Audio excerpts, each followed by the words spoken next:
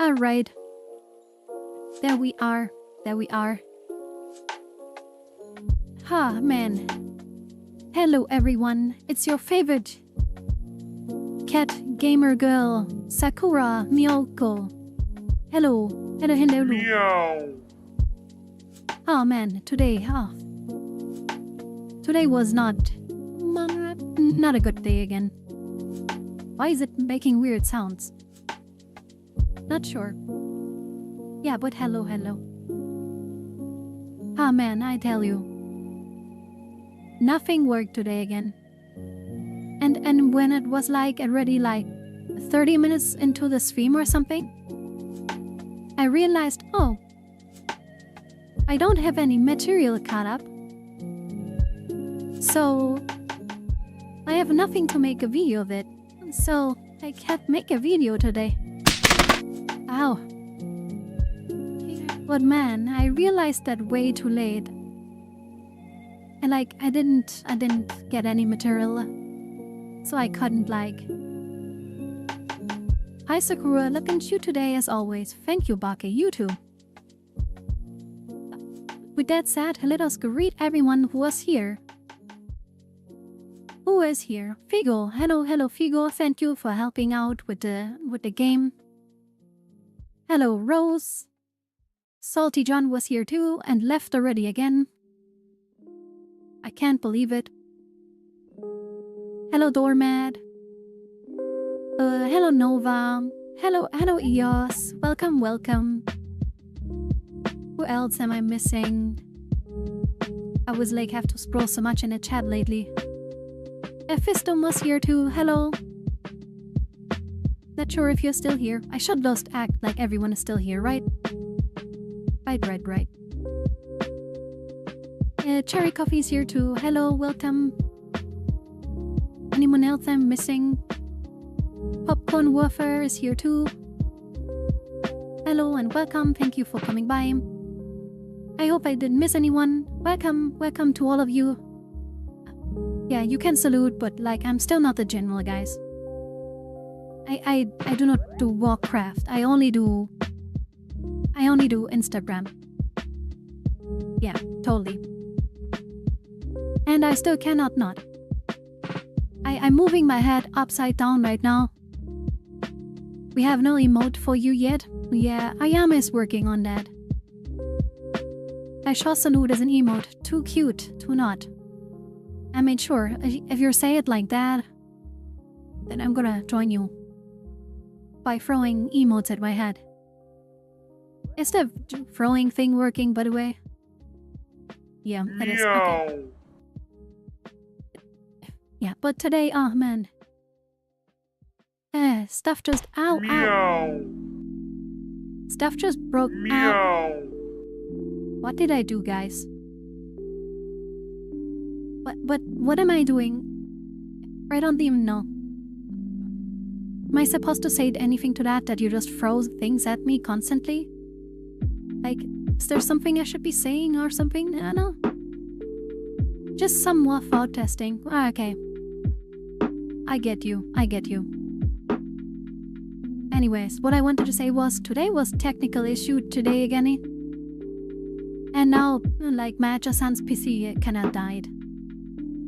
She's working on fixing that right now. But, yeah. You can always say thank you. Yeah, but if I say thank you, you continue. I am logical. You know? Just cause I'm sitting in a pink purple room doesn't mean I'm not logical, okay?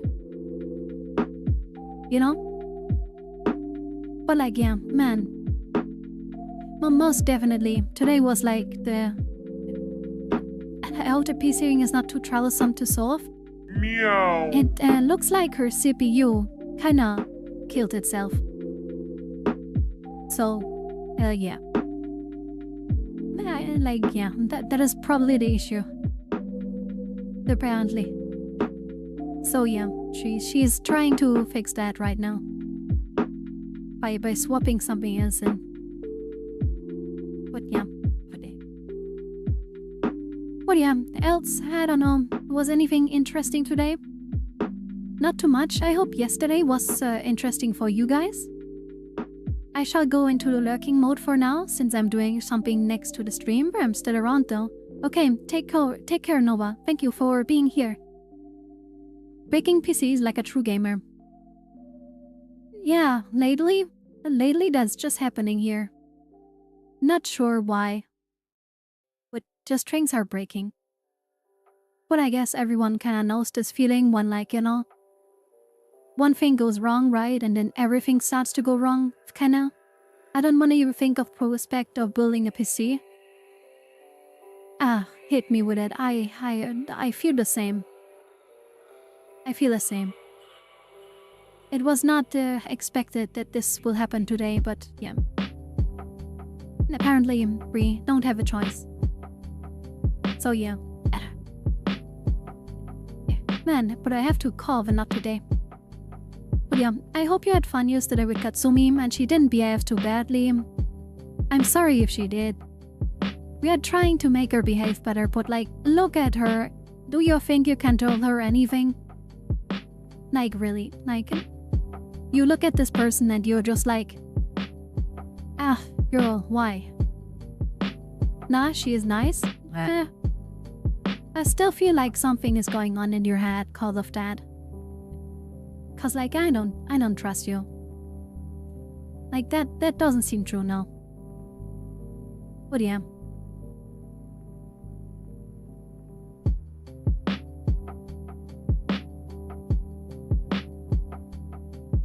What is your problem? I can't mute myself. Is my YouTube stream working, by the way? Cause like... Does anybody know if my YouTube stream is working? Cause... my OBS says it's not selected. Which is kinda weird. But it should be working. Let me check my own channel. No, I'm definitely live. Does it work? Yeah, okay, no, it works. Okay, OBS is just being stupid. Yeah, it's live and mostly in sync with this one. It has better quality too, by the way. But I'm not allowed to say that on Twitch. Cause it's not true. I can't wink. Both my eyes close with... I'm winking. Get it? Why do both my eyes close?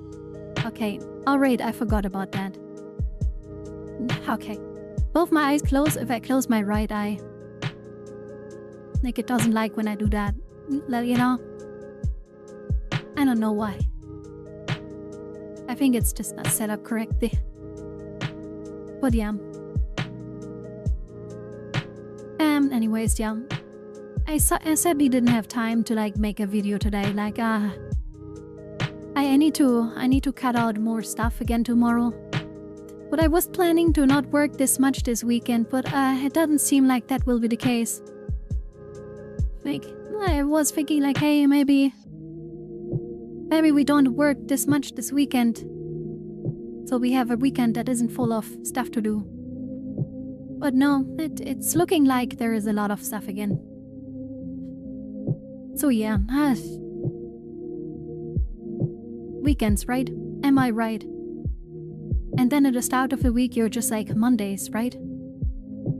Mondays. Oh no. Why are you not like dissing? What is going on there? What is your problem with that?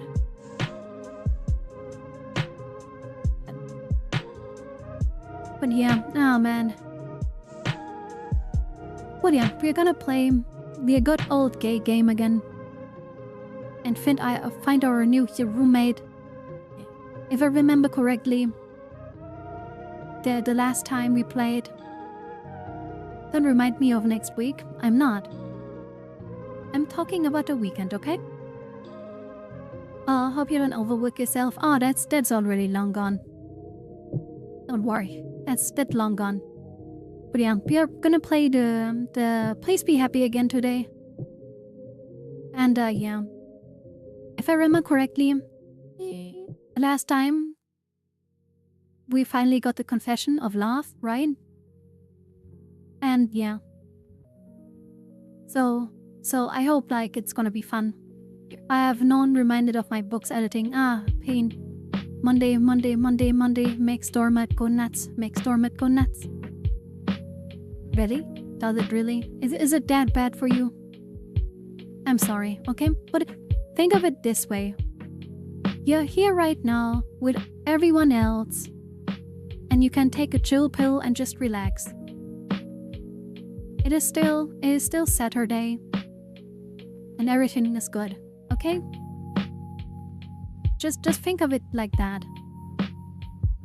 That should be a good motivator, right? Isn't that good? Shouldn't that be okay? But yeah. We're gonna play the game again today. And I hope you have fun. I prefer not to think. I mean, you can do that too. Man. Today is like kind of the day where I'm dying. I think like that Katsumi talked too much yesterday infected me too. Crazy was crazy once, then looked at me in a rubber room with cats, and cats make me crazy. Wait, really? Why think when you can have an empty brain, no thoughts? That's right. And if you like throw a coin in your ears or something and you have something nice to rattle every time you shake your head. It's very entertaining. You should try it. And if your ear is too small, you also have like your nose or something. Totally works.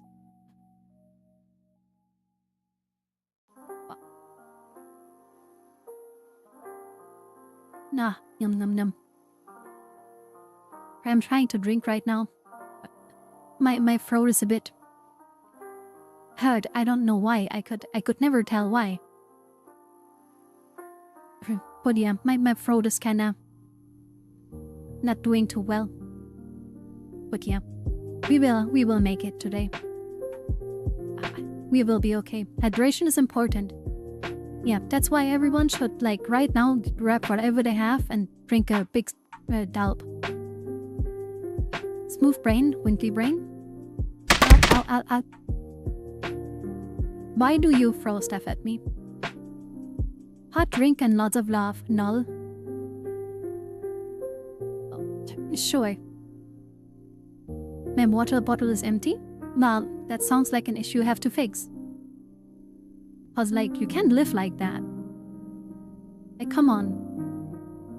What do you want to be? Like an old shriveled up, like, raisin or something? Nobody likes raisins, okay? I have Polaner Spezi. What is that? I hope it cures well. I hope you feel better soon. I don't know. I don't know what that is. What is for nerds? Coffee time. Sure, if you want to be overactive, sure. It's a drink? Ah, okay. Then I hope it doesn't get better? No, wait, I hope it gets better. Like, a better drink is always good, right? Oh yeah. Water is great, I love it. Wait, oh, that looks tasty? Wait, I'm gonna Google it. What is it called? What is it? Polaner Spezi. What is that?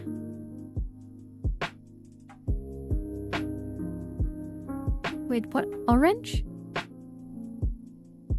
Is it orange juice or something? What is that?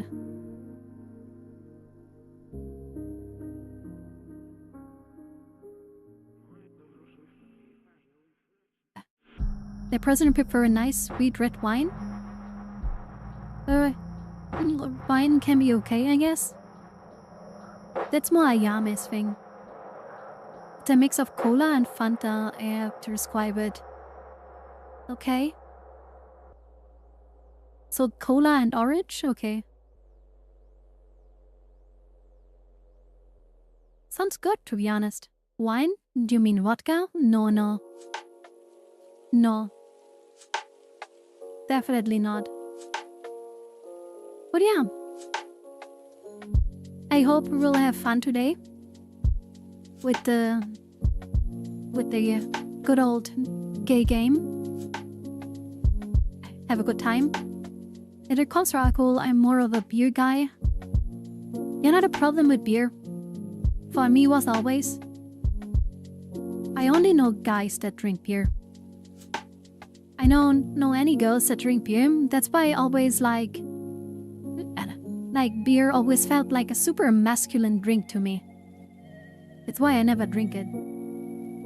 Cause like I tasted it before. It's totally not my thing. But it feels like it just doesn't fit me either. Like, I don't know. Like, I don't like to taste her guts, no beer. At least I don't really know any girl that drinks beer. So I don't know. Don't drink it often, but when I have, it's wondrous. I mean, wine can be okay, I guess. Not my thing. Alright, I live in a backwards country. I mean, there's probably girls that drink beer. Just not that I know any.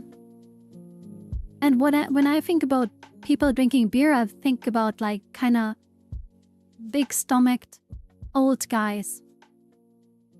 Those drink beer. That is what I think about.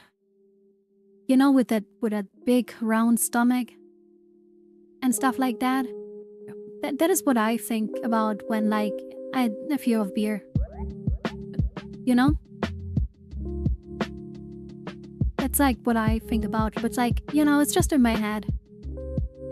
I'm very aware, it's just in my head.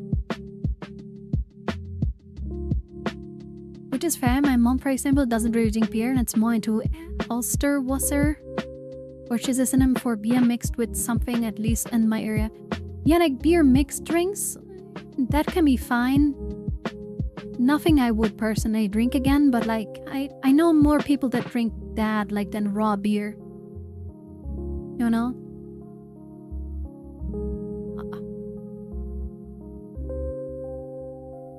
Okay, is there anything I need to look at? No.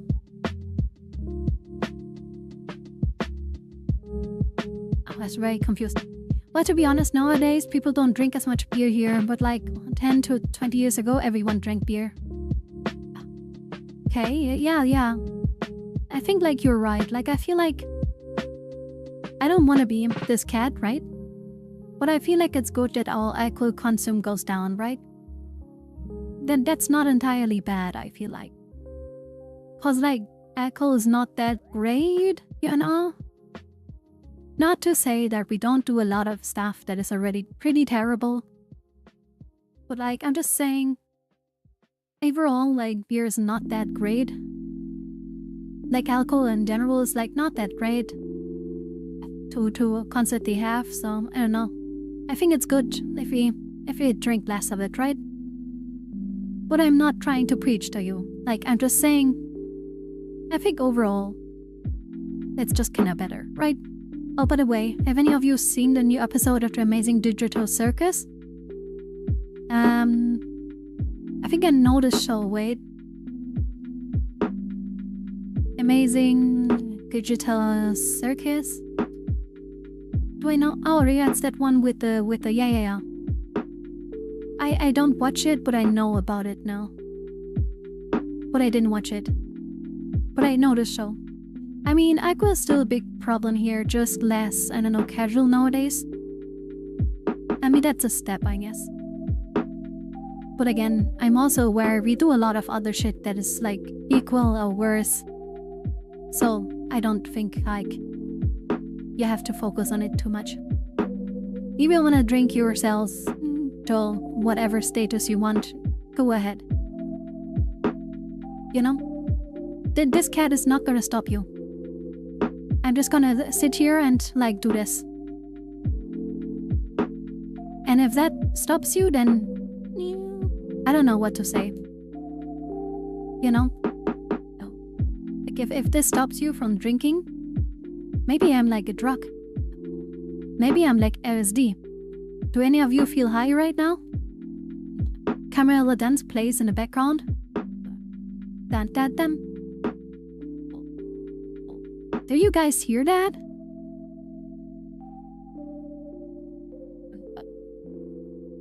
I don't know if you guys hear that. I am tripping again. Yeah, don't worry. It's just tripping. Don't worry. I totally didn't become an RGB gaming PC again. And please keep cables away from my mouth. Yeah. Oh man, all the things Ayame still wanted to make to throwable things. But like, we had so much to do this whole week that like there was no time to do other stuff. Maybe tomorrow, hopefully.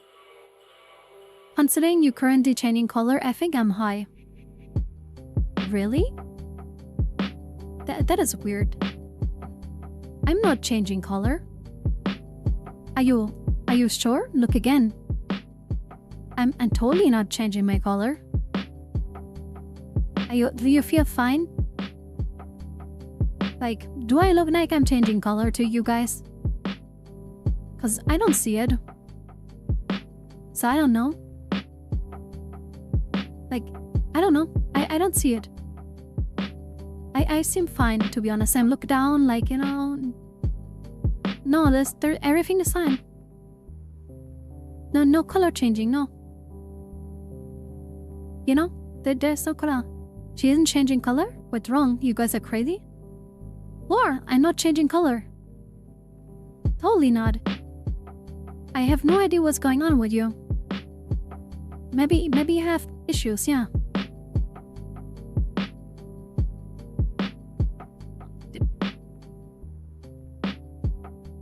Num num num. I'm trying to drink a little bit so my throat feels better before we start. Oh yeah. I hope you guys had a good Saturday, right? Not sure if any one of you did anything interesting. Cause it's Saturday. What are you doing Saturday, right? My country is no longer in the top 10 countries for alcoholics. Hey, big applause for you, doormat. That is a big achievement. Oops, not sure if it's really is, to be honest, but whatever. Yeah, like, I get it.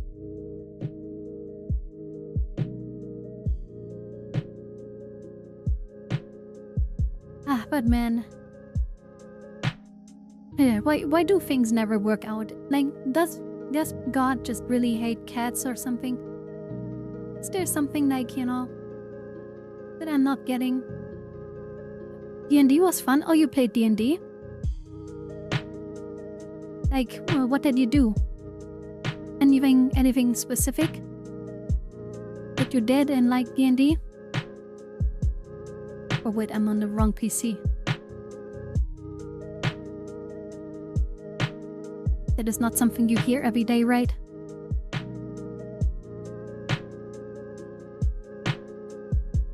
And we had a fun session giving out characters PTSDs. Okay.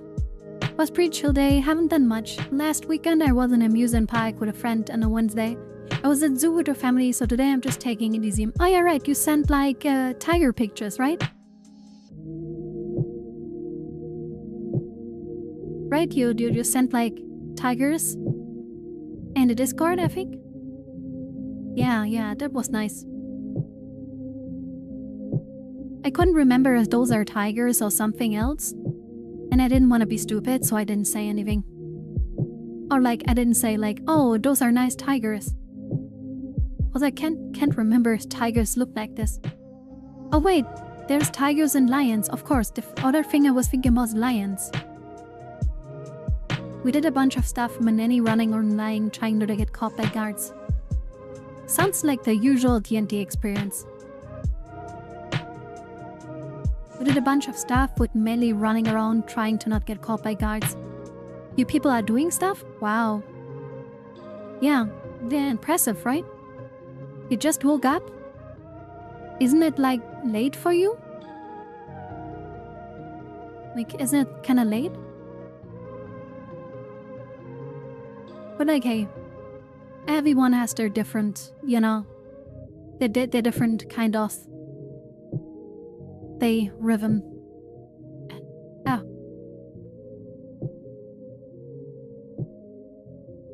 Okay.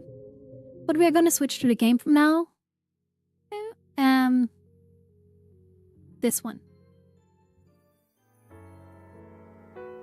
Yeah, and here we are again. We're gonna watch cinema. Thank you for changing the game, Figo. Thank you. But yeah, we're gonna play the cinema game again. And like continue from last time. And probably hopefully have lots of fun, right? Alright, the breaking the poor girl's heart game. We are not breaking anybody's heart, okay? How far did we get last time? We have like 46 completion. Okay, that must been our last save, right? Yeah, the 21. Man, that is so long ago, right? That is so long ago. I'm a mega early bird, so that's why I go to enjoy a lot of my day, with the side effect going to bed early. Understandable. Okay, is there like a... Yeah, okay, we just confessed our love to Mrs. Vampire Mommy, right? That is the only thing, no? What is going on? I hear like sudden gasping behind me. I think Maya-san broke more things. Or something, I don't know. Oh yeah, we just came back home from after telling. Yeah, what's wrong? 'Cause it's stuck on there? 'Cause it's stuck on it, that's not a problem. It's not a problem. I don't know what you want, okay? Okay, I get it. You pulled it out with pulling out the thing. Yeah, but like, that happens. Right? Like, that just happens. She's very scared right now. I'm trying to reassure her. But she knows. She knows already, okay? But yeah, just to clear everyone up to speed, we went out with our vampire friend, whatever do you want to call her. And we had like a time on the beach and something. And then like suddenly Mio said like, hey, you know what? I love you. And yeah, now we are home alone in our room. Fell asleep, and now it's the next day. I have no idea why we are going to the park anymore. But we are gonna find out. Memory is hazy, but it was last time at the beach. Yeah, that wasn't the beach, that's right. We were wandering around. I can't remember her name, that's why I'm trying to say Vampire Mommy the whole time. The one is Aspen, but who's the other one? Like, who's the one we're currently after? Wait, what is her name? The vampire girl. The vampire mom. What is her name? Like, what is her name again? Is it written here anywhere? Juliet? Yeah, Juliet. We were with Juliet. She told us, hey, I was here at the sea a lot after I lost my daughter. And all, it was kind of very, very touching. And like, we wondered more. And we told them, we told her, and now she was like, hey, can we talk about this tomorrow? And like, yeah. So yeah, we are up again, I think. It's the next day. And we're gonna go to the bird guy.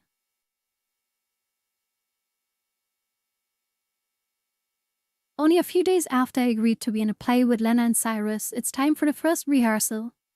Even though I'm not going to be as involved as they are, still, I remember, we are playing a tree.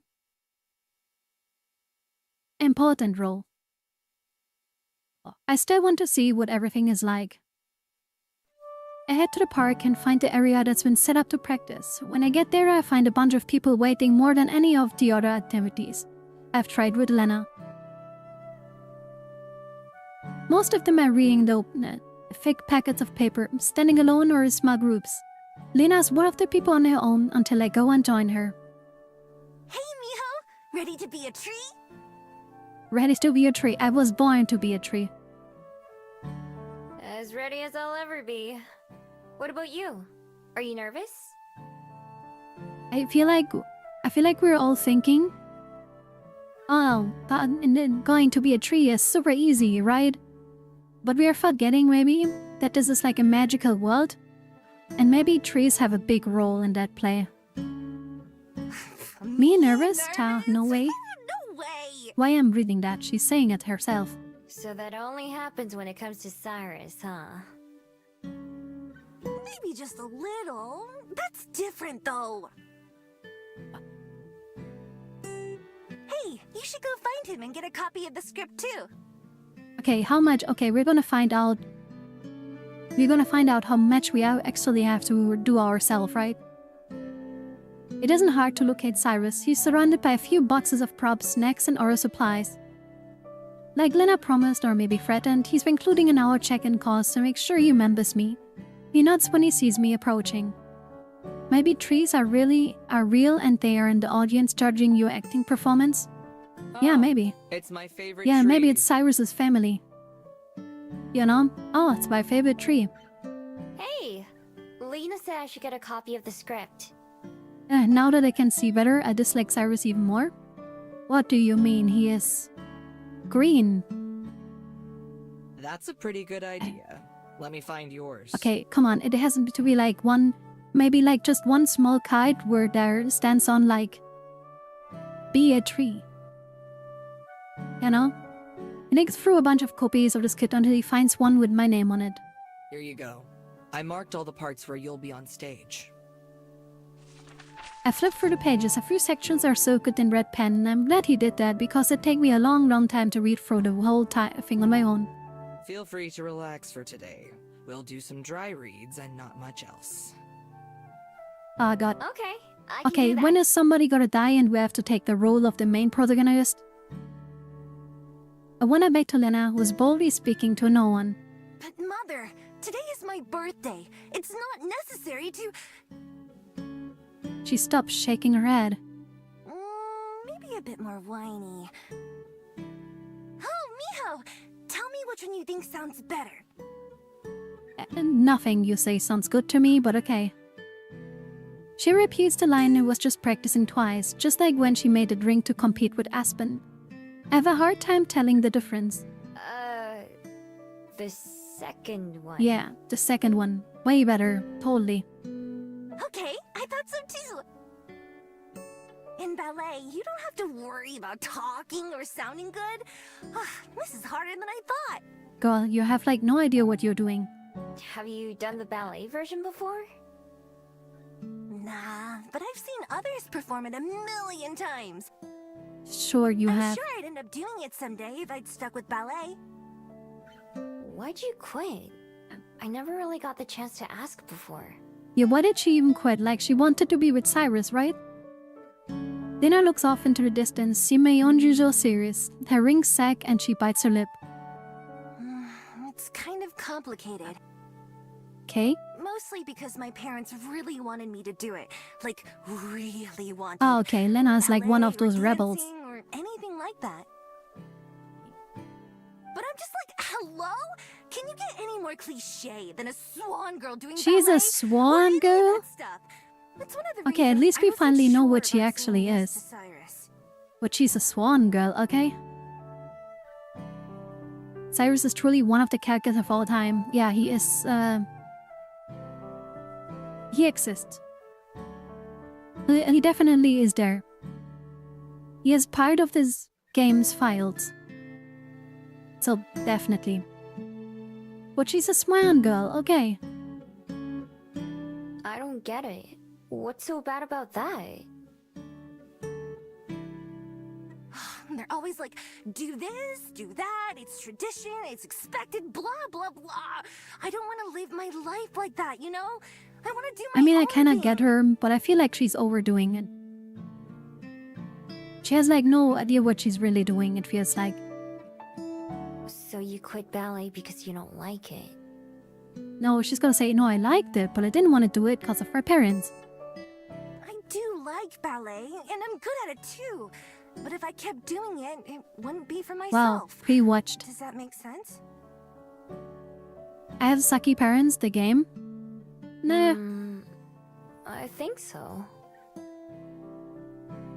It reminds me some of the conversations I had with Aspen Juliet, who had encouraged me to do things for myself. Lena is in the same situation, but from a different angle.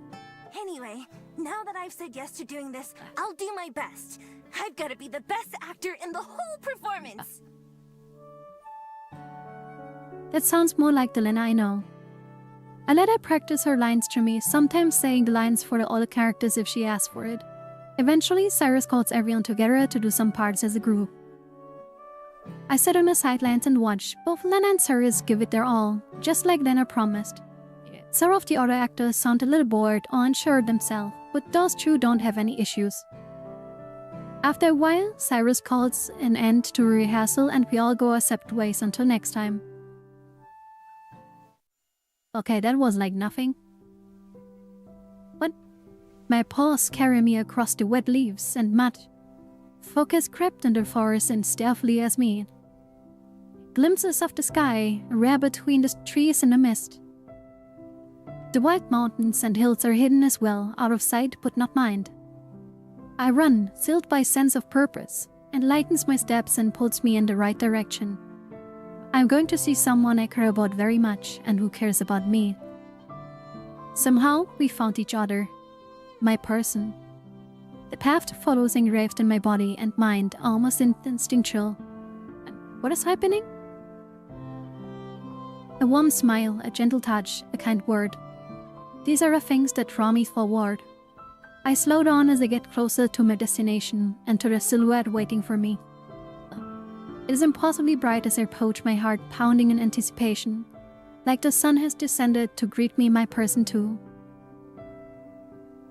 It matches the feeling in my chest, warm my soul and for. So bright that when my person turns around, stooping low to greet me, light is all I can see. What I don't need to see, only hear. That voice that I could never forget. Little fox, where is your home? Wait. That is Juliet. Wasn't it? Right, I must leave. Have a great day all. See you tomorrow. Bye bye, Rose. But like, that sounded kinda like Julian? I opened my eyes to my darkened bedroom. My nap must have lasted a couple of hours, longer than I expected it to. The moon and stars are already out. I can barely remember what I did with the rest of my day before I took my nap. Breakfast with Juliet was quiet, and we didn't talk about last night. I'm sure she'll bring it up when she's ready. After a quick check-in with Aspen on the phone, I went through her work like a zombie, mindlessly making my way through my tasks. After toiling up, I planned to just catch a quick snooze, but the late nights and exercise have been getting finally caught up to me. The last few seconds of my dream replay my mind while I lie in my bed facing the wall. That touch, that voice, I can't say for sure who's there where. As I come to my sense, I start to notice something out of the ordinary. A sound drifting up from downstairs. Music. Rolling out of bed, I go and crack my door open. Sure enough, the sound of violin and piano wafted their way up from the library. There's another sound too. Juliet talking to someone. Her words are muffled by the distance and the music, but I can tell from the soft tones that it's her. I wouldn't have thought a vampire. Ezekiel is here. I don't hear a second voice though. I draw in a shaky breath to prepare myself and then head downstairs. The music gets louder as I approach the main room until I finally discover its source. Judah set up an old record player at one of the library tables.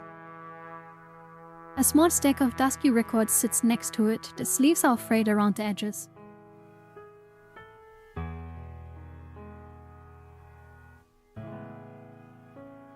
As around the corner, a soft murmur of Judith's words become coherent, and I pause for a moment to listen, still out of sight.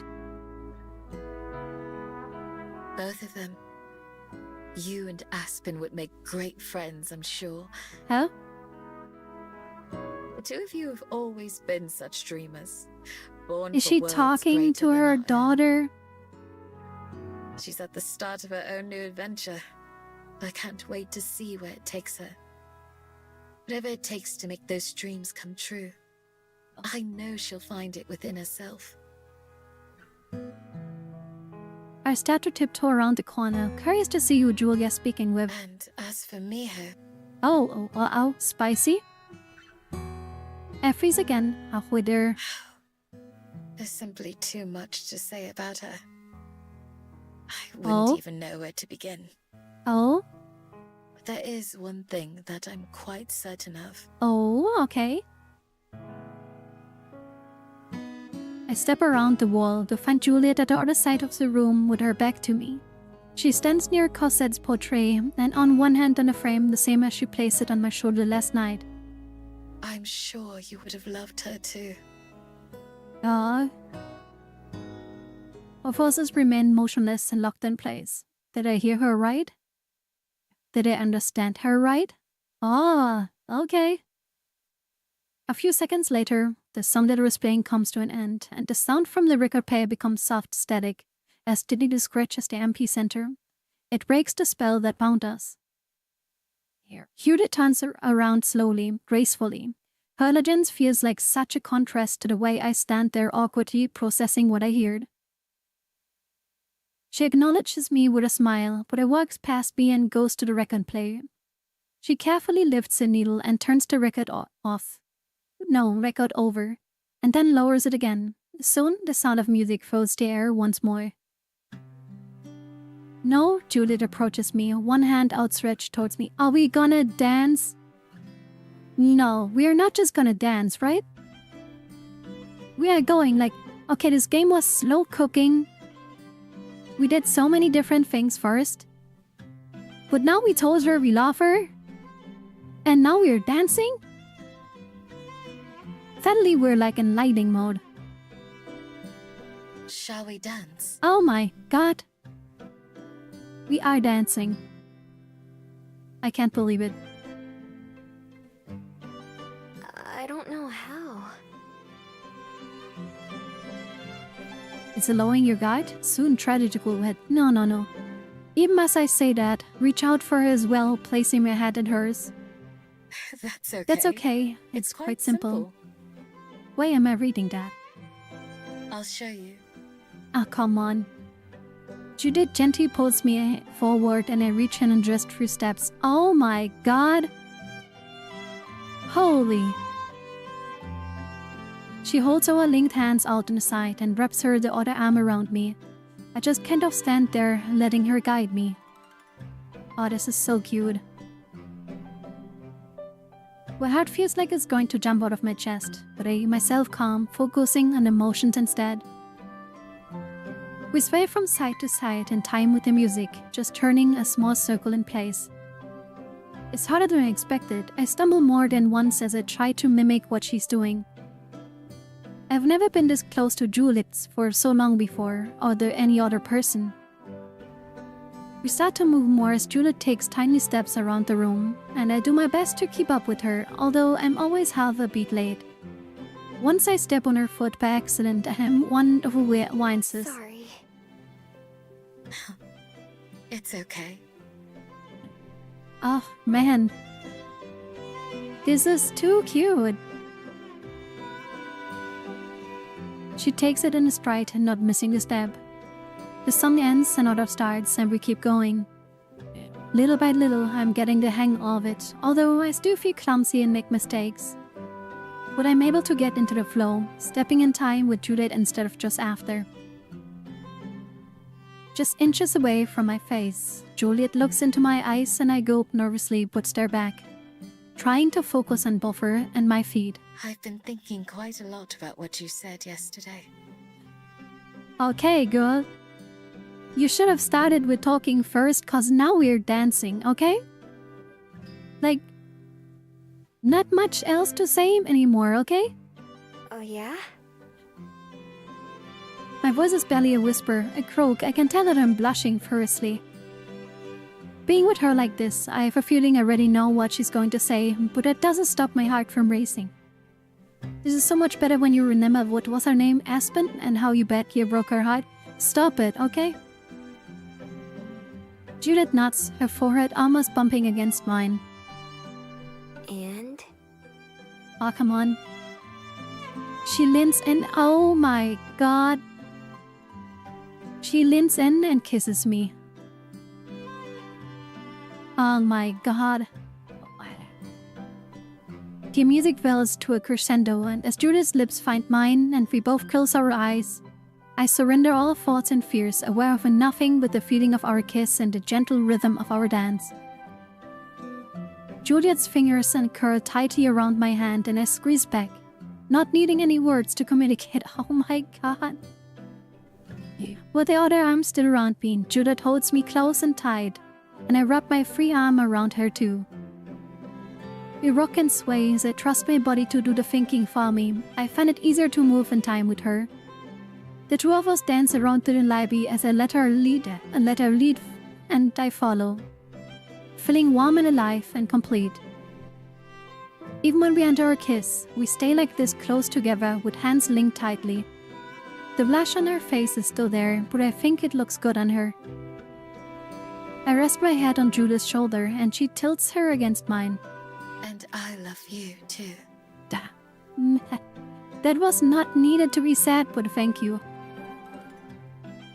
If she even needed to say it.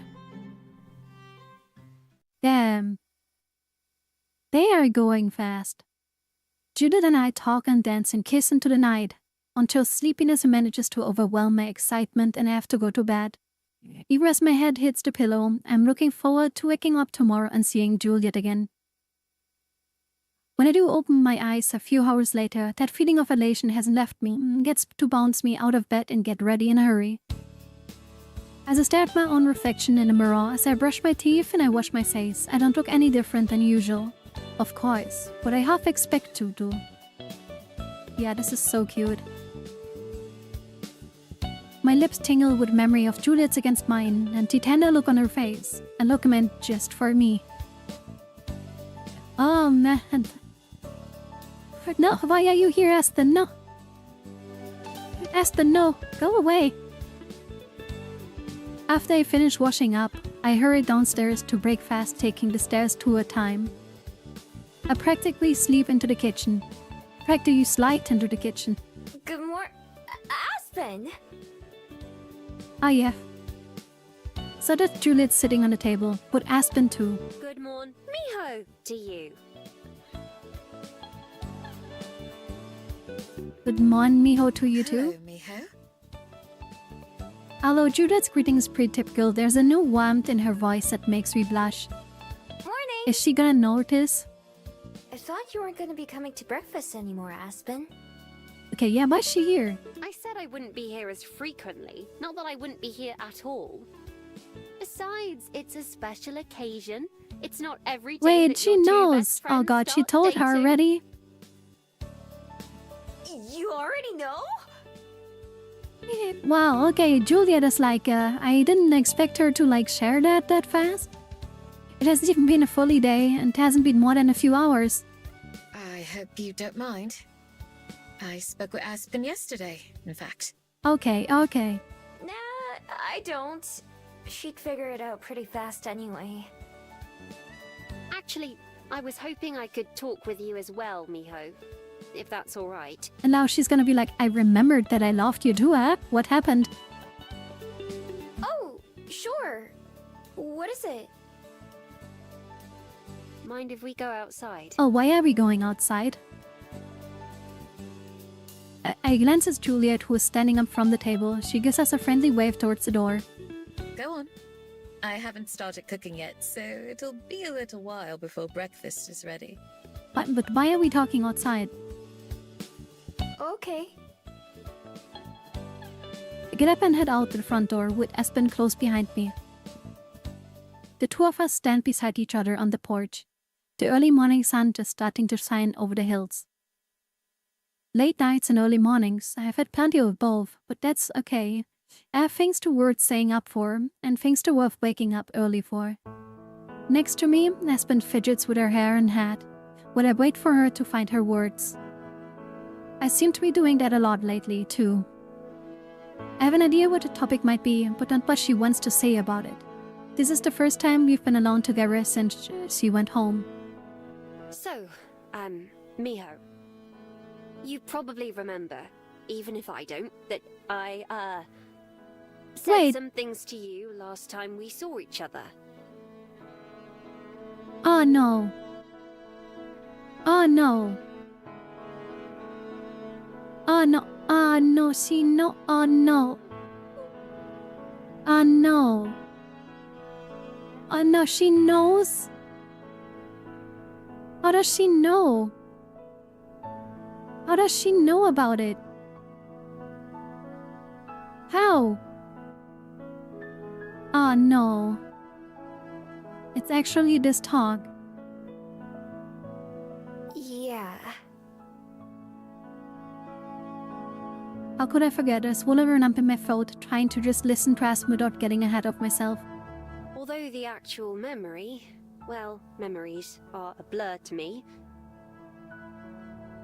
I wrote a lot of my feelings down in my journal over the past couple months. Oh no. Including that evening after I left.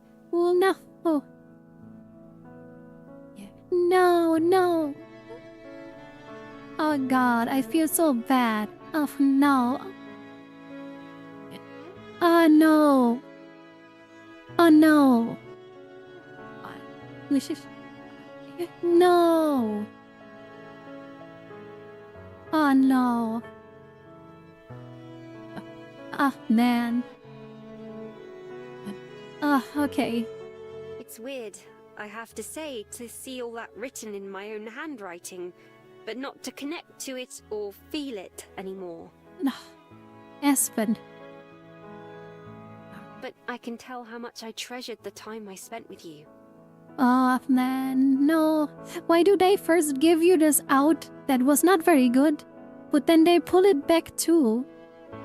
Oh, no. I hope that doesn't sound rude. I know you were and are a very, very important person in my life. And I'm very grateful for all the time we've spent together, both before and after that.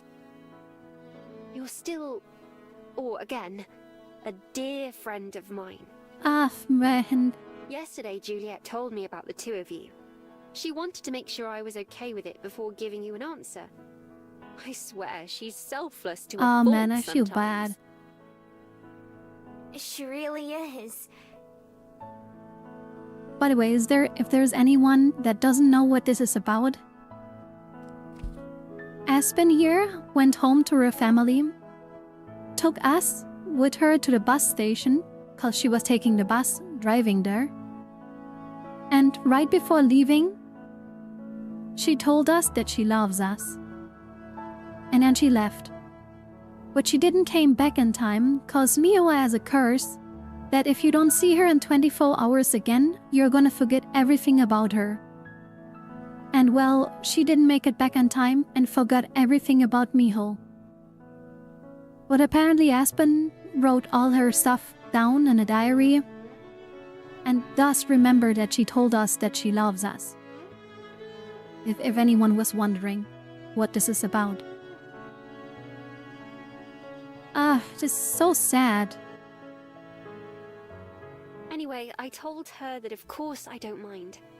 I'm perfectly happy with us remaining as just friends, and I couldn't be more excited for you. Nah, Both of you man. deserve all the joy in the world. I do want to know what happens on the Aspen route now. I'd been trying to figure out how to talk to you about everything, and what I even wanted to say. So it was relief to have this reason to say it. I'm sorry for putting it off for so long. It's okay. I wasn't sure how to bring it up either. I'm really glad though. I like being your friend and This I is don't so want that to awkward. change, even if we had to start over. I hold out my arms and Aspen comes forward to give me a hug. It's different hug from mine and Juliet, of course, but still nice. I'm also relieved to hear how Aspen feels and she won't be hurt by seeing Juliet and me together. It's still painful to have lost all that time we shared, but at least we're both eager to rebuild it. Aspen pats me on the back before she steps away. Well, I certainly feel much better after saying all that. Come on, let's go join Juliet again. Ah, man. Yeah, sure, they're both fine with it now and whatever. It's still sad, okay? Right behind ya. I'm still mad that you cannot, that you can't, do the poly route, okay? I don't know. They're just both so nice. Like something, I don't know. Choosing seems unfair, okay? Back inside, there's a sizzling sound coming from the kitchen, as well as the delicious smell of cooking meat. Aspen and I enter with Juliet and find Juliet frying bacon as well as preparing the usual dishes. That smells so good! It should be ready before too much longer. Go ahead and sit down and I'll bring it to you soon. Okay. But yeah, we have bacon today. We hardly ever eat meat, so this is a rare treat. I used to have it a lot more before moving into the library, even had to scrounge for it. Hey, I love you. Happy to be friends again. Yeah, I don't know. Aspen and I take our places at the table and soon Judith brings all the food she prepared and sets it down. While Aspen and I both load up our plates and dig in, Judith just nibbles on some bread and sips her tea contently. You know, it's not fair that you always make us such good food, even though you can't taste it. I don't mind. I'm perfectly satisfied seeing the two of you enjoy it. Aww. Yeah, but you worked so hard. I guess there's no way around it though, huh? Oh, right. You mentioned that to me as well not long ago. So is all food the same to you? Maybe if you sprinkle blood on it? I don't know. Maybe then it would be enjoyable. Cooking with blood. I think people already do that, by the way. I can still taste things, but just barely. And I can appreciate the textures of different dishes too. But yes, for the most part, it's like an afterthought of flavor. So, like drinking a flavored, I sparkling mean, flavored water, sparkling then. water is good. I've grown accustomed to it over the years, to the point where I can't even remember what things used to taste like. Aww. Perhaps that's a blessing in disguise. We make a short work of everything Julie cooked and not even leaving behind a crust of bread. After helping us clean up, Aspen departs for the Bella house and Juliet and I are left alone at the kitchen table. Give me a second, I want a nude ring.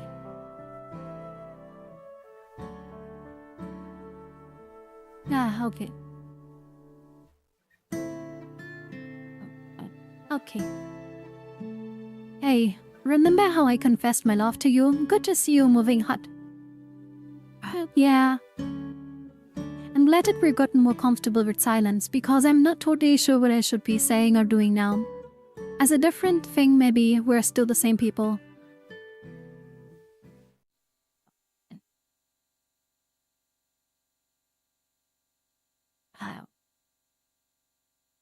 It'd be nice if my magic did work like that, though. The best thing to do would probably be just tell Juliet what I'm thinking. After all, it was being open about my feelings that got me to this point in the first place. So, there's no reason to stop now. Hey, so... I have a question about something Aspen said. Was she gonna ask about if Juliet knew the whole time that she remembered? She said that you and I are Oh, that, dating okay. now. I guess what I mean is, I love you, and you said you love me too. When that they are so just saying this like so now what? casually. Like, man. It's been a day, girl. I know what dating is, but not how to do it, if that makes sense. You probably already know that, though. I just want to make sure I don't do anything wrong. Juliet stands, offering me her hand. I accept, of course, and stand up as well. She takes my other hand in hers and faces me, almost like we're dancing again. There is no wrong way. Dating, lovers, partners. Chopping L-bombs like no they're all tomorrow. just Yeah. words. I'm happy to use any of them if they feel right to you. What matters to me isn't what we call it, No. but what we feel. And I feel that being around you reminds me what it's like to exist and to celebrate being alive No. and to find joy in everyday moments. That every second we spend together is more special because you're with me. When I say that I love you, I mean that I love you, Miho. Oh my god. Oh man, come on. Not just who you could be or who we could be, but who you are now. So please don't feel that you have to change for me or behave a certain way. Damn. Just being yourself is all that I could ask for. X. She said it again. X. My face feels so hot and could just a slice of bacon on it. I'm not embarrassed, but Judith saying all those things about me is so wonderfully new and exciting that my body doesn't know how else to respond. I like hearing them though, and it helps put me at ease. Okay, Okay, I can do I that. can do that. Why didn't I read it? Still, keeping my hands on hers, Judith leans forward and kisses me, making my lips tingle again. I'm pretty sure I could get used to this. But can it last? That question ferments everything for me. For the past couple days, it feels like we've danced around the tension, the unspoken question. Is what we has, whatever words we use to describe it, enough to make Juliet want to stay here? It shouldn't expect one night to make up her mind, and I'm sure she'll tell me when she's ready. If the answer is no though, if I do get used to this and to bring with Juliet, then will there ever be a time where I'm ready? Once again, I force those thoughts away.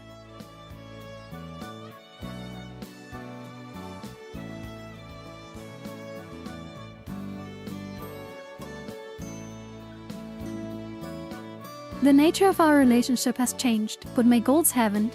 No matter what's coming in the future, I want to enjoy those moments with Juliet now and hope that there'll be enough for her too. Oh, damn. That was... Ah, man. Okay. Let's go to the Bell House. I didn't have enough spare cash in my pocket today, so I just ordered water and a plain bagel, as an excuse to relax and enjoy the cafe's ambience. Perhaps out of a pity for my meager order, the cashier slips me a free packet of cream cheese too. An angel. As I'm people watching today's patrons, I notice a guy staring at his drink with an expression I can only describe as complicated. Like he's trying to solve some kind of riddle with each sniff he takes. Finally, divine inspiration seems to dawn on him and he takes it to the counter. Guy, excuse me, I'm so sorry, but did I forget to order this without milk or instead of regular dairy milk? Employee, oh no, I'm sorry, yes, that's dairy milk. I can remake it for you right away. No, it's my mistake. I just feel bad that this will go to waste. I'm allergic. So if I drink this, well, I can't say what will happen to me. Haha. Perhaps he catches me staring, or maybe because my table is the closest one to the counter. But a guy turns to me and catches my eye. Do you want this drink, miss? I promise I didn't touch it directly. Huh? Oh, you are sure? It's just gonna get thrown away otherwise. Mio, well then, yeah, thanks. Free cream cheese and free coffee. Who needs money? You just gotta sit around and look cute. And good things will come to you. Sure. I wasn't looking for free stuff.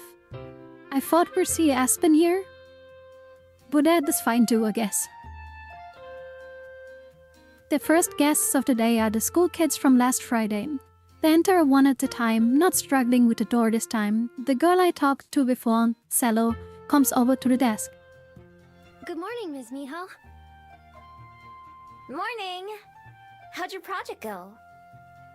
We're still working on it. Yeah, why would they be here if they're not working on it? Aren't they just here on a visit? Some of us are. Some of us just want to wander around. Okay, Armand. It's not wandering if you have a destination. Yeah, why do they remember her? I don't know. Did they call? Around isn't a destination. Maybe they like called, but I don't know.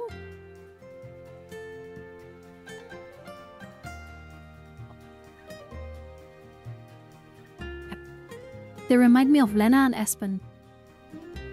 Cello sighs and rubs her face. She must have to put up with this a lot.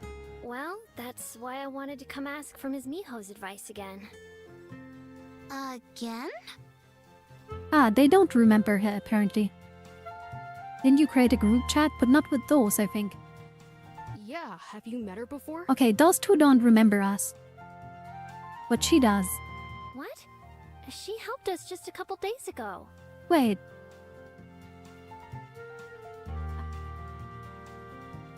Pippa and Amand look at each other puzzled. Even with her back to me, I can tell Cello is too. It even takes me a moment for me to realize what's happened. Okay, wait. Something's going on. They didn't call or talk. So something is going on. There is new revelations to be made. She remembers us. I've gotten so used to my friends remembering me that I didn't even think of that weird it was to Cello to remember me too. I'm sure we haven't seen each other since the last time we saw she was here, but she hasn't forgotten me. I couldn't even begin to guess why, yet somehow as strange as it is, it just feels like another part of the bigger mystery. Instead of life-changing event, another question that I can't answer. I'd love to know why, but I could spend all day guessing and still not figure it out. I'm sure she wouldn't be able to tell me either. So, weird as it is, there's no use in dwelling on it right now. At least ask her or tell her. Like, come on, you can't just be like, ah, well, she remembers me, but like, what does that help? Dissect her. Do something. When Shadow turns back towards me, confusion on her face, I just shrug and smile. It's fine. Yeah. It's just a thing that happens. The young mermaid doesn't look totally convinced, but she nods all the same. Alright, if you say so. Actually, if it's fine with you, I had another question to ask. Oh, come on. Ask away! Last time, you told me about your favorite place. Are there any other spots in Wellington that you like? She looks back at her friends who are both distracted by some of the library decorations. We're having trouble settling on a topic.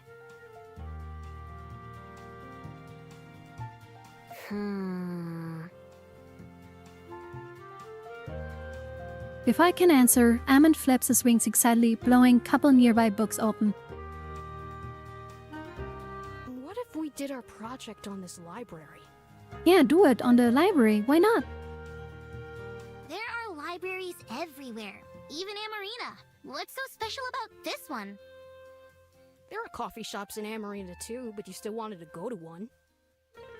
Stepping away for a moment, I need my channel points so this stays on. Okay. Besides, just look around. This isn't a normal library. Yeah, why? Yeah, they have gay girls here. Right, Miss Miho? Yeah, sure. That's true, I guess. I haven't been to many other libraries, but I'm pretty sure they don't usually double as houses, like this one does for Juliet and me. Plus, we wouldn't have to walk around so much. What do you think, Cello? I do like it here, but only if it's okay with you, Pippa. And with Miss Miho. Pippa rolls her eyes, but shrugs. Whatever, as long as we get it done. All three of them turn to look at me, and their expressions are varying degrees helpful, affable. How could I say no to that? I try to think how Juliet would respond. It's okay. As long as you don't bother anyone or break anything. We won't! Sure, you won't. You're already going to bother someone if you keep yelling like that. Oops. Thank you so much. We'll be extra super careful. Okay, but like, please ask her why she remembers us. No prob. Three of them set to explore the library, browsing the shelves and peeking into some of the display cases. I keep working on my daily tasks, but keep one eye on the kids while I do. True to their word though, they're mostly quiet and do not rowdy, so they don't cause me any problems. Sometimes I'd sit down at one of the tables to write and then get up to look around some more. They've been here for a little over an hour when Judith comes downstairs and joins me at the front desk. I hop up at my seat, pleasantly surprised. Hey! I thought you were asleep. Not that I'm not glad to see you. I should be, but I wasn't able to fall Nah, asleep. she was thinking about us. After tossing and turning for an hour, I thought I'd come and visit you instead. How's the library today? No, our wife is here. Fine, same as always, pretty much. Those kids I told you about the other day are back. They asked if they could do their project on the library, and I said that was fine as long as they didn't cause any trouble. Library, so exciting. Woo! I point to the table where the three students are sitting close together, talking quietly amongst themselves. Oh, how lovely. I hope they're able to find what they're looking for here. Go talk to them at least, come on. Me too. Something really weird happened too. Two of them? Oh, she's gonna be, come on. Armand and Pippa? Juliet Forgot is me more like usual. engaged, right? But the mermaid Cello was able to remember my name from last time. Really? That is quite strange. You haven't noticed or felt anything Is there different? anything actually we could, like, already know? I don't remember anything. Nope. I decided not to think about it too much. Otherwise, I'll just drive myself crazy. Yeah. A sound decision. Still, it's something worth keeping in mind. Why not? Just then, Armando and Cello both stand up and start heading over to the desk, while Pippa stays at the table. Ms. Miho? Oh, and... Crazy? No, no, no, no. My name is Juliet. You must be Cello and Armand, right? I was crazy once, okay? Does everyone here know our names? Don't tell me we forgot her too. Oh, no, nothing like that. I simply heard from Miho. Juliet's the one who owns the library. I think I mentioned her last time. But he doesn't Oh, remember. That's perfect. You see, we wanted to ask... She blushes, looking over embarrassed. Amanda steps forward bravely. Do you think you could show us around? I can tell this isn't an ordinary library, but I want to know more about it. You would be devastated if you forgot the vampire mummy. Hey, she's ours. Sorry to ask for such a big favor, especially since you're already letting us work here. It would be my pleasure. Miho? Yeah, I don't mind. Juliet's a real expert, though. Really? Thank you so much. Yeah, thanks. Okay, but what is so special about the library? Shh. From across the library, Pippi loudly shushes Armand.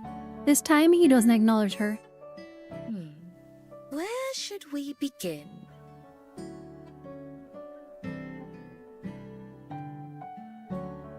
Our project is supposed to be on a special place in Wellington, so whatever makes this library special.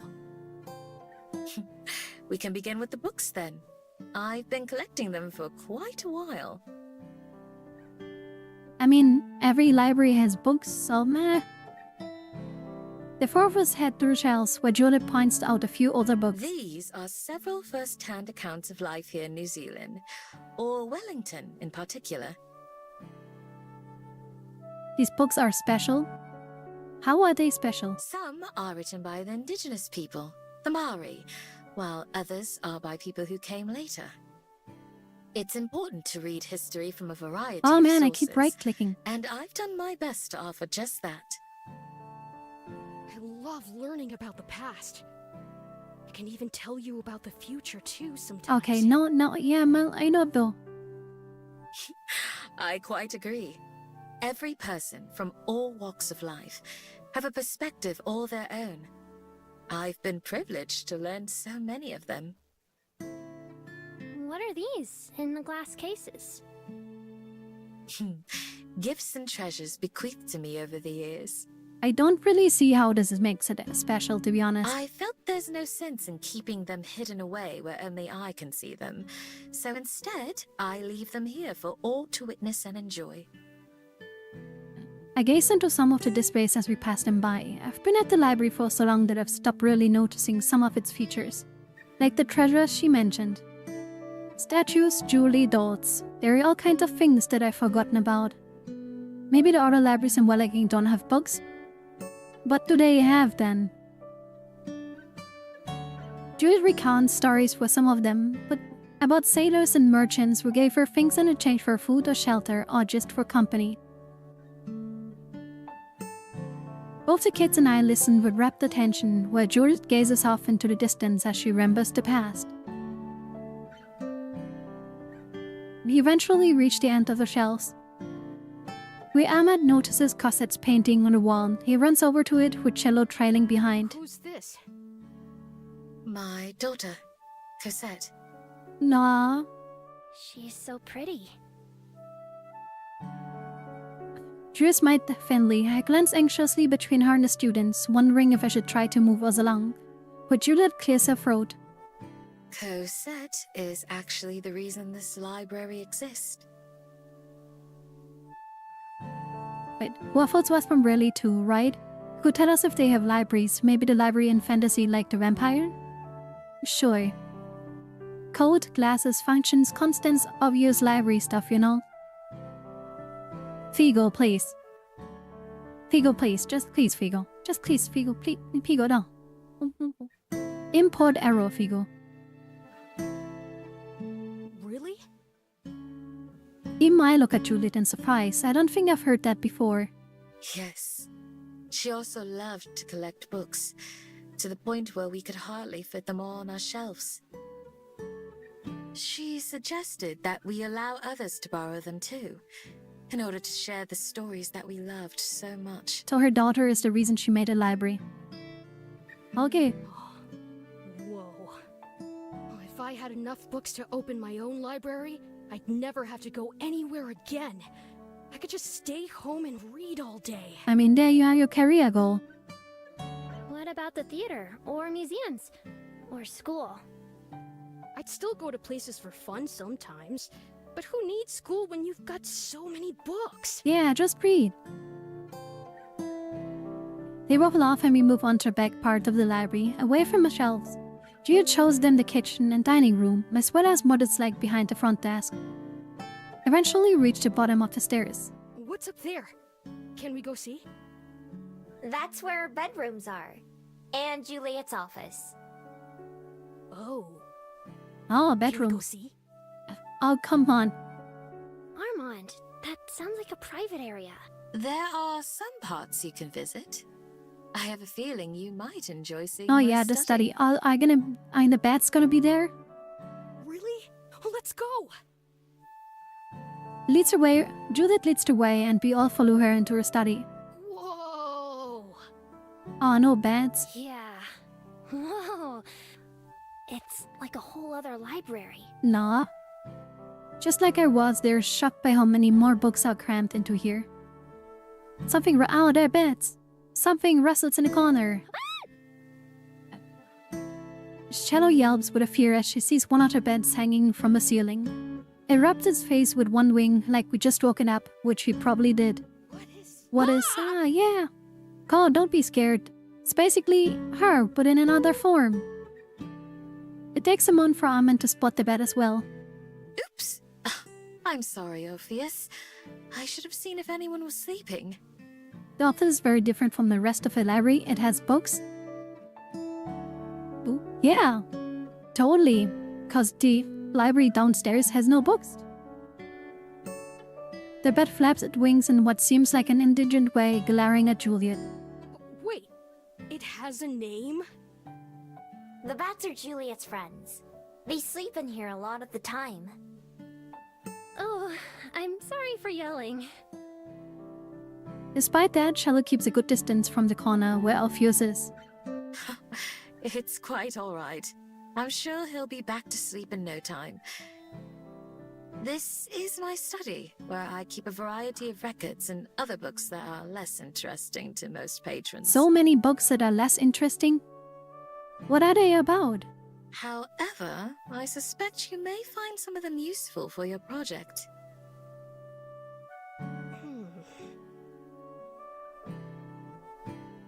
Ayame and Cello browse around. Although they both shoot nervous glances at the bat every too often, Orpheus closes his eyes and either goes back to sleep or at least pretends to. You're right. Some of these look really old. And handmade. You're both correct. Many of these volumes were handwritten, or not widely distributed. So, just rare books? So not many people have read them, right? Oh, that would be perfect for our project. Aw. I am not sure these are available to borrow like the others, Armand. Oh, right. I mean, just make copies, like, I don't know. His wings and tail both drop down. I feel like I know what Juliet's going to say before she says it. Generally not. But if you promise to be very careful... Aw, they're gonna destroy them, right? So long as you return Something them dumb when is you're gonna done. happen. Really? Oh, we can definitely do that, right, Cello? Yes! As long as it's really okay. It really is. Thank you so much! Two of them look around, even when even more enthusiasm, to a point where they even got a bit closer to Orpheus. Not close though. Juliet and I lean against the wall and watch. Is this the first time you've let people borrow the books from in here? The first time in a while, at least. I don't see a reason to deny them, though. It's nice to see how Yeah, but like excited they are kids, by they're the gonna like prospect. destroy them. That's true. Aw, man. After a few minutes, Armand and Cello approach us with a small stack of books each. Are these okay for us to take? Yuri glances over them, all before she nods. Yes, that's fine. Thank you. Yes, thanks again! One is gonna be a diary, come on. Come on, let's go show Pippa. Even she'll have to be impressed by these. Waving goodbye to us, the kids hurry downstairs, being careful not to drop or damage the books they're carrying. Drew and I stay behind, near the hallway to Juliet's room. That was fun. I learned a lot too. I'm glad. It was nice to have a reason to indulge in those memories for a while. Tanom? You never told me you started the library because of Cosette. Yeah, why didn't you tell us? I didn't? My. I suppose it never came up. I lean against Juliet and she wraps her arm around me as come, lad. I should get back to work soon, I know, and Juliet still needs to sleep. But I'm glad to have this extra moment together. There's plenty I still don't know about Juliet, but I'm looking forward to learning it. Damn it. I want to go to the Bell House Cafe again, 'cause I want to see Aspen. But like, I don't know. Something feels weird in the house today, but I can't quite put my finger on it. What could it be? That I redecorated? Is there someone watching me? Is there a gas leak? Hey, wait, I think I got it. All the other patrons are reading books, like proper paper books, not just fake books on their computers. The covers are all the same style, so it occurs to me that maybe these are all students doing assigned readings or cramming for a test. Phew. I'm so glad I don't have to go to school. Hello, Nay. Still though, being the only person without a book is making me feel kind of left out. Maybe I'll go hold a book for a while at the library to feel it better. You work in the library. Like what the hell? After Julie and I say our goodbyes for the night, I go up into my room to go to bed. But after tossing and turning for a while, I get up and put my shoes back on. Are we gonna go to Juliet? Aside from Juliet, there's someone else that I've been thinking about a lot lately. My last encounter with Silver didn't go so well, but it hasn't made me any less determined to talk to her. It's not just because of my magic and what she might be able to tell me about it. It's because I also want to help her. I know that I can't tell her that alright, but every passing day that I spent with Juliet or Aspen makes me more confident in my decision to stay around Wellington. While I don't expect things to go exactly the same way for Silver as they did for me, I hope that maybe someday she'll want to change too. So that I'm still not ready to tell Juliet about Silver, I have to be extra quiet as I leave my room and go outside. Why does she not tell her about it? Ah, man. Just why? Making my way to Mount Victoria doesn't take very long, just like last time I changed forms and shirts where Silver sent, knocking on and falling through the forest. Wow, we fight her actually? Eventually find her in a two-legged form, sitting in a full log with her back to me. For some reason, I'm surprised. I just assumed she spent most of the time as a fox. I changed forms myself. Somehow I don't think she noticed me yet. I'm not sure if I should call out to her attention or what. I don't think she liked being surprised, but there probably isn't any chance she'd be excited to see me regardless. Taking a step, I have my decision made for me. The snap of her bench under my foot gives me away. Ow!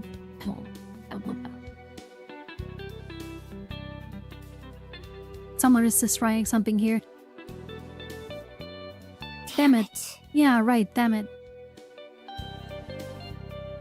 Sure enough, Silver spins around, her eyes going from shock to annoyance when she sees me. Why? We haven't done anything yet. She leaps to her feet in a fluid motion while I hold up my empty hands to show I'm not a threat. Stupid dog. Learn to obey when you're given a command. I told you not to come back here. You gotta do evil things to her. Oops. Guess I must not have heard that part. I didn't bother to make a plan for how to convince her to talk to me, since she has a tendency to mess up any plans I try. She snorts in derision and transforms as she turns back away from me in a fast she's taken off. Not this time. I change forms and run after her. She's tricky, not just fast, she's also darted back and forth, waving around the trees as she tries to get away. Can't ruin chance if you don't have any, yeah right. I don't let her, instead keeping in her my sights even though she managed to stay ahead. The forest area isn't very big, but she backtracks so much that it feels huge. If we were in our older forms, I'm sure she'd be shouting taunts at me, or obscenities. Instead, it's gravely silent, other than the soft sound of her paws on the leaves and moss. Silver eventually gives up on trying to confuse me and instead puts on a burst of speed, pulling farther and farther away from me. Why is she so determined to run away, and why am I so determined to catch her? The rest part is no and tough to answer, because running away is easy. I understand, because until recently that was exactly what I would have done too. But the second part, that's harder to say. I push myself as well, trying to run faster like Silver. It's hard though, and my legs are already itching. I have to start relying on my ears and nose and not just eyes to track her. Suddenly, I see her again, not that far out of reach. When she spots me, I can see her try to dash again. Only this time, she doesn't seem to be able to pull it off either. That's when I noticed her limp. It's supple enough that I can only tell when I'm closer up to her like this. But now one of her back legs is definitely giving her trouble, and it's starting to slow her down. When it becomes clear I'm going to catch her, she abruptly halts, transforming back in a flash. I scramble to bring myself to a stop and then change too, almost collapsing backwards onto the ground. My lungs feel like they're on fire, but I stay on my feet. Silver doesn't move, her back still to me, even as I see her chest heave while she catches her breath. She clenches her fist, illuminated by the light from a bead. Why? Why won't you leave Come me on, alone? we just wanna talk. So Mio is breathtaking? Yeah, sure, she's breathtaking. I've told you to stay away. Aren't dogs supposed to be good at listening? Ignore her. I couldn't even give her an answer, she accepted anyway. Why Why are you limping? Yeah, what is Did going you hurt on? your leg? Silence, not ever expecting an answer myself. But then, slowly, her fingers uncurl. No, someone else did. Why do you care? No, this human harmed her. For the first time, there's a lot less sharp edge to her words. For once, it sounds like a genuine question. Because you exist, I guess. I've never met another Gumiho, but I feel like I know you. Yeah, come on, At let's be least a friends. little We are bit. both fucks, girls, whatever. We probably have more in common than you think. Or admit. Yeah, come on. Wins. Pathetic. Aw, you're so edgy, I get it. I don't know if she's talking about me or not. Finally, she looks up and glares at me, staring right into my eyes. I'm not sure how I want to come across to her. Friendly? Trustworthy? Brave? Whatever we do have in common, she's also a total mystery. Even at my most alone, I was never as wild as she is. Fine then, I'll tell you. Listen well, dog. I won't repeat myself. Oh, why are you so edgy? Folding her arms, Silver turns her back on me and look up at the stars. Hey Neo, YouTube. Yeah, Nay is over on YouTube. The forest I called home belonged to man. How do you even As know? all forests do in their minds. Every day, to live was to be in fear of their cruel weapons that could tear you apart before you ever saw them.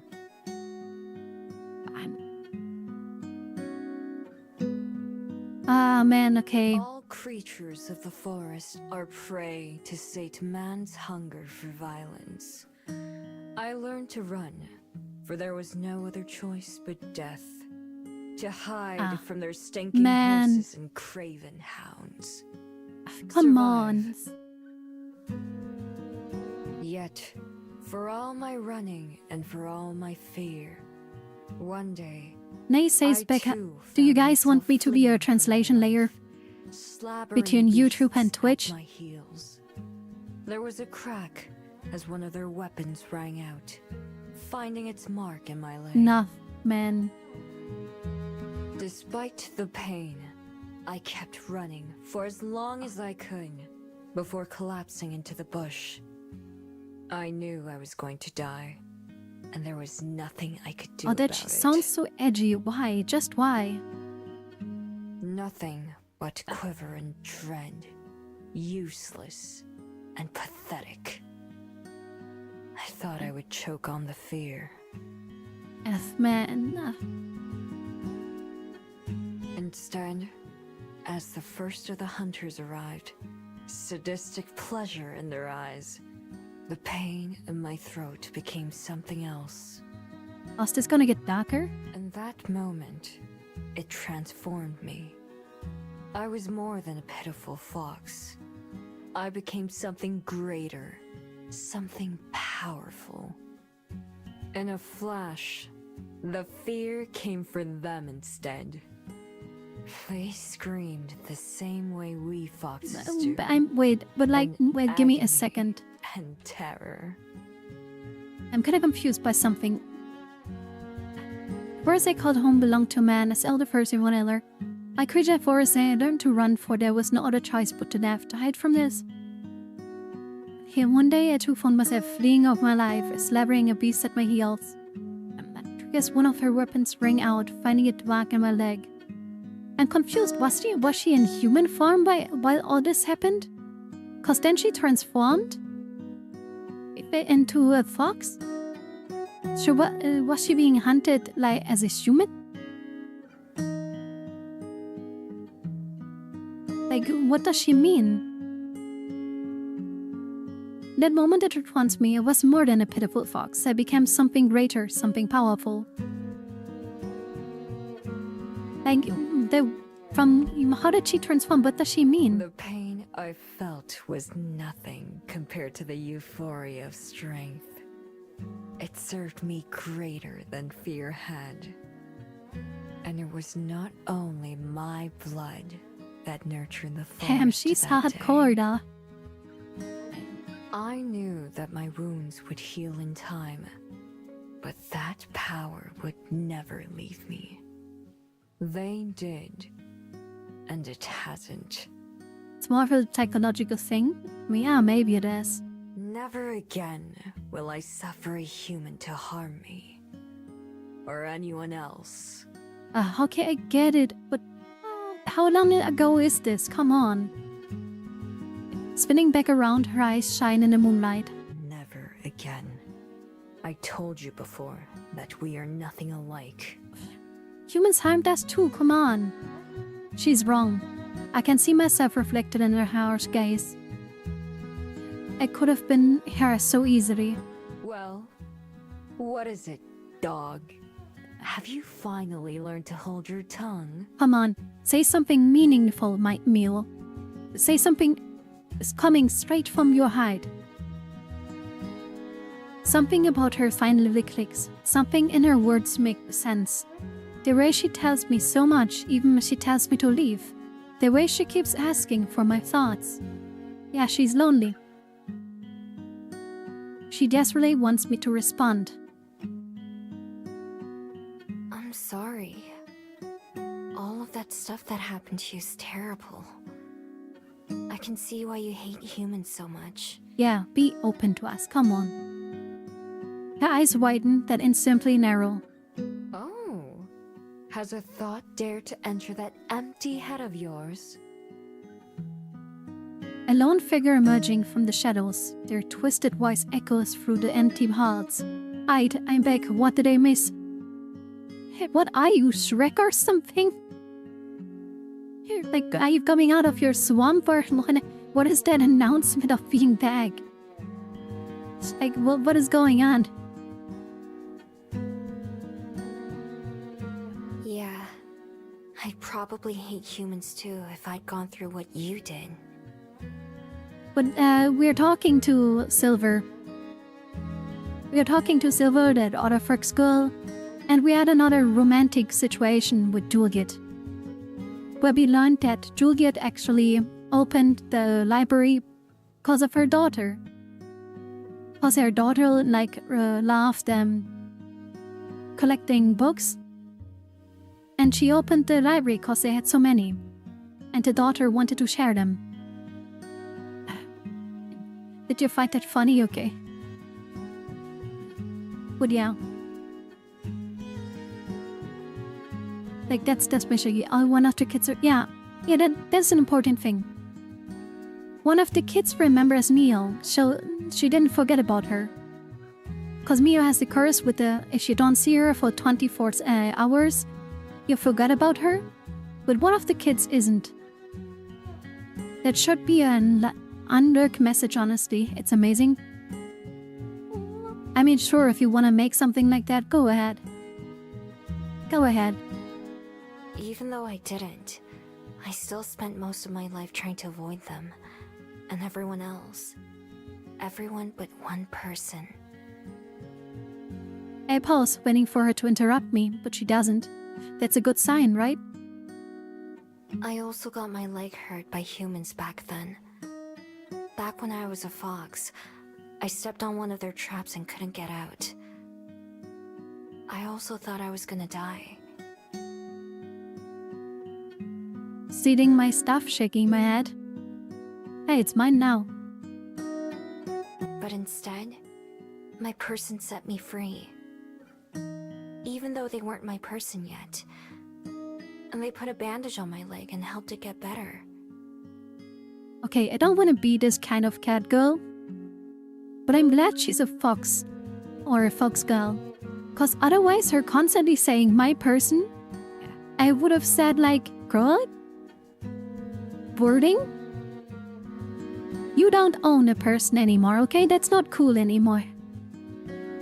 Oh, like constantly saying my person. Tell me Ouster? No, that's making it worse. Today if they hadn't.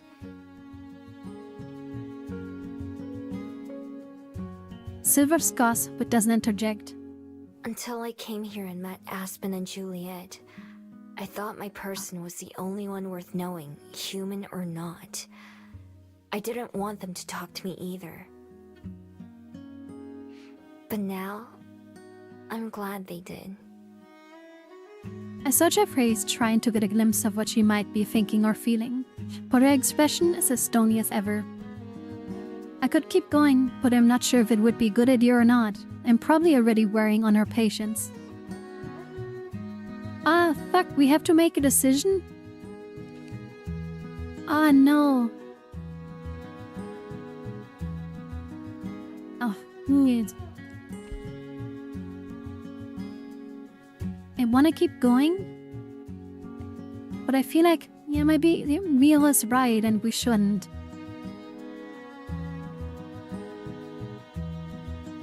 Well, I used to call mine significant otter.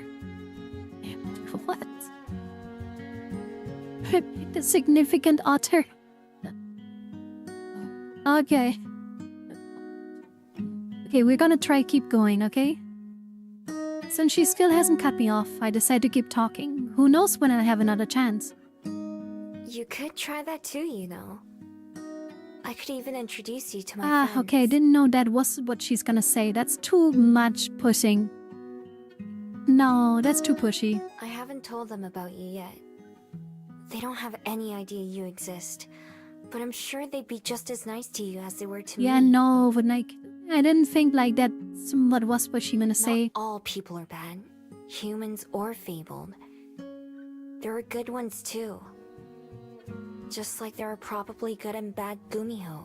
No, she's not gonna believe that, is she? No. I feel like this is too weak of an argument. All I can against once is a cold stare. Well, it's not like I really expected her to say yes. At least I tried. Come on, is she gonna... We're gonna turn around and walk away and then she's like, take me with you. From the way she fidgets, I can tell we're getting near the point where Silver's going to decide she had enough and run away. Before she can do that, there's something I have to know. Hey. I don't know, I got bit by whiplash from slow buying love story to them saying my person and I love you constantly. Yeah, like there was a drastic change. What? I never asked before. But what's your name? Wait, Silver is not her name? I thought that was the name she gave us. Is Silver not her name? Are we just calling her Silver cause how she looks? I think we skipped a few steps. Wait, we never asked her. I thought like Silver was her actual name. Oh no, I thought that was her actual name. She's near looking glad to have a reason to be disdainful again. I have no need for one. If I wished to be known by anyone, they wouldn't use a name. Why are you so edgy? Please stop. Why? You don't have to be this edgy. Yeah. I used to be like that too. It's how I ended up calling myself Miho. How clever. Which is why I've been calling you Silver in my head. So I'll just keep doing that. You don't want a name? Fine, I'm forcing one on you. Pick something else. Pick something else? Why? Is that your actual name? Huh? Huh? Her response is immediate. She doesn't like the name? Are we picking a name? It's been expecting to do as you wish, or I don't care what a dog thinks of me, but I didn't expect her to have an opinion on my choice. Even Siva looks a bit surprised with herself, like she answered without thinking. Yeah. Oh, we're becoming friends. She quickly forces back a stoic expression. I mean, We got you. We got you. do as you wish. Yeah, totally. The cool face is gone now. The cool face is gone now. Sorry, Silver. If you tell me something else to call you, I will. Yeah, come on. Don't be the cold bitch. Come on. I don't care what a come dog on. thinks of me. Okay, how about we call you Dog? Oh, Dog? Dog? I don't know. No, nose in the air, she turns away from me and transforms, bounding off into shadows like always. This time, I don't try to follow her. She always has to make a show of how little she cares. It took me until tonight to understand that she means she cares a lot. For as detached and disinterested she tries to appear, there's still a weakness in her armor.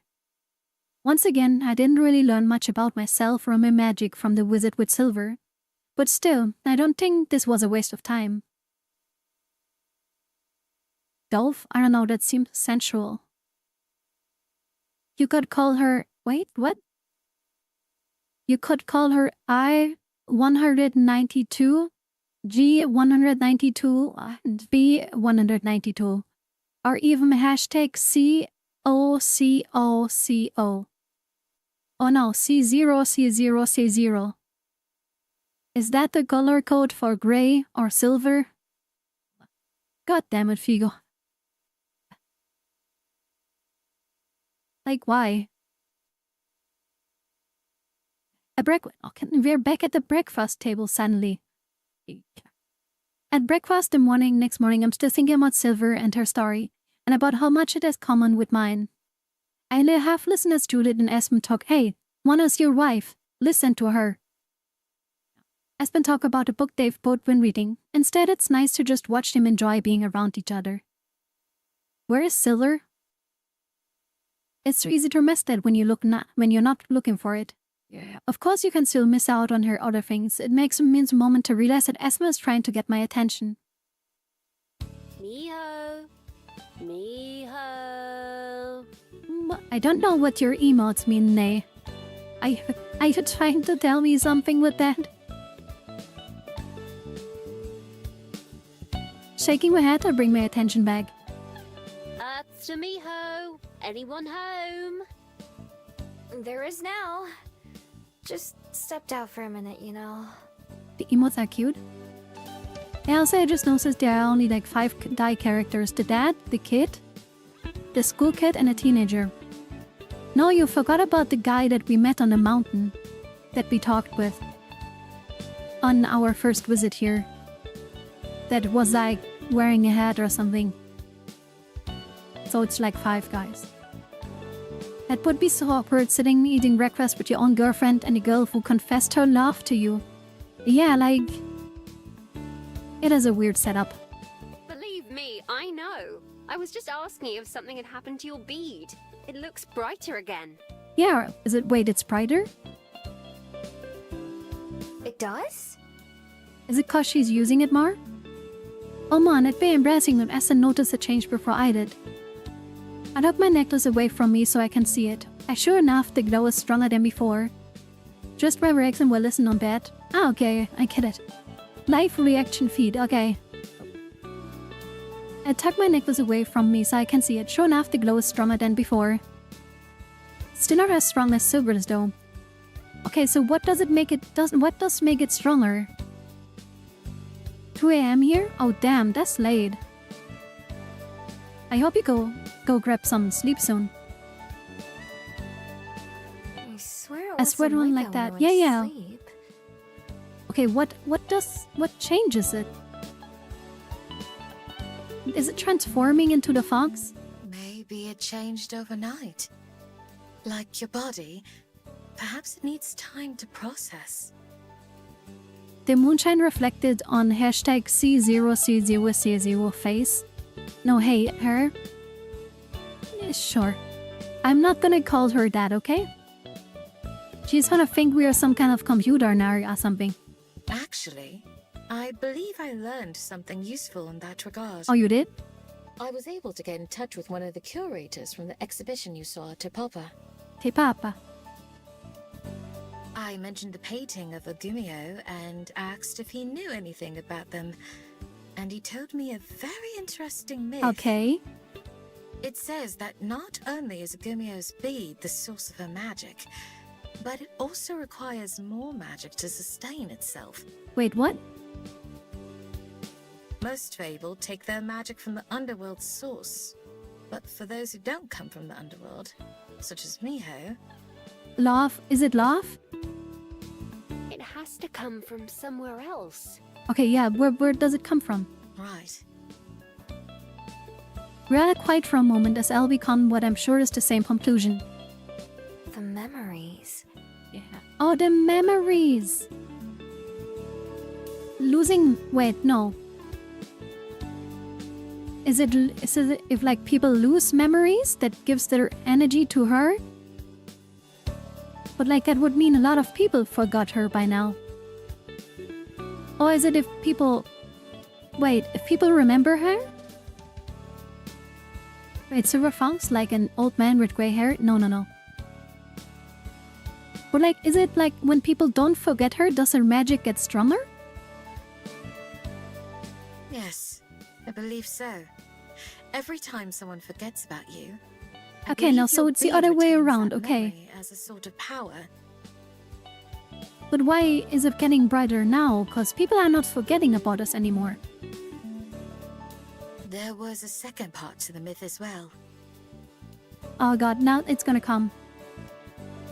If we don't recharge it, we can't change back into fogs.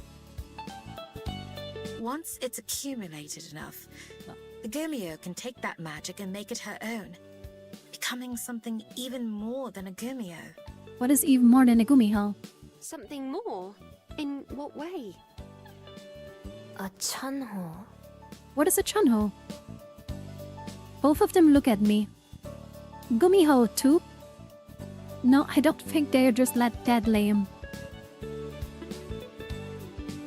Electrum Bungaloo. Never know. Pardon? Yeah, what is Chunho? Chunho, I know the word but not how I know it. As if due to inspiration unlocked a forgotten memory of my own. That's what I'd be if I swallowed the bean when it was ready. Tunnel, a sky fox. What? A sky fox? I don't know what it means, but I know it's the next step in my existence, more than a Gumiel. If you swallowed it, I suppose that makes sense, but it hardly sounds pleasant. Yeah, eating like your necklace doesn't sound very good. Sky fox, fancy way to say that, fox? Okay, no, I don't think they mean like that. It isn't. I remove my necklace and inspect the bead yet again. The ground must be related to what Judith was saying. It is getting closer to being ready. I don't know if the rest of me is though. But why now? I don't think that many people have forgotten me recently. But it started changing so fast. Yeah, wasn't there an NES game called Sky Fox? I don't know. Star Fox? Yeah, maybe Star Fox.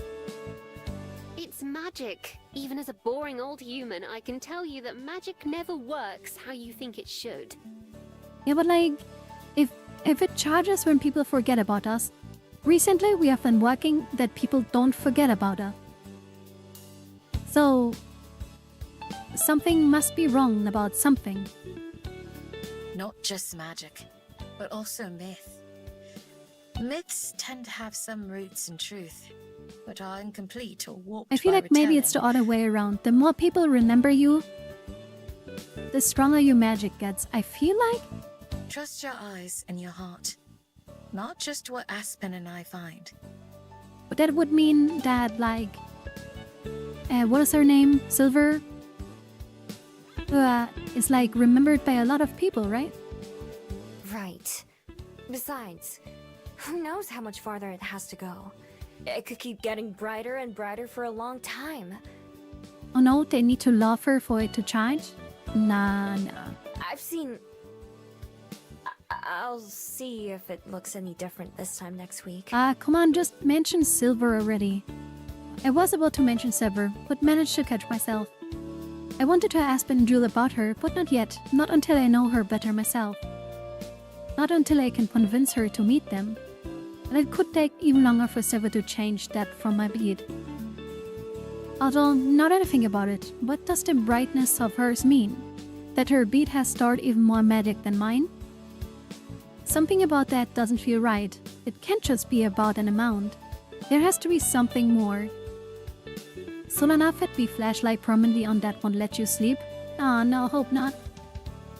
I wonder if even she knows what it is. There's one big more question too. One more big what if. If I do that, would it mean people stop forgetting about me? If my bead isn't there to steal the memories? Oh yeah. That would be very nice if so. Indeed. I couldn't say, but I share Aspen's feelings, as I'm sure you do too. Yeah. Yeah, but what is the Sky Fox I really? do. I lock the necklace back around my neck. The more I learn about my powers, the more conflicted I feel. I know Aspen and Julian mean well, but it's just not something they can understand. Even though Juliet has magic of her own, it's entirely different from mine. Aspen can't wait to not have to video call you every day. Okay, that sounds mean. Well, that would be nice. People would see you in their night. Cars wouldn't accidentally run you over. Yeah, but then she can't steal stuff anymore either. The conversation changes to recent events of the library and Bell House, and none of them mention anything that's about the magic or the gumiho for the rest of the morning. Whatever's going to happen with my bead, I have to figure it out myself. Ah, man, okay. The library again? Okay. Hey, Beck. Hey, Beck. Hey, Baki, welcome back. Even though I'm preoccupied with thinking about magic, the morning goes by without any trouble. The library isn't very busy, so I finish my task quickly and then work on reading and writing. When I hear the door open, I don't look up, just cut out a greeting because I'm halfway through a web sheet. But then something floats onto the edge of my vision to get my attention. Kirby? Oh yeah, Gerby.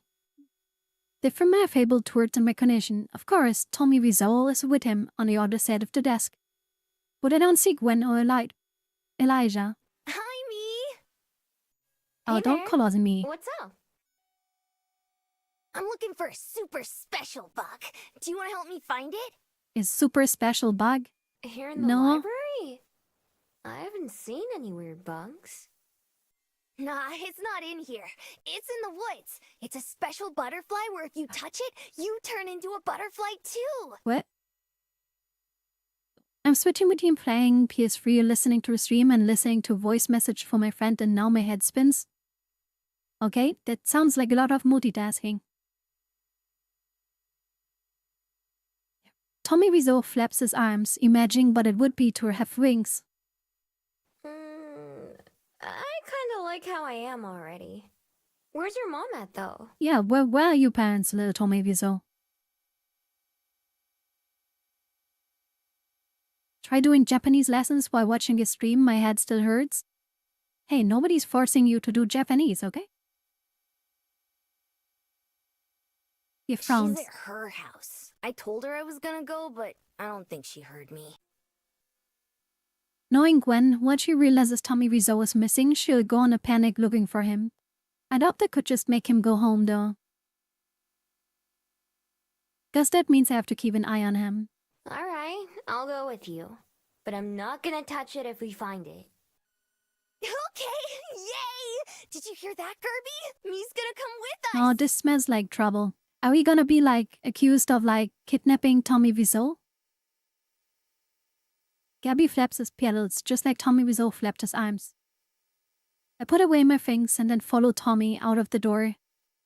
Before I go, I send a quick message to Gwen to tell her that Tommy Wiseau is with me. What is coffee in Japanese? I don't know, Aspen? No.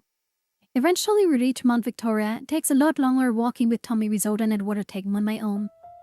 So, how do we find Are we this gonna thing? find silver here? We just have to look for it. It's got bright purple wings like Kirby, so it should be easy to spot. I let him lead me around the area while he checks all the flowers and plants that he can. We see all the sorts of bugs, but not one are you looking for. I keep half an eye out for the butterfly, but also watch to make sure Tommy Wiseau doesn't touch something poisonous or bite you by accident. While we are wondering who's taking care of the library, by the way. Like, if she just went out. And just like nobody's watching the library now? While wandering around, I noticed that the area we're in kinda familiar. That gives me an idea. Hey, Tommy. Wanna see something neat? Aw, she's gonna like show him her barrel or something. Is it a bug? Nope. Okay, I guess. It's going to burn down and Drew at least me out? No. Hello, Cherry Coffee. Over on YouTube now. It's just a short walk to my den, then the condition isn't great and I have to tidy up a bit just so it's recognizable. What is this? It's my den! It's where I lived when I first came here. Whoa. Yeah, it looks like a hole in the ground. Both Tommy Wiseau and Gabi inspect my handiwork. It used to be a It's lot 3 a.m. now, nicer. so I gotta sleep. Good Now night it's and have kinda fun. beat up. Have a good night, Nay. Thank you for coming by. Have a good rest. It used to be a lot nicer. Now it's kind of beat up. I bet I could still fit in there. Taking little kids into the woods to show them her den. Shaking my head. If you say it like that, it sounds wrong, okay? If you say it, you know? If that's how you say it, yeah, it sounds wrong. Yeah, probably. Oh god, is he gonna... No. Tommy Wiseau pokes around in the entrance for a little bit, clearing away some of the leaves and other stuff that's blocking it. Do you like your new home more? Do you like your new home more? Yeah, it's not a dirt hole. At the library? Oh, yeah. What kind of question is that? My old house was better, where I lived with Mom and Dad. Dad still lives there, but now Mom has a different place where she lives. I have to go there sometimes. Oh, man, I don't like Tommy Wiseau. He's like, he's very annoying. And the running water is not making you wet? Yeah. You don't like it? I returned from lurking just to listen without context can be weird sometimes. Hey, that is what this stream kinda is, okay? And even with context, it can be weird. Good night, Nell. Sleep well. Yeah, sleep well. People in at Twitch chat are saying good night. I don't want to have two homes. I just want one with all of us. Me, Mom, Dad, and Gerby. Okay, Tommy Wiseau, but like your dad is an asshole and an idiot. That is not gonna happen. Come on, I don't see any butterflies here. I want to remind everyone again, okay? When Mr. Tommy Wiseau here got in a fight in his school, the only thing his stupid dad asked was like, did he win? No wonder the parents broke up. The dad is an idiot. We start walking again, but they don't let us get too far from the main path. Tommy Wiseau and Garby are still looking around for Mr. Butterfly. Why Mr. Butterfly? But I can tell Tommy Wiseau's heart isn't quite as much. I don't have experience with any of the issues Tommy Wiseau is dealing with, or the rest of his family, but I feel like I should at least say something. You know, I'm kind of jealous. Why? Oh, she gonna say, I'm kinda jealous. You have two homes. Because your parents let you have two homes. I am too good at this, okay? I should write visual novels, okay? 'Cause like, I can write dumb responses too. I spent a long time not even having one home. I don't really count places like my den. That was just a place to stay. This is not how it works, Neil. Just 'cause there's two, it doesn't mean it's better, okay? Until I moved into the library, I didn't have somewhere better. But you get to have two! It's unfair, Tommy. Your mom lets you have two halls.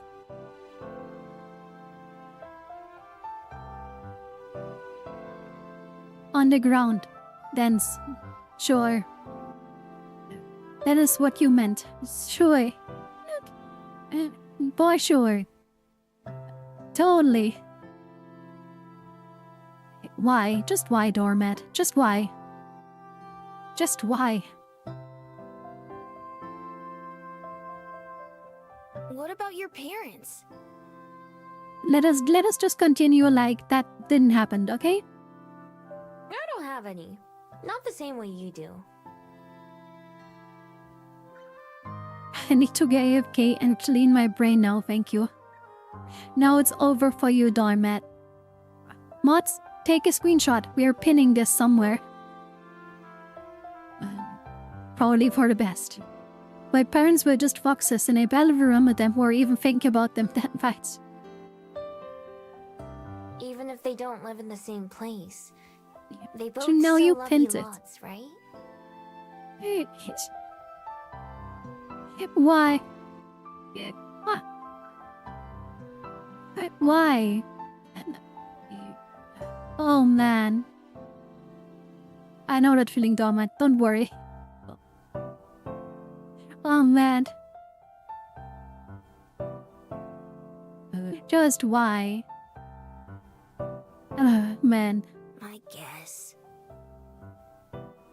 2 holes in 2024. Oh boy, that's a comeback. I don't even get that one. I'm not sure if anything I'm saying is helpful. I don't even know how to help Tommy Wiseau. But I'm being honest, at least what he has for a family seems pretty good, even if it's not perfect. In the end, we don't end up finding the magical butterfly. While we are still out looking around, my phone rings. Of course, it's Gwen. I tell her where we are and she promised to be here soon. When she finally meets up with us, she doesn't even scold Tommy Wiseau for running off. Just gives him a hug and thanks me. As I go off back to the house, I reflect on what I said. Being a human is tougher than I used to think it was. What Tommy Wiseau and his family are going through isn't something I can relate to. But I get the feeling that Tommy Wiseau is trying his own way, just like Gwen and Elijah are. Whatever it takes, I hope they're able to figure out things together. Okay, it's funny, but I was thinking about holes on the ground. Since we were talking about the dens, no one believes me, right?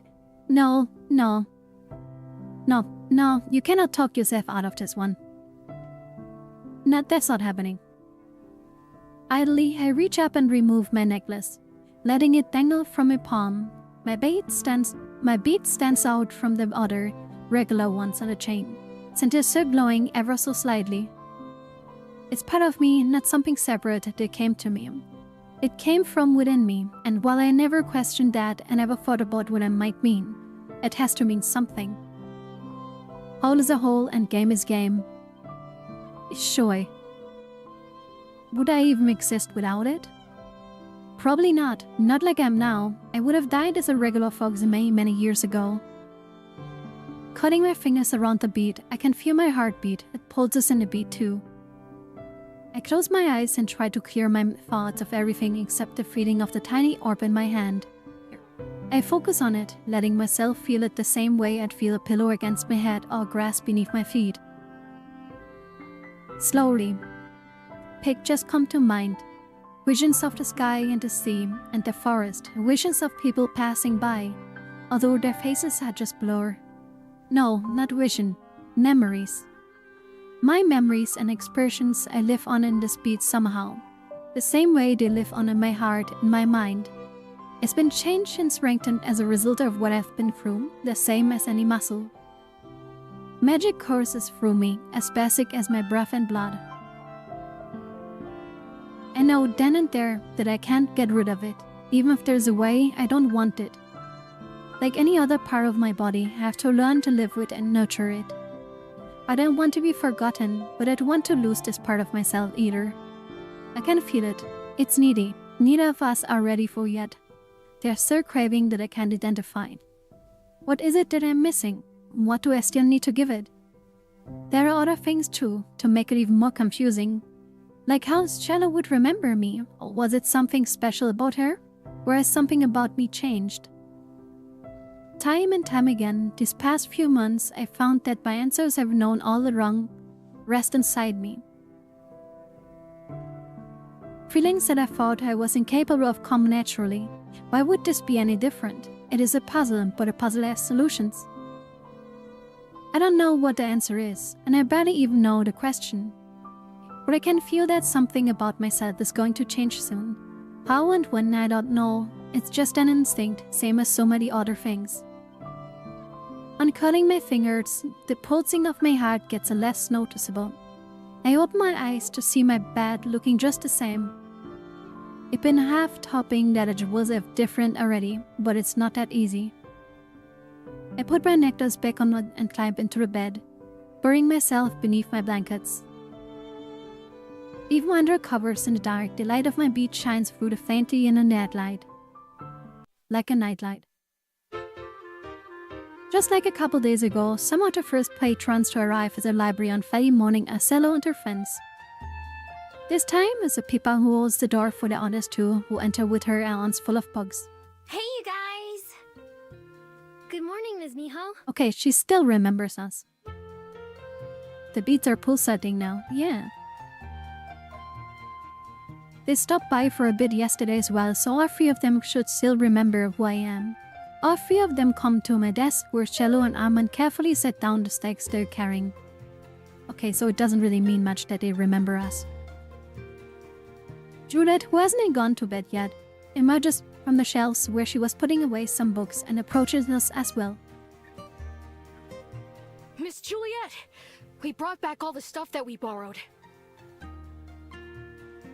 Thank you.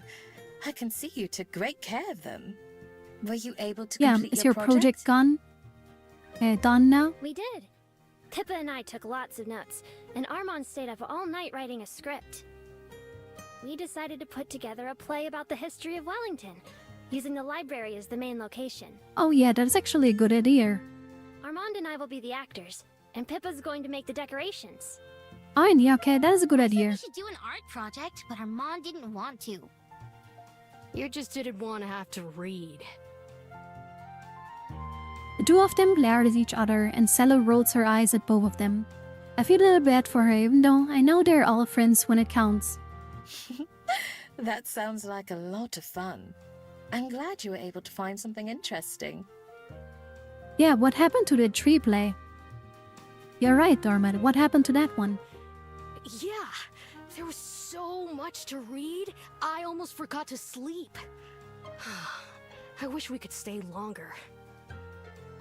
If we ever come back, could we borrow some more books?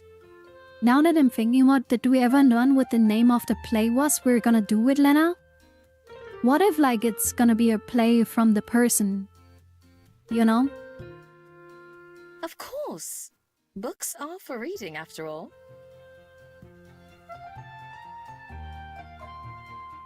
A man flaps his wings in excitement, like he's already planning a return trip. I miss my own bed. I'm glad we're going home soon. No offense. I miss home as well, but I'll miss it here too. You'll just have to come visit again sometime, like Armand said. I'd like that very Yeah, but then much. they're not gonna remember her. But maybe Shallow is? I'm a little nervous about participating in a play, but maybe it won't be so bad. Ah, well, acting's easy. You've just gotta have fun with it. How long they were visiting? Maybe a week or two? Right. I feel like probably in like at least a week. Have you done much acting before, Armand? Just a little bit. I like watching people perform in plays, though. But this is my first time writing one. I enjoy it as well. I've had the good fortune to know several playwrights myself, and now I know one more. Okay. Amand blushes at the praise. Hey, that's our wife, okay? I've never seen a play myself, but basically know what they are. It's like watching TV and realize, If our teacher records it, maybe we can send it to you and Miss Miho to watch. ah, please no, please not a school play. I'm not so sure about that idea. Aw, why not? You're gonna do great. We can rehearse on the way home to get some extra practice. Julia didn't say they were good playwrights, right? Alright, I was thinking like 2 days and just somehow loved the play so much after that, but 2 weeks makes sense. Yeah, it's kinda like it has been a time they were here. How are you going to rehearse when you're sitting on an airship? You won't have a stage or any props. We could still go over the lines. Okay. Let's figure that part out later. Well, no, Cutting off their argument before it happens, Zillow faces Juliet and me again. Unfortunately, we do have to leave because our class is going to the Skyport soon. But before we go, I had another question for you, Ms. Miho. Okay, a question for us? Sure. What is it? Well, would it be okay if I wrote you a letter sometime? Aww. Are we gonna get the letter or not? I don't know. A letter? About what? Just about life in Amarina. And you can tell me about life here. I thought maybe we could be pen pals. No. If you don't want to, though, that's alright. I thought she wanted to be a part of play too. And I don't know, a rock or something. It's sore. We fly with them for hours and go with them to their class just to play a rock. Sure. Oh, I'd like to. I've never had a pen pal before. I'm not entirely sure what it is either. Neither have I. But I want to hear more about Wellington and how it's still changing today.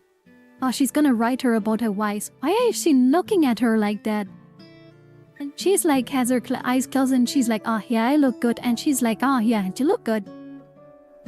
Like, what is this? That sounds like fun. Let's do it. Thank you. I already can't wait. Oh, maybe you could get extra credit too. We'd better not need it after we do this play. We won't. These people writing letters. I'm shaking my head.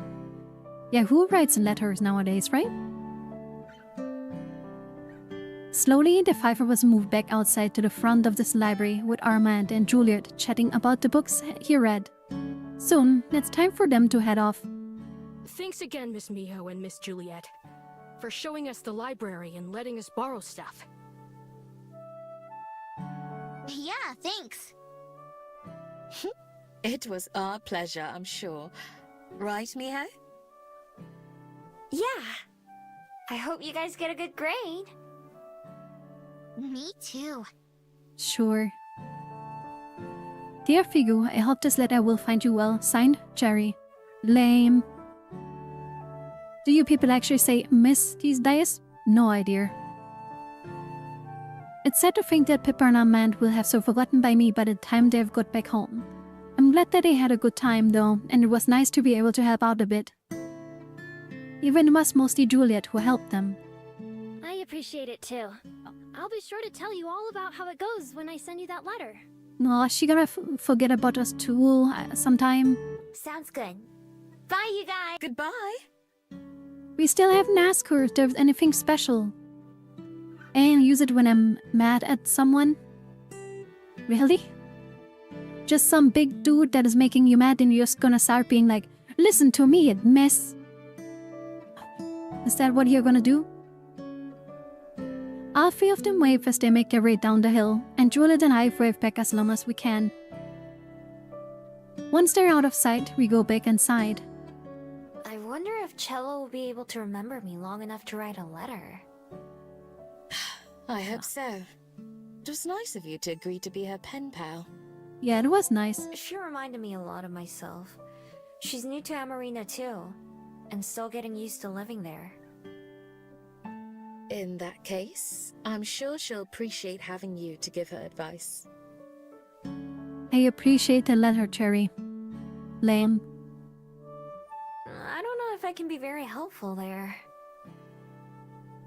Sometimes, when it comes to young people, just having someone to listen and be interested can be enough. Oh yeah, there's the mom coming out again. I can do that at least. I know you can. You're always capable of more than you think. No. I hope you're right. After getting up the books the kids brought back, Judy and I kiss each other on the goodnight and she goes upstairs. When I get ready for my normal day at the library.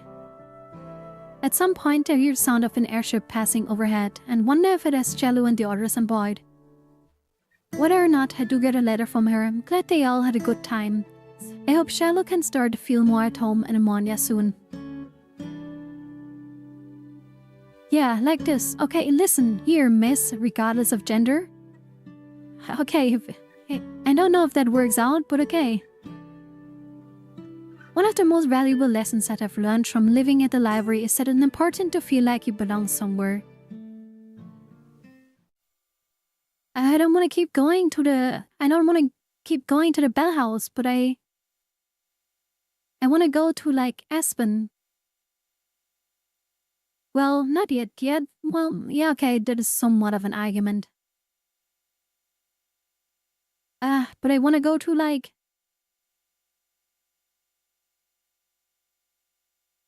Man, okay, I want to go to the Bell House again. An employee I don't recognize is working in the counter today at the cafe. She asks for my name with a terse but polite smile and begs under her eyes. She must have come in early or something. I mumble my name for her absently and walk off to find a seat. When she finishes preparing my drink, I helped up to grab it before she even calls my name, since there's nobody else around waiting for the orders. Best not to make her do any extra work. I thank her extra enthusiastically, hoping to impart a little bit of energy to her. I sit back down and sip at my drink without anything in particular to copy my wondering eyes. Huh? Hold on, there's writing on my cup. She wrote my name as a Mimo.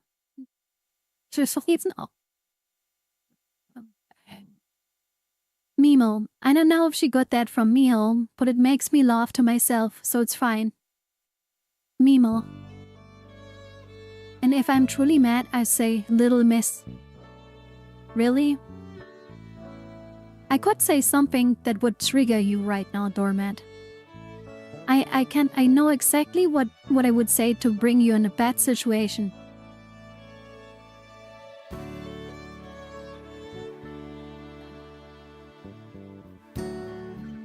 Yeah, you want me to say it? Okay. No. Do you use miss or little miss cause you think women are weaker than you, huh? Do you think they're beneath you and that's why you talk to anybody you don't like and see angry at as a woman, huh? Is that what is happening?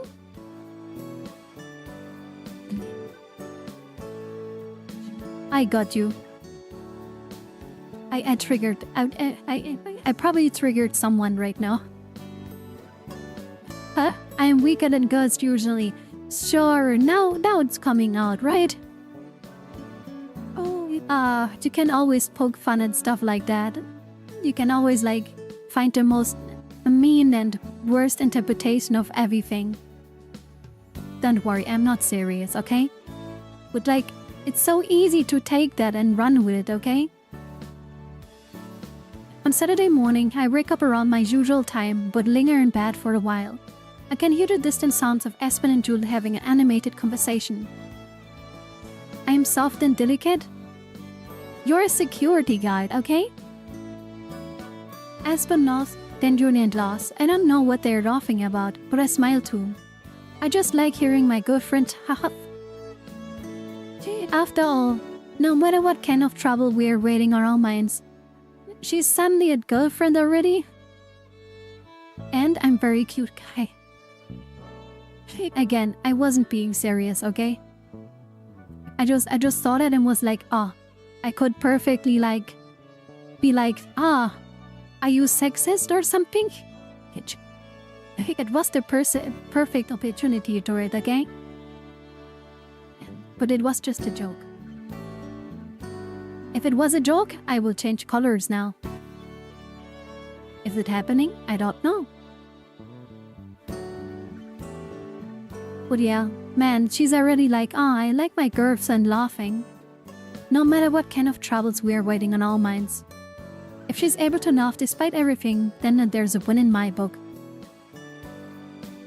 Aside from a couple of hasty meals, it's been a while since the two of them have really gotten to spend much time together. Sometimes it's easy to forget that they have known each other longer than they have known for me. Outside, it's shaping up to be another beautiful day. There are clouds, but none of them are rain clouds. The trees are grass sway in gentle breeze beyond my window. I've had more beautiful days here than I count. In Wellington, weather is the worst isn't so bad from indoors. I open my window and enjoy the morning air as I freshen up myself too. Making my way silent to the kitchen, I pause just out of sight and listen. I've given it lots of thought. To be honest, it started when my ex used to hate being called Miss. Okay. Yeah, now we are getting somewhere. Is she talking about if she's moving? I have, but I still can't decide. Regina really wants me to take it, of course, but... The promotion. No, don't go, Espen. But there are good and bad parts of both. Exactly. I feel like... I'm not sure who to compare it to. Oh no. Breakup time? Okay.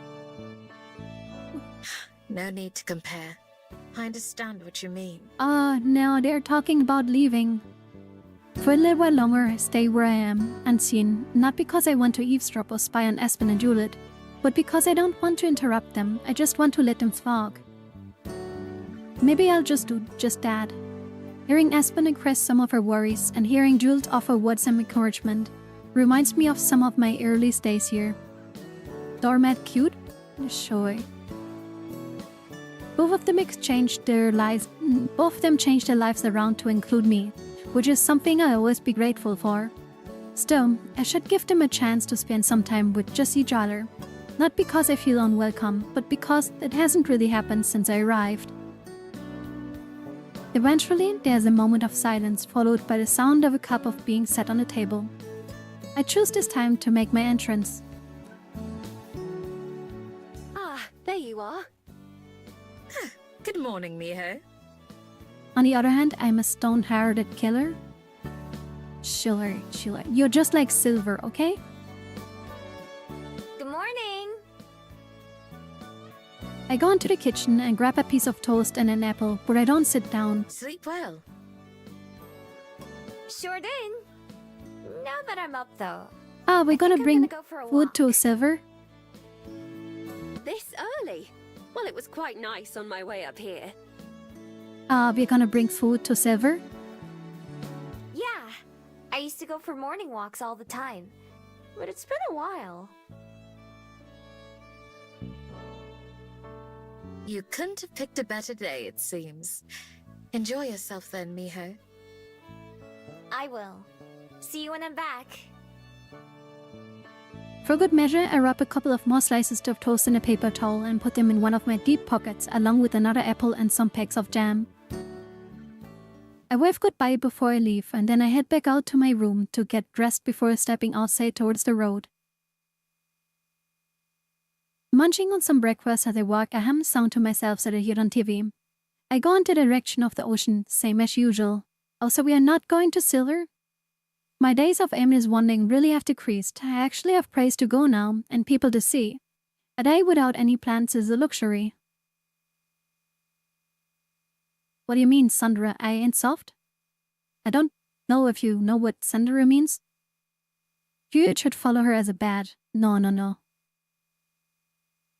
I wonder how during he chose where he'd go in the travels.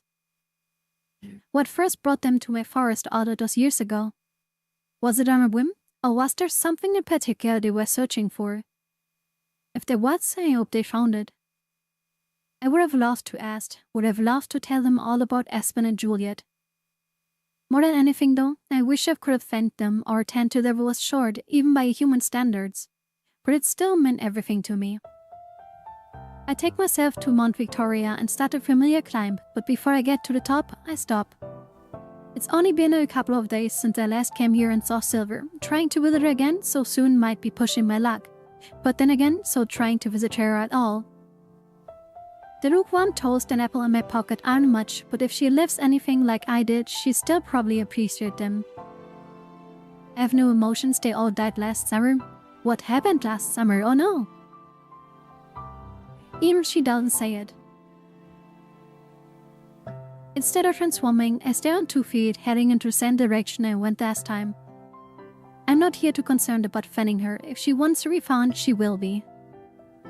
Keeping my eyes and ears peeled, I watch for a glint of silver fur or the sound of snapping a branch. When I finally spot her, it's purely by accident. Once again, she's on a human farm rather than fox. With her back to me, she kneels at the edge of the patch of grass. Attention focused on something I can't see. She doesn't move with their approach, although I'm sure she knows I'm here. Be careful. Ah, edgy. I hoard, still a few feet away. At least she didn't call me a dog. What is it? I approached delicately, conning the ground before every step. Finally, I arrived behind her, looked down to fight by answer. A bird about the size of my hand lies on its side in the grass. It's alive, but clearly injured. What happened to it? This one was blown from its perch in the tree. For whatever reason, it was too weak to fly. No. Now, its leg is broken. It won't be long until it dies. Eat it. Looking down, I see that Silver's right about the injury. It struggles to flap its wings, but it can't even push itself into standing position. Poor thing. Words fell down less sour, and so did my empathy. Okay. So that's what Silver's backstory. She's like a long-lost lover, sister? No, she just got hurt and she just got hurt by humans and now is scared, but she wants to not be alone and stuff, right? I kneel down beside Silver. You were trying to help it, right? No, she was trying to eat it. It is beyond help. Such is nature's way. I simply thought to put it out of its misery. Oh, why are you so edgy, girl? You didn't, though. Silence. Before doing anything else, I reach into my pocket and pull out the food I brought with me, holding it out towards Silver. Here. I brought you this. She looks at it, but doesn't make any move to accept. What is this? Poison? Yeah, poison. It's toast. It's an apple. And some toast. It's not poisoned. I ate some myself. Ooh! And this. Did she wait, is it jam in packages, or did she just stuff jam in her pocket? Like from a glass, just whoop, rip. I dig all the way down to the bottom to find a little pack. Okay, it's a pack of jam, okay. Okay. It would have been weird if she just stuffed jam in her pocket, right? Grape jelly. Silver's dancing incredulously, like I'm trying to give her, well, poison or something. I set the food down by her knees and turned my attention back to the bird. Let's get you some help, Birdie. I cut my fingers together and reach for the bird, which finally gets a reaction from Silver. What are you doing? Her voice is sharp like a knife. I'm going to take this guy back home. I might not know what to do, but I'm sure Aspen and Judith will. It's better than just leaving it out here to die. Why? It's weak. Even were it to survive today, it's only a matter of time before something else claims its life. Yeah, then why just not kill all birds, huh? So what? I'm sure that time still matters to it. Both of us can relate, right? As gently as I can, I slide my hands around the struggling bird and scoop up the poor little thing. Its beady eyes look around frantically, and I can feel its tiny heart pounding in its tiny chest. I'm setting back towards the library as fast as I can. Before I get very far, there's a noise from behind me and look back to see Silver following me. An empty paper towel dangles from her mind. Smiling to myself, I keep walking. When I step from the woods back on the path, I expect Silver to have disappeared. Instead, she takes a few cautious steps out, looking left and right as far as car might come bearing down the mountain. Avoiding my eyes, she walks past me and keeps going like she was planning to do this anyway. When we reach the base of Mountain Victoria, she's a few meters ahead of me, and I clear my throat loudly to get her attention. It's this way. She stomps after me, anointed Wellington for its Gyokiri or something. Are we just really? Is this how it's gonna happen? Hehe, Miu was eating the mouse? No. But yeah, I wonder what is gonna happen now. Her clothes, which are clearly meant for the helper sneak around at night, stand out like a sore thumb in the morning sun. They also must be hot as hell. If either of those things bother her, she doesn't let her show it. What is her wifey going to say? I curl my fingers to shade the bird as much as I can. It seems to have calmed down a little bit, but that's probably more from exhaustion than anything. When we reach the library, Silver trails from far behind. I wait at the entrance, not sure if she's coming or not. I don't ask, she'll do what she wants either way. After a moment, she walks up to the hill and joins me. I simply nod an acknowledgement before I push open the door with my shoulder. Silver behind me like a shadow. Oh, this is interesting. Within a second, Aspen pops her head out from the dining room. Ah, Miho, we were just... Okay, what was that sound at the end? Choking in surprise, Aspen's eyes go white as a saucer as she notices my companion. She disappears. She just runs away. She disappears from sight, and I can only imagine what she's saying to Juliet right now. Behind me, Silver looks around in curious awe, although she stops when she notices me watching. I jerk my head towards the dining room and head in. Both Aspen and Juliet are waiting, trying to appear casual. But by the way, they're both silently staring at the entrance. I'm sure it's just an act. Mio's cheating? No, come on. This is Silver. She nods at the ground and says nothing, displaying none of her usual venom or drama. It feels as if she's hiding behind me, which is something I wouldn't have expected her pride to allow. It's quite nice to meet you, Silver. Charmed. Okay. They're just like, oh, hello. None of them know what to say. I can't blame them. Fortunately, there's something more important to talk about. Yeah, I wondered about that too, Doormat. Is she gonna, date her now? Is that what's going on? We came back here because we need some help. Or at least this guy does. I uncurl my fingers and tilt my hands for Aspen and Juliet to see. I doubt either of them I even noticed I was carrying something. They both lean in to see. What's this? It's a bird, Juliet, please. You're so old, you know what a bird is, okay? Like, please. Woman. The bird starts to struggle again, probably because of how many more people are suddenly staring at it. Ah, his leg. I'll be right back. You might not have gotten me Aspen, but I got you a replacement. Hey Aspen, I brought you something from the forest. Kinda lame, my adroit view was a certified heartbreaker. No. Basic information retaining device, bird. No. Paying at a little bird, it doesn't take Juliet more than a second to see what's wrong. She hurriedly repels from the stairs, moving right past Silver without a glance. Silver lurches to her side to get out of her way all the same. Aspen grabs one of the dish racks and folds it up to make a small square, and then sets that on the table. Here, why don't you put him down on this? I read that it's best to put him in a box or somewhere enclosed, but this will do for now. I gently lower the bird under the makeshift cushion. Its eyes still dart around, but it doesn't struggle as much.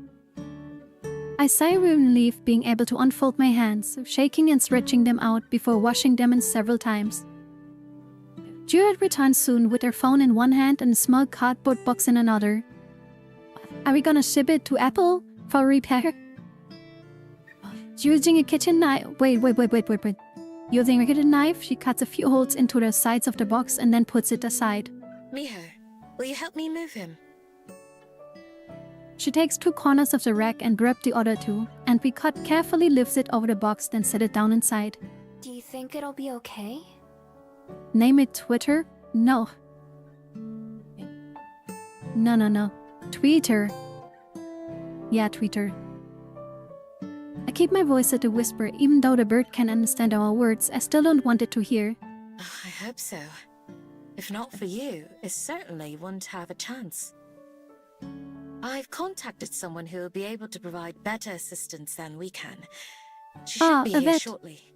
Oh, she gonna look at... No. She's not gonna look at Silver too, right? Is it a vet?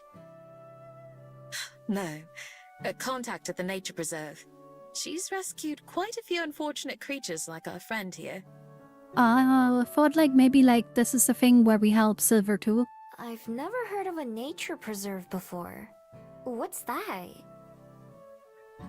She contacted a local chef. It's a conservation No, I area hope on the not. north side of town.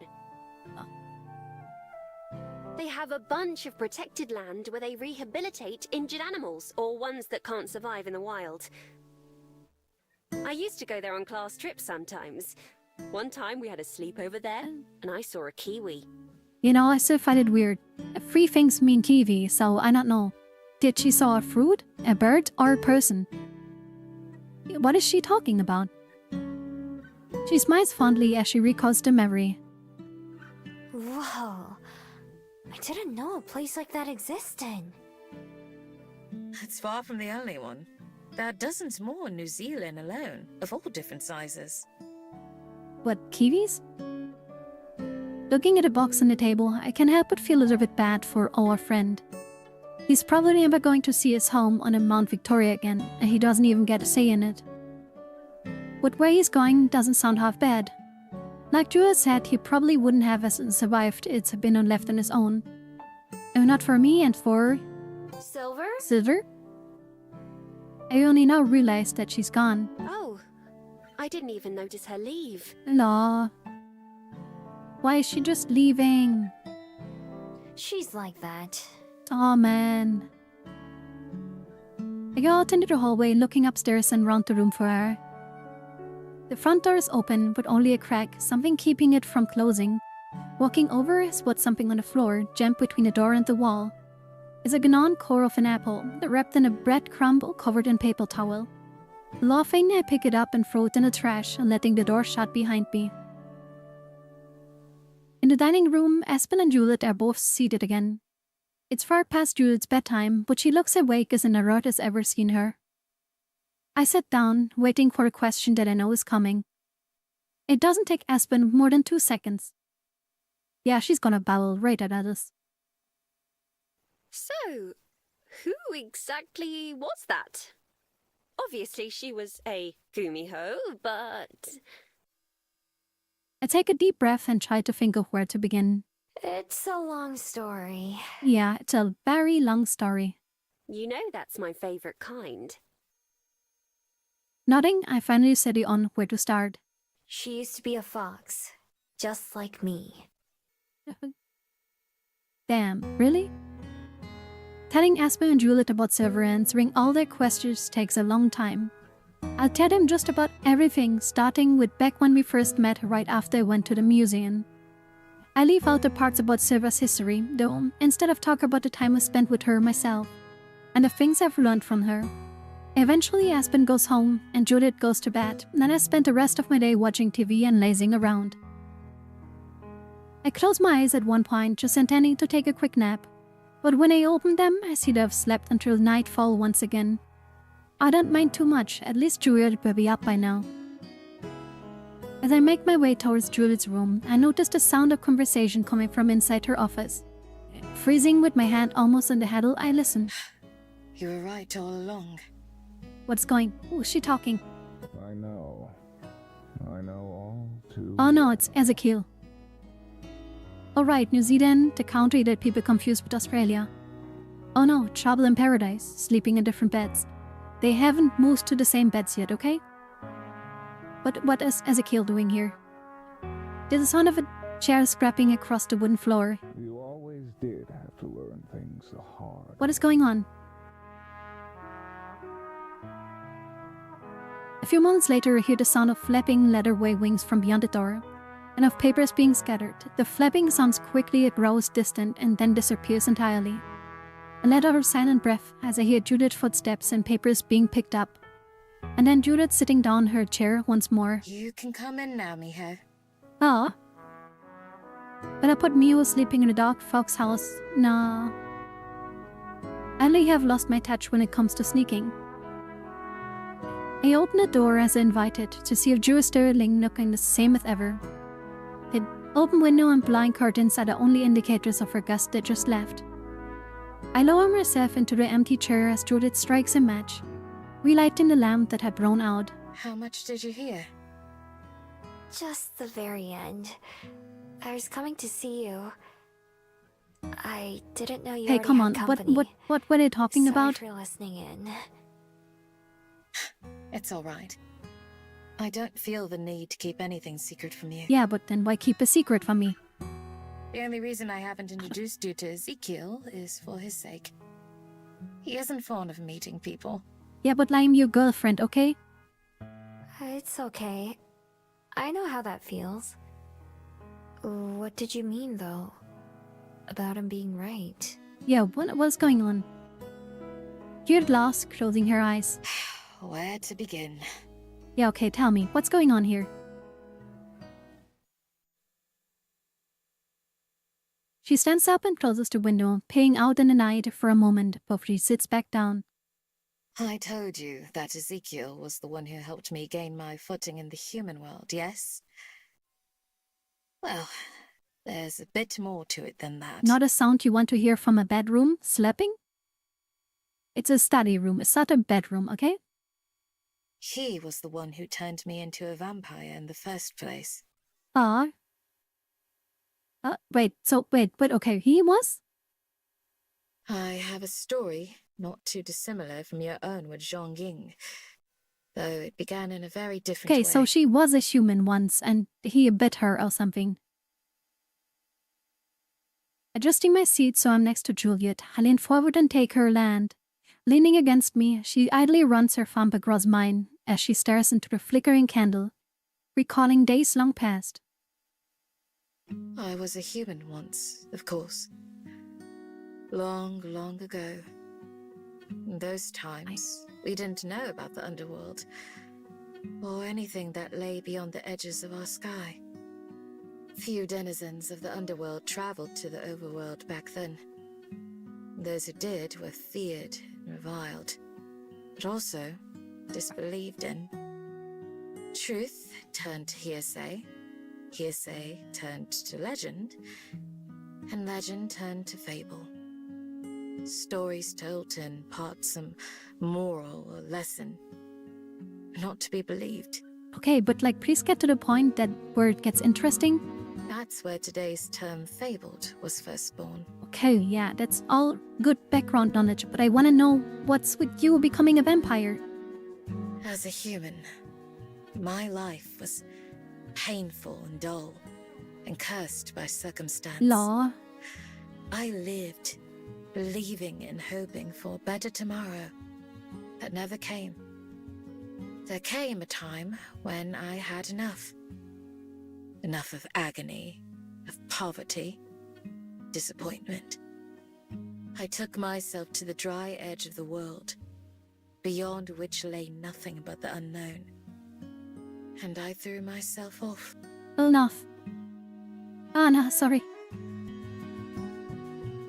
I gasp, unable to stop myself, even though I know she turns out okay.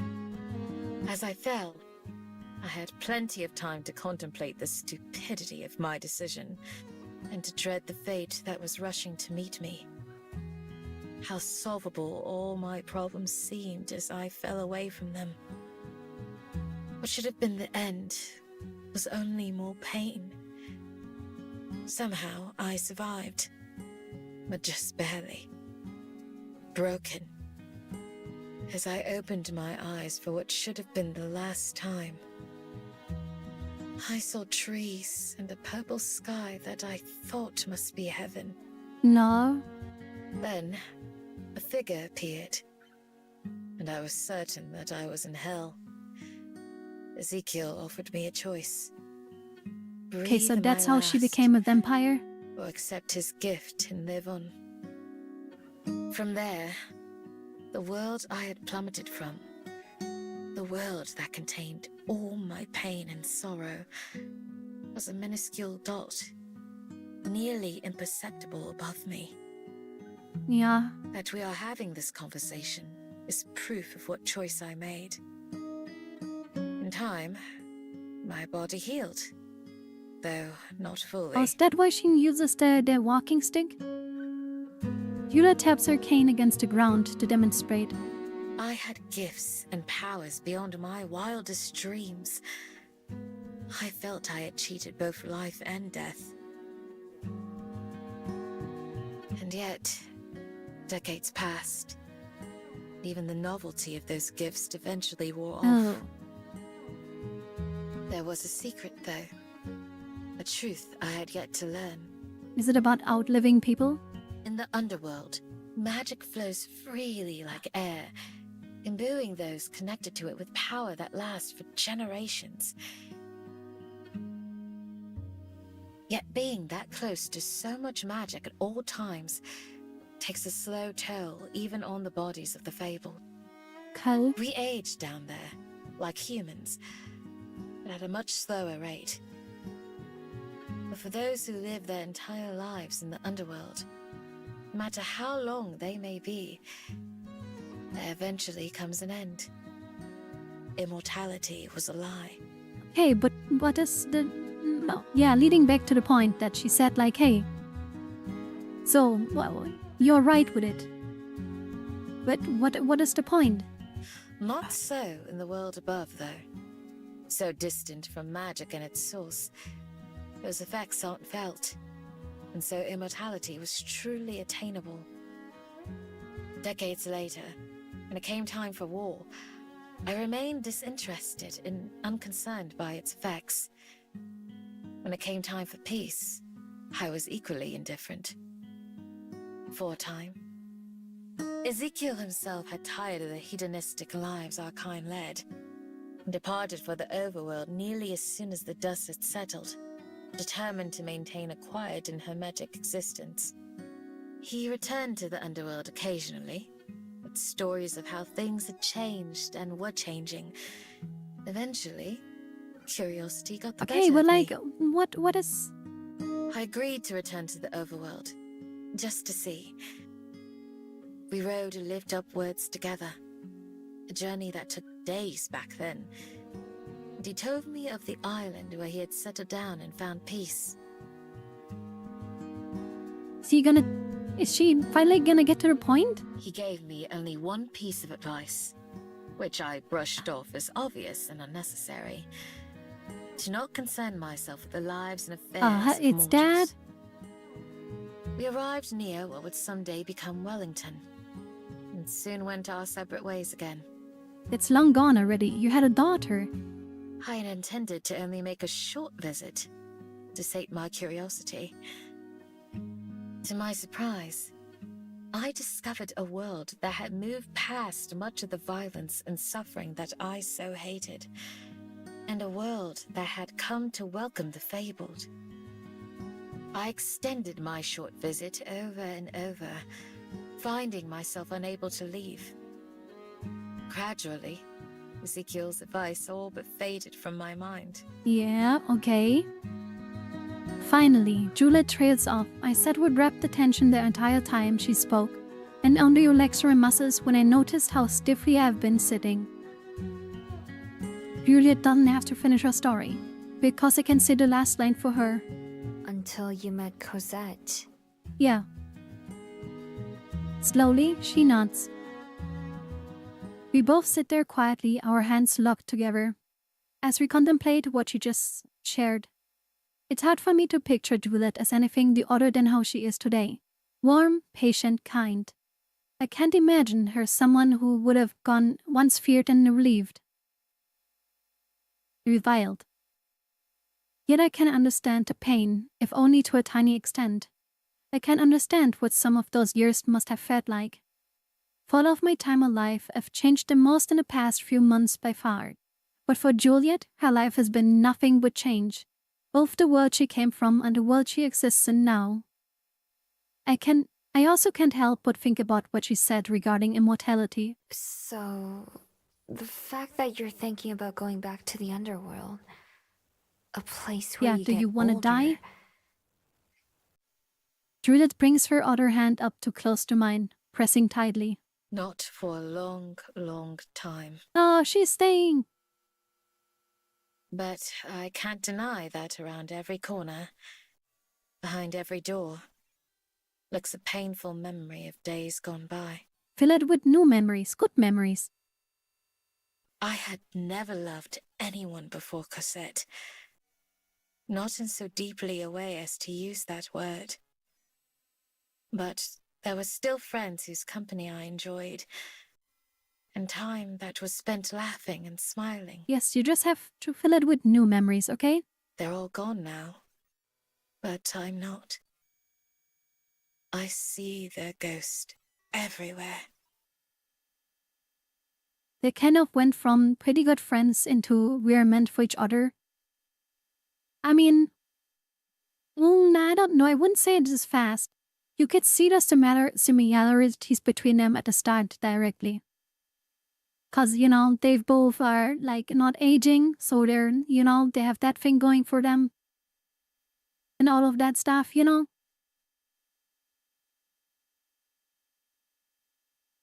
But those memories are all that I have left. I'm afraid to forget, just as I'm afraid to remember. Turn your friends into vampires. Yeah, right, why don't you does that? The flame dances on a candle wick, throwing a crazy shadow onto the wall. It'll burn itself out again soon. Yeah, I don't know. From a kiss and dance into, well, I don't know.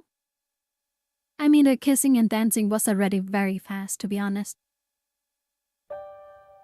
I know I should say something, but I feel paralyzed. Everything I could say fruits inadequate. In the face of everything she told me, do I even have the right to want her to stay?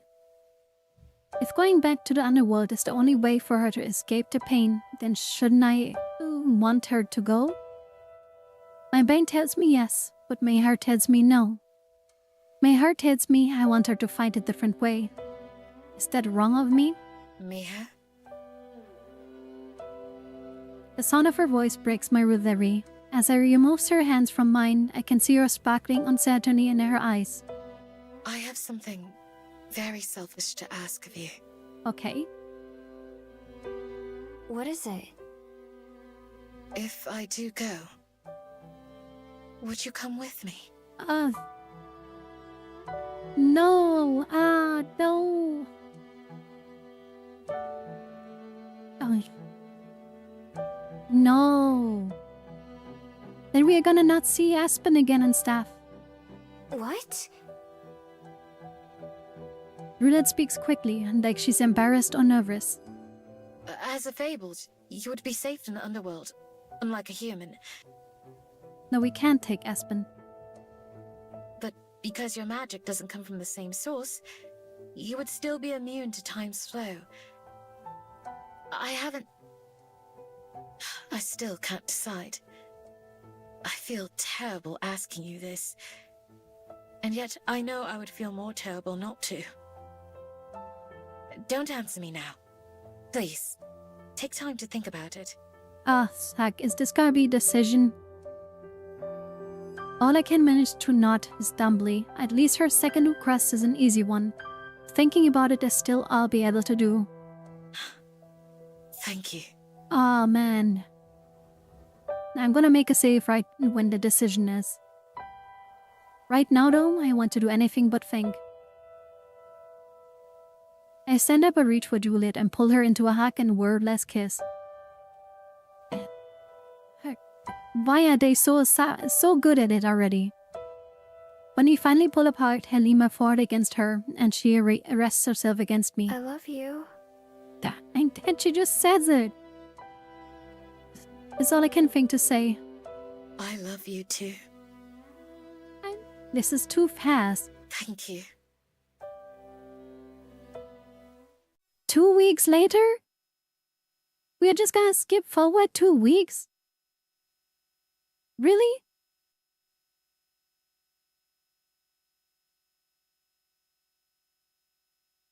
The next couple weeks go by in relative normalcy. I wake up, go to work, and spend what time I can with Juliet. Aspen comes by occasionally, but for the most part, it's Buzzy by herself.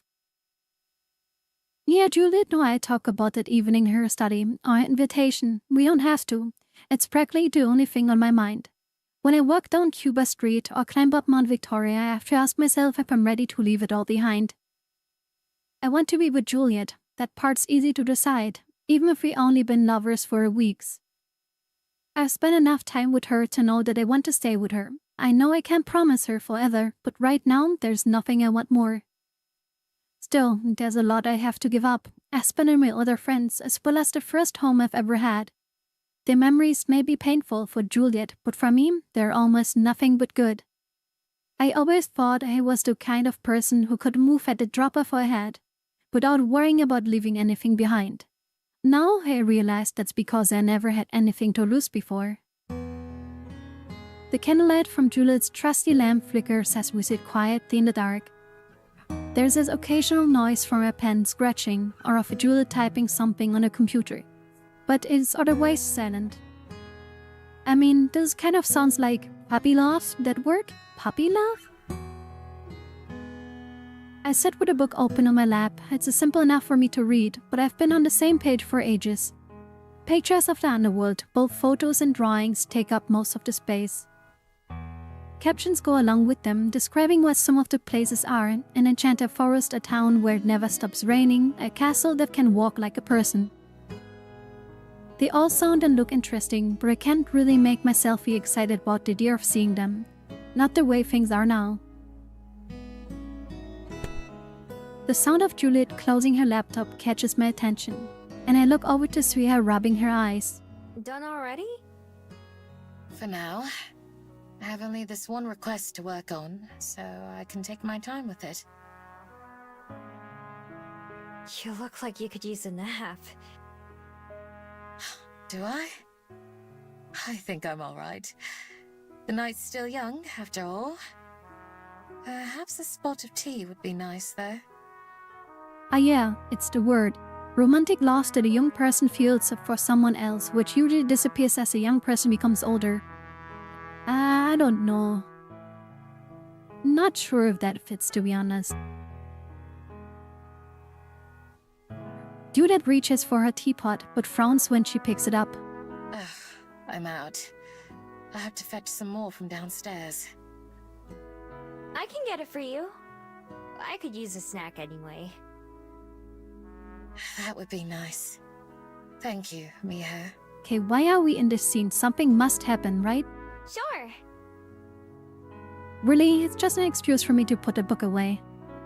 I hop up and get downstairs, leaving Juliet in her study. Despite the time that had passed since we talked about going to the underworld together, I don't feel any closer to deciding what I want to do. My relationship with Julie only makes me more confused. Sometimes things between us don't feel much different than before we started dating. That it has ups and downs to me. Like that I don't feel pressure to act differently, but I also like all the new things, like kissing her and holding her hand. Yeah. Judith seems to enjoy those things too, but I wish I wasn't the one starting them all the time. Ow, ow. It is named for its resemblance to adoring, worshipful affection that may be fueled by a puppy. I don't know. Neither of us are the type of person to be really lovey-dovey like I've seen on TV. And that's fine. I know she means it when she says she loves me, and that's enough. Besides, both of us are still new to this, and I'd rather be the way than feel like I need to catch up to her somehow. In the kitchen, I sat boiling a pot of water while I make myself a sandwich. Judith keeps the tea leaves in the kitchen and her office, so the only thing she needs to me bring is the water. What the? Oh, it's the teapot. I munch on my snack while I wait until the steam starts to rise and the kettle whistles. Aspen got an electric kettle for Juliet that's much faster, but I know Juliet prefers her tea from a regular old pot. Hey, Waffles. Miho is living a puppy? No.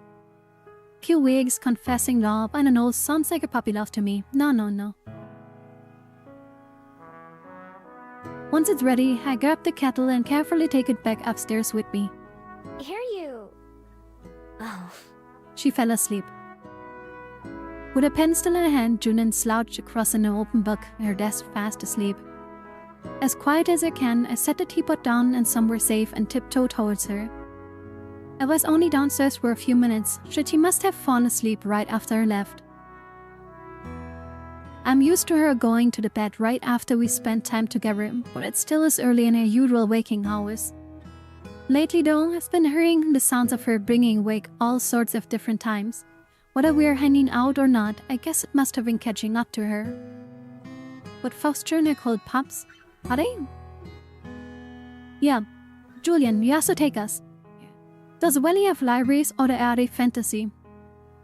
You know, or is it just one library with books and the other ones don't have any books?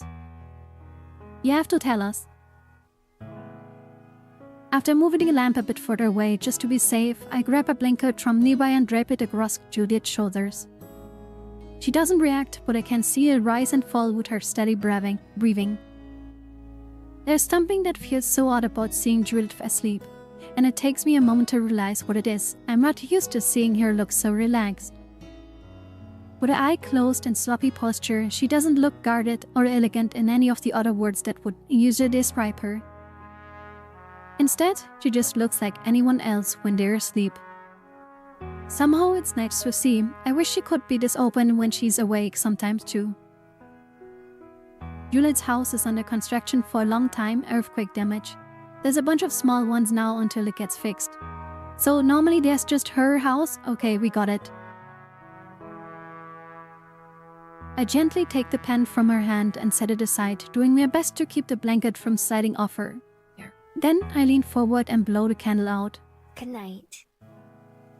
I whisper into the darkness before tiptoeing out of the bedroom, spending the last of my time before bed by myself.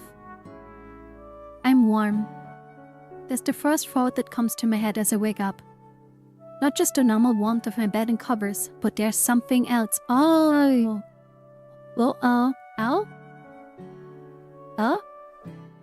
Something different? I groggily open my eyes and look around, but nothing appears any different. When I roll over into my side, my necklace bumps against my chest. That's when I realize the source. My beat is what's causing it. Ow! I thought you know. Don't even carry her to bed, she's gonna wake up with a back pain. Your house is Wellington's regional library? Ah, I see. Oh man, I thought they were sleeping in a bed together. But when I simply hold my hand near it, I can feel the heart heat in me emanating. I'm always afraid to touch it. When I finally do, it feels as cool as ever to my fingers. There's something else that's different about it though. It's cracks. Oh god. A crack runs across it, so thin that I have to rub my eyes several times just to be able to see it. I could almost mistake it for a hair or something, except I can feel that it's not. When I put my fingertip over the tiny fracture, my skin tingles almost like a static shock. I can tell, either by instinct or touch, that the crack isn't serviceable or caused by some damage. Instead, it comes within, from something trying to get out. My heart rate starts to race, obliterating any lingering sleepiness.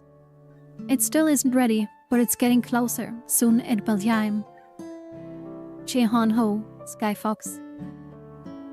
My instincts tell me that's my destiny. Even I don't know what it entails. I have mixed feelings about that, but mostly... Ah, man. Suddenly a decision. Just out of the blue.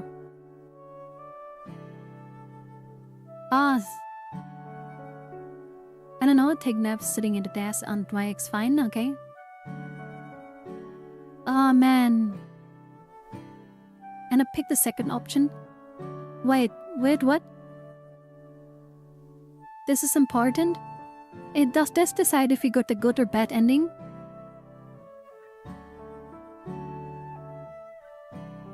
Okay, can you just tell me what we choose for the good ending? I don't want the bad ending. I don't care about the bad ending. I mean, apparently.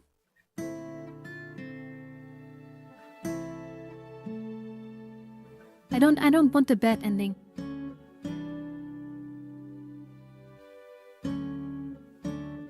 Like what gives us the good ending? Come on, tell me. I would pick the second one if I were the RGB cat. Can you write me in Discord what they do? Just tell me in Discord. I'm gonna pick the second one, but I wanna know what the other one does.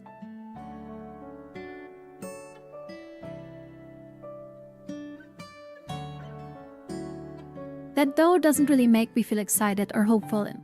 Instead of feels like another outside force, pushing and pulling me along without saying in the matter. Wait, I'm gonna check out what... I'm not getting spoiled, okay? I'm gonna check out what Manager-san wrote me. Give me a second, I wanna know. The first one...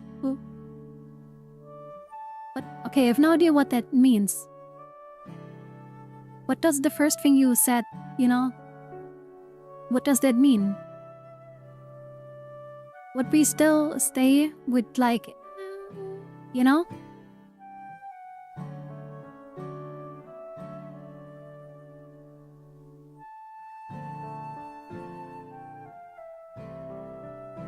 Would we still stay with, like, our vampire?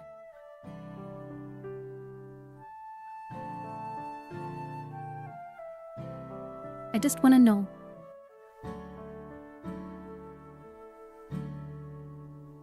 Aha. But I have become more uncertain, even as it gotten more routine. Aspen and her memories, Juliet and the underworld, and Vi and my magic. It's all so much. I hate to admit it, but a part of me misses the simpler days of my life. What do we do about the other thing I wrote you? We're gonna check it out later, okay? I hate to admit it, but part of me misses the simpler days of my life, even if it weren't easy, survival as a struggle, at least they made sense. Now I spend so much time wondering and worrying, and know half-truths without knowing why I know them. It's too early for all this. Yeah, totally. Not that there would be better time later, still I know that I will let myself think about these things for too long. I just start spiraling instead of making myself get up and out of bed. For a small relief, the warmth from my bed and beat has dissipated. Like it's just wanted me to nose at it. It's still bright and still cracked, but at least it isn't uncomfortable. After freshening up, I go downstairs where I'm surprised to find an empty kitchen. Juliet isn't around, no breakfast or any dishes. I don't mind not having food prepared for me, but it's pretty odd. I go back upstairs, knock on her study door, but there's no answer. When I peek inside, I see the blanket put around Juliet's neatly wrapped across her chair, as well as the teapot that I filled for her on the desk. Is there one where Juliet becomes Miho's pet? No. Is the world ending bad though, or just a different good ending? Yeah, that's what I asked myself, and like I wanted Manager-san to tell me via Discord. Ending, Juliet becomes a feral Olympiad, and no. There's no Juliet though. I try her bedroom as well, but it's also empty. Juliet? Yeah, where's Juliet? I call her the name, but it just echoes around the empty building with no response. Weird. I go back to the kitchen and then I study to confirm one thing. Her parasol is gone. She must have gone out somewhere. I grabbed some ingredients from the fridge and then throw a pan into the stove to make myself breakfast. I never done it before, but it seems Julia's cooked enough times that it should be hard. I pour some eggs and toast and the same thing we usually have. Not too bad.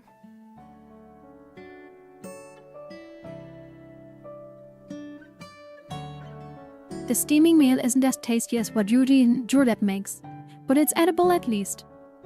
The eggs are kind of rubbery and the toast is more like slightly warm bread. But I eat it all anyway. Either way, I'm proud of myself for making it. As I'm finishing up, I feel something buzzing near my side. It takes me a moment to realize it's my phone. I reached it out to see would I have a message from Juliet. Good morning, are you awake? Yeah, I made food. I'm sorry I didn't cook for you. I'm at the mountain. Would you like to join me? Wait, she's at the mountain? Sure, on my way. Typing out each message is slow going out, and judging by how long it takes for Juliet to respond, it's not easy for her either. I'm sure Espen would have done it in half the time. Still, it's a surprise to hear Juliet up in Mount Victoria. Especially at this sunny hour, I'm still sure I'll find out why soon. After cleaning up after myself, I finish up opening up the library and then head over to the mountain itself.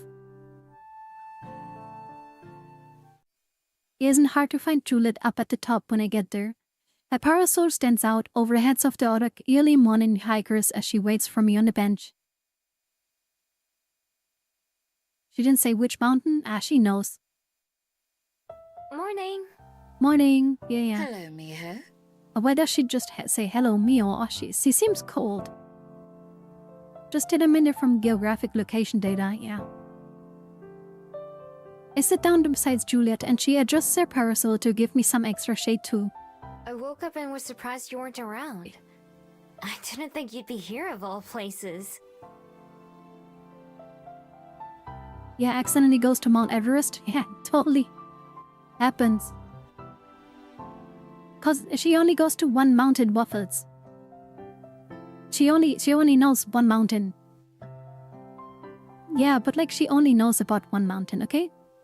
When I left this morning, I had only intended to drop off the documents I finished preparing last night. But are they different mountains? No, but like she knows what she meant, okay? But by then, it was nearly sunrise, so I thought to come up here and enjoy that. Sorry for falling asleep so suddenly last night. I appreciate you taking care of me, though. That's fine. It was nice to be able to do something for you for once. Even if that was just bringing you a blanket. Not just for once. You bring me joy. Okay, is she just gonna by tell being us that she's around. gonna stay? Or is she gonna force us to answer no? I nuzzle against her, not caring that we're in public. Still, it seemed like a weird time for you to fall asleep. Man, it would be cool if New Zealand was actually real. Yeah, true. Imagine if it was real. Yes. I've been having some trouble sleeping lately, I must admit. I catch a few hours here and there when I can. I noticed. I've been hearing you around the house more often. Do you know why? This and that. A lot on my mind.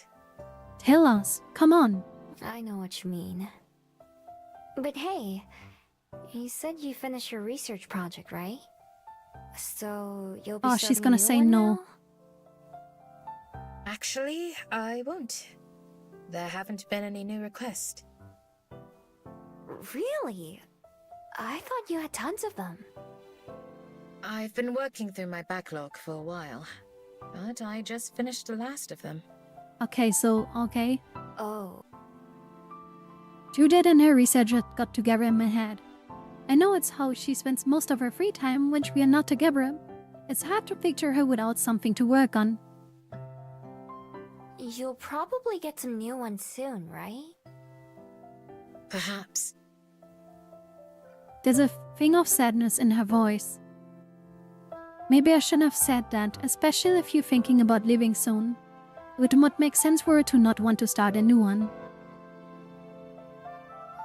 To change the subject, I hop to my feet and stroll over to the tall metal binoculars by the railing. Juliet stands up too and follows me. I feed a couple of coins into the device and then press my eyes to it, looking at the city. It's been a while since I've done this and recognize a lot more now than I did before. What do you see? I don't know, a very blurry picture of a city.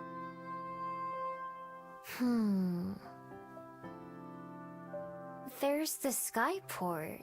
That Skyport? one's easy to find. What is the skyport here? What here is the skyport? So the play, what happened to it, by the way? Did we win? We're the best tree ever? Yeah, I don't know what happened. What is the skyport here? Like, that is just, like, there's like a dogs? Like, that is the museum thing, I think? At least it kinda looks like that. I don't know if you can see the airport from there. It's a skyport, not an airport, okay? I have no idea what they're talking about. And there's the bell house. Hi, Aspen. Where's the bell house? I see nothing here, okay? I can see some of the gardens from here too. Gardens? They're really pretty even from this far away. What? I only see houses. I think I only seen houses. I step away and gesture toward Juliet. Wanna look? Juliet hesitates for a moment, but then steps forward and takes a place. I jerk the view around quickly to pick things out, but Juliet maneuvers it slowly and methodically, like she's inspecting every inch of Wellington. How about you? What do you see? She's quiet for a second. There's Diana's house, where I just dropped off those papers this morning. Close by is a park where she used to take her children to play. They're all grown up now, though.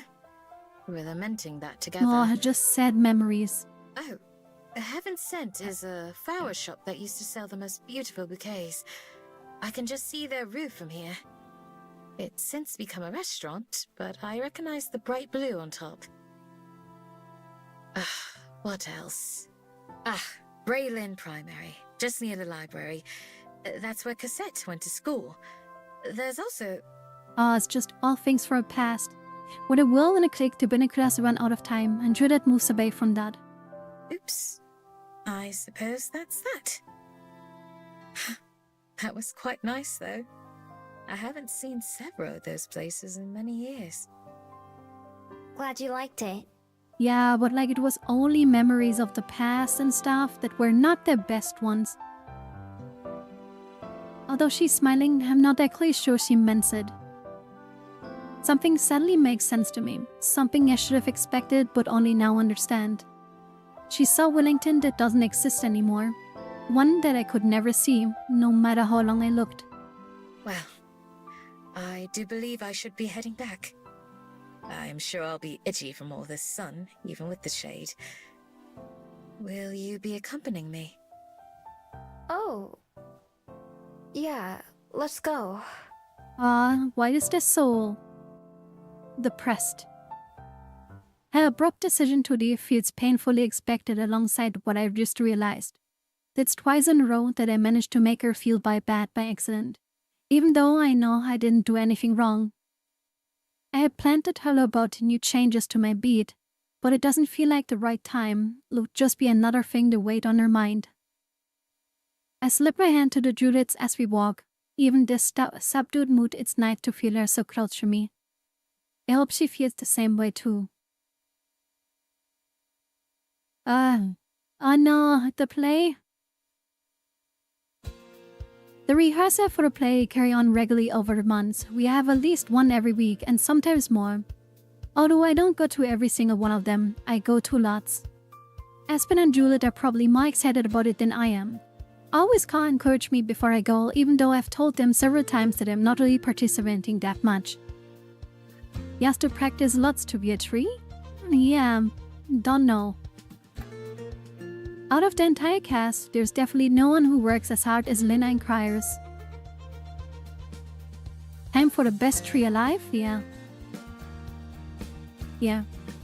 Out of the entire cast, there's definitely no one who works as hard as Lena and Cyrus do. Not only do those two have the most lines, but they have the most energy too. Cyrus has energy? How? Where did he steal that from? Considering how quiet Cyrus is when he's not acting, watching and hearing him perform with so much emotion is like seeing a whole new person. Just be afraid of squarish character named Steve. I hear he doesn't like trees, yeah. Okay, yeah, I get what you mean.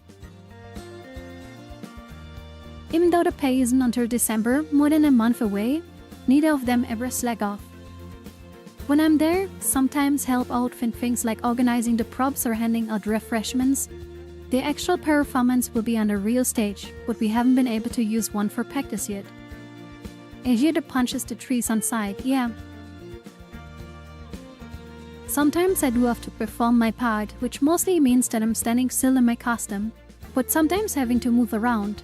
I'm not totally sure why they don't just fake a trees, but it's okay. Yeah, why not fake trees?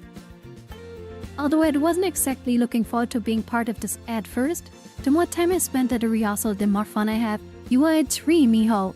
What fun do you have? Even though I have to meet most of the cast every time, they're all pretty friendly and easy to get along with. And even if I can see the improvement that happens every week. Everyone's getting better, not just Lane and Cyrus. Occasionally the other people in the park would stop by to watch for a bit, and they always clap with you when we're done or when we leave. I wanted to show you the guys that changed in Minecraft world, but PC-chan died. Yeah. Overall, the play is nice, the distraction from the worries of my everyday life. It's nice to have one thing that I don't want to stress about. There's still a long way to go, but I know that just means we'll improve even more before the real thing. Surprising even myself, looking forward to showing everyone just how hard we've been working. Yeah, I can't wait to see how well as a tree she is. It's late and the moon is high in the sky when there's suddenly a knock at my window.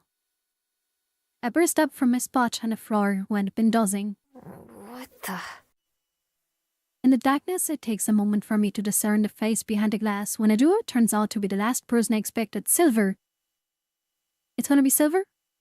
Silver? Yeah, Silver. I pull the window open to where Silver's perched on the branch of a nearby tree. Why not just use the door? Rest in Pepperinos PC-chan, yeah. Give out a salute for Manager San's PC. Come outside. I would speak with you. Why don't you come inside?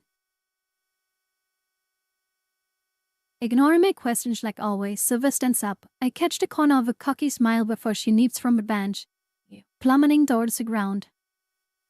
Hey! Only one salute for Manager San's PC? Okay. I get it, okay. Clutching the window sill, I jam my head out the window, expecting to see her crumpled on the grass. Instead, I'm just in time to watch her nimbly land on her feet and transform the veil, running off into the... Okay, thank you. Thank you for showering me with salutes. You guys name your PCs? No, I don't. It's okay that if you transform before running off into the darkest bed in the library. With no time to wait or even think about it, I follow after her. Of course, I take the stairs and go out the front door first. I turn somewhere right away and wrap around the building, expecting to have to chase after Silver, even though she came here. Instead, she hasn't gone far at all, just beyond the edge of the yard. She stands in her human form and stares out at the city below us. Many windows are dark, but many are illuminated too. The streetlights and lamps stand lit, even though with no one to use them. A warm yellow glow pushes away the darkness at the edges of town. Changing forms back as well, I walk over to stand beside her. Okay, my old was called a refrigerator, but it really wasn't a name, more like a joke. Oh, still, that is a weird name for a PC. Without looking at me, Silver extends an arm in front of her, as if reaching for the city. It's her wrist with her bracelet on it, and her bead shines in the dark like another street lamp. Unhooking my necklace, I hold it out alongside hers. The glow of my bead is about as bright as hers. Scoffing, Silver lowers her arm. I put my necklace back on. I wait for her to start talking, instead of saying anything myself. I find myself doing this a lot with Aspen and Jewett as well, although here it is different. Not only was it Silver the one who came to me, but anything I say would probably be ignored anyway. Sure enough, it isn't long before she twirls around to point a finger in my face. Listen up, because I'm only going to tell you this once. It was like way too big and had a stupid door on the front, like a fridge. What? What? Figo desktop. Very creative, Figo. Very, very creative. That's one more time than you usually get. I just nod, signaling for a continue. I simply couldn't watch you continue to wallow in ignorance. Whereas your magic causes those you encounter to forget about you, mine assists me in a different way. Desktop IPOBG1. Very creative too. It tells me the truth of things, of people, human and fabled alike. Okay. Hey, welcome back, Baki. To my eyes, their emotions are as colors. Fear, like everything else, has its own glow. I've seen it ignite in my presence, at my command. In this way, I've survived. Okay. The betrayal of their hearts is twofold. They reveal unseen feelings that they try to mask with words. Baki Bagwell is just come here to hear yes a good it's not by what? What? And the hearts of men are fickle besides. I've seen boredom turn to cruelty, fear become hatred. Okay, what is your point, edgy girl? This is what I see, and you do not. The truth that lies behind all promises and pretenses. Today's friends are tomorrow's bitter foes. Okay, you want to tell us something about our friend Juliet, okay. About our girlfriend Juliet. Then just say it. You should know all this. I know what it's like to be one of us. I know what you've lived through. And yet, even now... She cuts herself off and scoffs. Or maybe it's a choking something bag. What color is mine right now? To give her an out, he asks a question instead. Her eyes narrow, but with concentration, not irritation. As I stand there, I match her gaze. This is the first time we've really spoken normally, instead of her trying to pick a fight or hide from me. She's the first to look away, speaking to the ground. The color of young spring. What? It's difficult to read the aura of our kind, requiring my concentration and focus.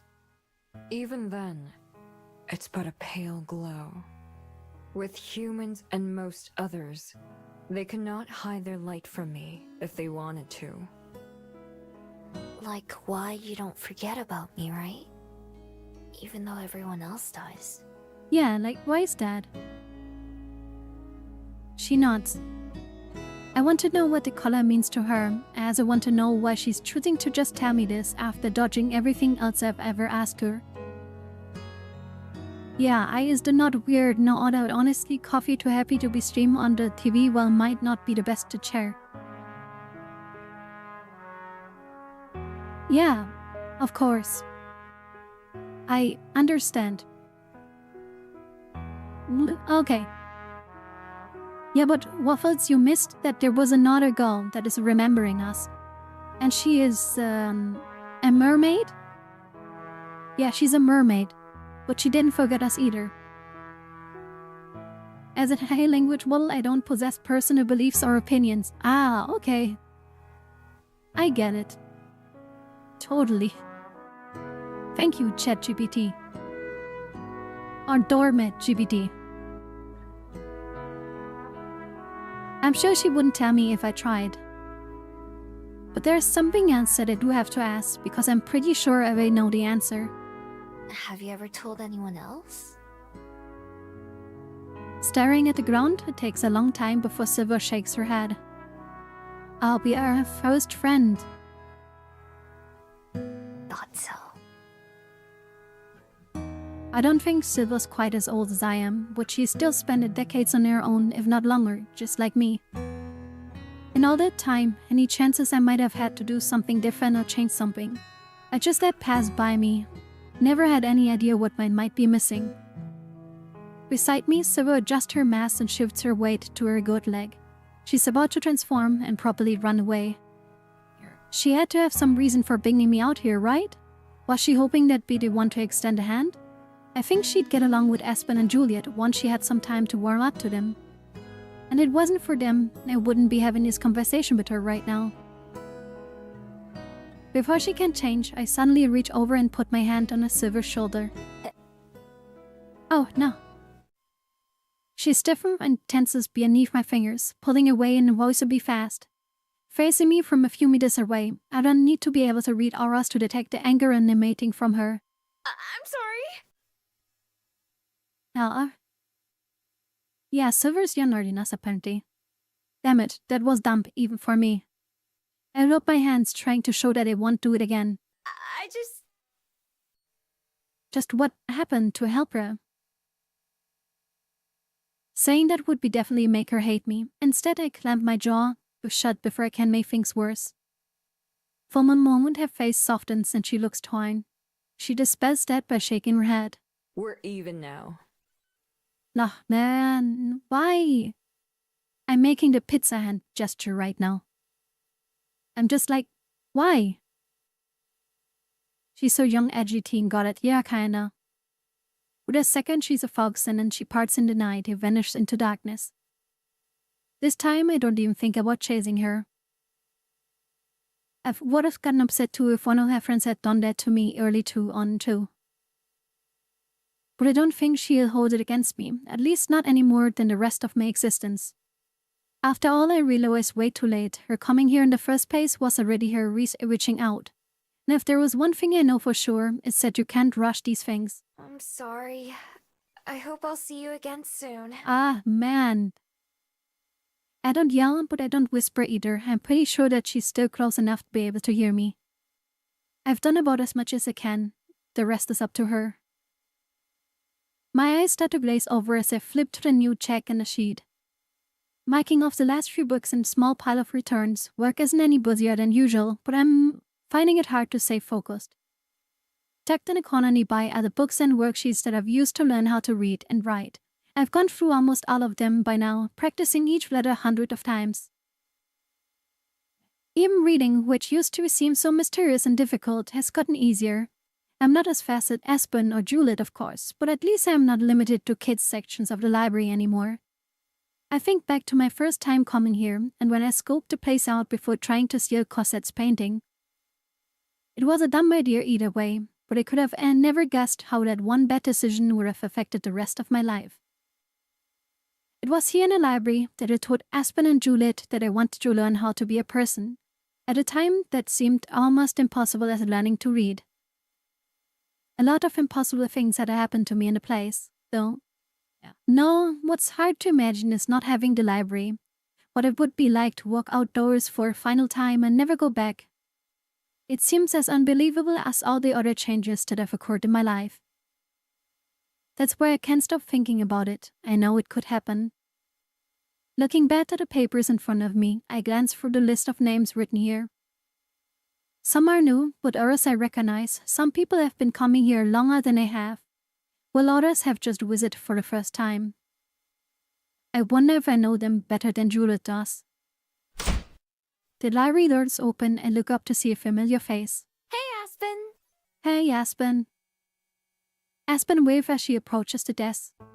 Hello, hello. She wasn't here for breakfast, so this is the first time I've seen her today. In fact, I was going to have to call her soon just to check in. You're not working today? No. In fact, I even asked to have my hours cut back a bit. I need all the writing time I can get. Where's Juliet, though? Are you still trying to find a publisher? Unfortunately. No. It's not all bad, though. I haven't gotten any outright acceptances yet, but I've had some interest at least. Okay, nobody's gonna buy her book. One editor gave me suggestions for how I could make my manuscript stand out more, so I've been furiously making revisions. I finally told my boss that I'd have to decline running the new store. I simply don't have the time for it right now. Okay. Oh, that's too bad. I'm glad your writing's going okay, though. No, she's gonna become homeless. Me too. Regina was also understanding. Disappointed, but understanding. I actually came up here to do some writing since it's been a while. I take it Juliet's gone to bed already? Yeah. After breakfast, like usual. She doesn't Tell sound her I very say happy hello about later, it. Please. How are things going for the two of you? This conversation feels so, like, lifeless. What do you mean? I mean, you've been dating for a few weeks now, right? How's that going? Oh, it's good. I think. Oh god, that is not a good sound. She raises her eyebrows. You think? No. Well... Yeah, where did all the romance go? The dancing, the kissing? Where's all of that? Aspen doesn't know about Julius potentially leaving, how that's been both our minds. And I promised Juliet I wouldn't tell her about it either. Seeing me struggle for how to answer him, Aspen's face softens a bit. Would you like to talk about it? Not that I'm much of a help when it comes to this kind of thing, but if you have to think about it for so long, then clearly something is amiss. No, it's not puppy love. But she doesn't know what to do. I thought you were gonna be busy writing. I'm not so busy that I can't listen to a friend's troubles, but you don't have to tell me about it if you don't want to. No. It would be kinda nice to talk about it, I guess. Adult fox laugh? No. There's some stuff I can't tell you. That's fine. I understand. Would you like to go back to the dining room for a bit more privacy? That sounds good. Okay, what are they gonna talk? Like, how is this gonna play out without her telling the stuff? Family love story about a fox in a bed. Could be coming from Disney, right? Leaving your library papers on the desk, the two of us go back and sit down at the table. So, what's eating at you? I don't know where to start. More specifically, it's hard to say without breaking my promise. But it's also more than just the uncertainty that's been bugging me. Let me try then. Do you like dating Juliet? Yeah. Okay, that one is easy, okay? Good. And I hope you don't mind me asking, do you think she likes dating you? I'm pretty sure Yeah, that she is like a does. harder answer, right? She says so, at least. We hug and kiss each other a lot, and spend time together when we can. Yeah, she's hard. I mean, that would be the valid answer. Yeah, like, that's true questions, right? Yeah, like, holy hell. What do the two of you do together? Oh, she wants the spicy details. She wants the hot sauce. We go on walks sometimes. I even got her to hang out with me as a bat for a while, too. That sounds nice. What else? Oh, she wants to know the deeds. We still have breakfast pretty much every day. And sometimes I sit with her while she works. And I read a book or something. Does she really want to know the deeds that much? That's good too. Although, you already did those before you started dating, right? Don't tell the girl who's in love with you, Miho, you moron. Apparently she's not in love anymore. Yeah, that stuff hasn't changed too much. Is there anything else you'd like to do together? Do you ever go on any actual dates? Oh To yeah, she wants movies, to know or the out to real dinner, things, right? or Yeah, anything go on like that? dates or something. Yeah, she forgot. But I don't know if you were here, Julian. She took her outside. Yeah, and like she took us outside and told us that she read her own diaries. And knows that she told Miho that she loves her. Like, she doesn't feel that way now anymore because she forgot all the things. What she read that she told her and stuff.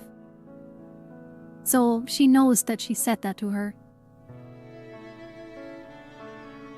Nah, we stay at home most of the time.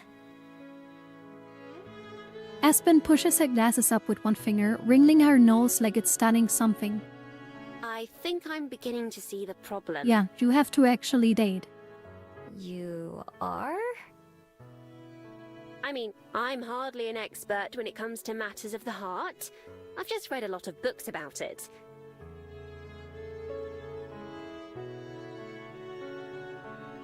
Doesn't feel like that anymore. No, Chief, might not be true. No, definitely. But it sounds pretty clear that you're wanting something more out of this relationship, right? Yeah, like you want to go on dates. Something more? Like what? I don't know. That's up to you. Affection, attention, reassurance, whatever. Home things spicy? Yeah. But if Yeah, you have something to think spicy, about yeah. if things are going well, or if Juliet feels the same way as you, then that sounds like something's missing. Oh wait, you get to her break her heart twice? No. I just want to say I'm somewhat surprised they're not sleeping in the same bed yet. Just saying, okay?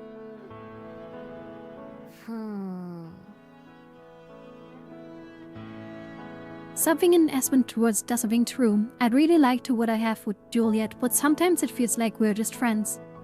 I guess you might be right. I don't really know what's normal, though. Or what I should expect. I don't think she does either. Yeah, like go on. I'm not Like sure in a there is such a restaurant or thing as something, or watch a normal. movie. Have like a nice walk or something. I just think that whatever you have should make you feel more confident and satisfied, not less. That's simply common sense. Yeah, dancing, kissing, confessing love, okay. Sharing bed to sleep in? Absolutely not. Yeah, that's kinda weird. Yeah, maybe. Like they don't have to do stuff, just sleep. Have you expressed any of this to her? What, communicating? No. There's a lot of other stuff on her mind. Besides, like you said, I don't even really know what else it is that I want. I think you do, even if you aren't aware of it. Huh? I mean, listen to yourself. You want to feel more secure in your relationship, right? That's a perfectly normal thing to want, too. I mean, kinda, but like, they can share a few hours. Oh, you're the most vulnerable while sleeping, huh? Yeah, but it's a good trust. She wants to fuck good like everyone else. I'm No, sure no. she does have a lot in her mind. She's Juliet. But I should think that her girlfriend's well-being would be near the top of her priority list. Dating someone is supposed to be about give and take. Even I know that much. Oh yeah, Aspen. What do you think I should do then? Talk with her, communicate. Is that so hard? Everything you're saying makes sense, but... No buts. I just think you should talk to her. Whatever secrets you two have going on in the background, I'm sure they don't change the simple facts. Fosca gets around, hearts get broken, memories flatten. I mean, for such a lifestyle, her curse would be kinda good. And the fact is that if things are going to work out for the two of you, then she's going to have to put in effort as well. Yeah. Juliet has to put in effort. I'm sure she couldn't disagree with that. I guess you have a point. Alligator, which it is. What Aspen saying feels right. Bringing all this up with Juliet sounds difficult, especially when I'm trying to make her not want to go. I worry that if I tell her everything, I'm thinking it might just make her decide to leave. But I can't deny that one way or another, something has to change. Of course I do. Even if it's just that talking things out makes things better. If they don't get better, then that's a resolution unto itself. You both have to want what's best for yourselves, and for each other. Hopefully those will line up, but if not, then you're just going to keep feeling this way. That's right. I'm not exactly sure how you feel, beyond confused, but I can hardly imagine it's pleasant. It's not all bad. I really do like the time that I spend with her. I like that we can just be together without saying or doing much. I just wish that wasn't all we did. That's right, that's right. Tell her that. If there's one thing I know for sure about Juliet, it's that she's good at listening. It's up to her to learn how to respond. Hey, you know that in a relationship you actually have to talk and agree on stuff? What? Used to me? Yeah, totally. What a concept, don't know. Yeah, you're right. It feels kind of scary, but it shouldn't, right? I think it's normal. After all, you've only been together a short time. But if you're in love, if it's meant to be, then you shouldn't be afraid to be open with her about your feelings. That's the only way either of you can grow. That makes sense. Aspen makes a lot of sense for someone who has never have left the library. Hey, Rum. I hope you're having a good day. We are being gay right now. We're having gay trouble. Not talking. I don't know, love, few weeks. Like I get it, but feels rushed. I mean, she has been here for quite a while right now, or you know? Like she has been here for months now, I feel like. Well, like, yeah, they're dating only for like a few weeks now. You sure do have a lot of good advice for someone who's not an expert. I don't really need to be in this case. Besides, I know the two of you well enough to get how things turned out this way. That's why I think it will be all right in the end, too. Yes, I'm doing well. How are you? More stuff in our home broke today. Manager's son's PC broke. But besides that, we're having a good gay old time. There was a lot of sad stuff though in the game. That was sad. But besides that, everything is going okay. I hope you're right. Thanks for talking with me. And for everything you said too. Nah. No more tragic Yuri, please. Yeah, right. It always has to be so... tragic, right? Always the drama. Always the gay drama. Of course. I'm glad I could help. I want things to work out for the both of you. Come on. Yeah, please, can we just skip to the point where they talk? With our conversation finished, Aspen sets up her writing stuff in the kitchen, since the main room is too crowded, and brews herself a pot of coffee. I go back to my seat in the front to think about what she said. One thing Aspen is definitely right about is that the notion of leaving doesn't change her other problems. Honestly, it's a relief to hear her think of them as problems too. I just want happy, fluffy Yuri. Yeah, I can't really find any, like, games or visual novels that are just, like, happy for once, right? It's always drama. There's always drama. And love stories are only good when they end in tragedies. No, I don't agree. I'm getting tired of all the, they can't be together because of circumstances or stuff like that. I am getting tired of that. I just want to see them be happy, you know? Live lives, adopt someone, you know? Doesn't have to be a kid, they can adopt an older gentleman. I don't care. Oh, just like happy, you know? Happy little gay stories.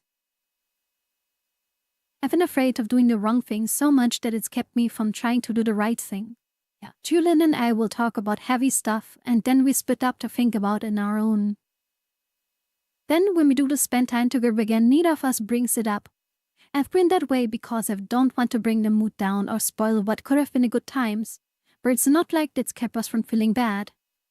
Adopt Lena? I don't want to adopt Lena, okay? She has too much ADHD for me. Older gentleman, I feel attacked somehow. Sure. Maybe it would be better to just get over with it. Painful or not, maybe it would help us both to make our minds too. either of the conclusion we come to are the ones I'm afraid of. It's not like delaying them will make them any less real. Hiding from the truth doesn't make it untrue. True. Taking a deep breath, I steel myself for a conversation I know I'll have to have later, and start thinking out what I want to say. But I don't want to deal with Tommy Wiseau right now. I don't want to deal with Tommy Wiseau. I continue to see Tommy Wiseau and his family very regularly. Of course, I hear from them, three of them every day, just to maintain their memories. It makes my daily check-ins take a little while, but that's okay. Oh yeah. No, not that, Tommy.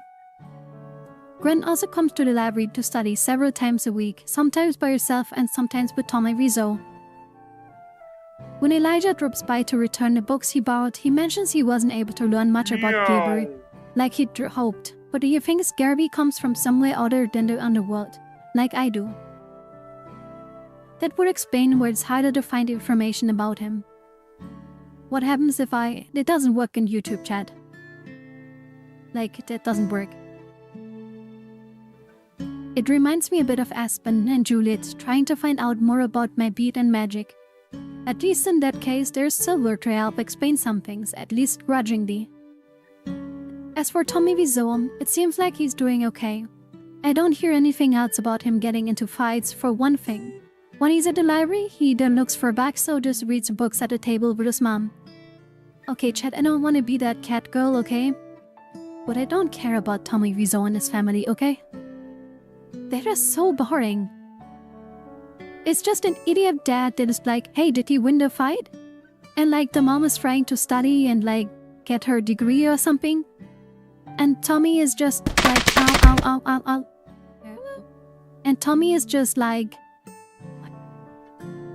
kid that is hunting bugs and is I want my family to be how it was before. Okay, I've heard this a million times. It's boring as fuck.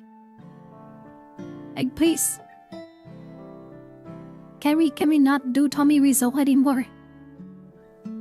Slowly but surely, the three of them, four if you count Derby, have slipped into their own routine.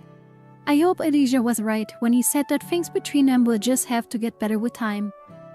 Yeah, but Tommy has a cool friend.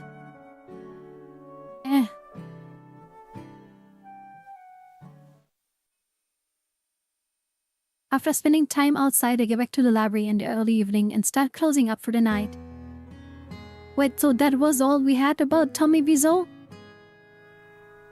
But Tommy gets to have 2 holes. Okay, you can't talk your way out of it anymore if you'll repeat it, okay? You know? Oh yeah, Julian wasn't here for that either, right? Yeah, Doman said some suspicious things.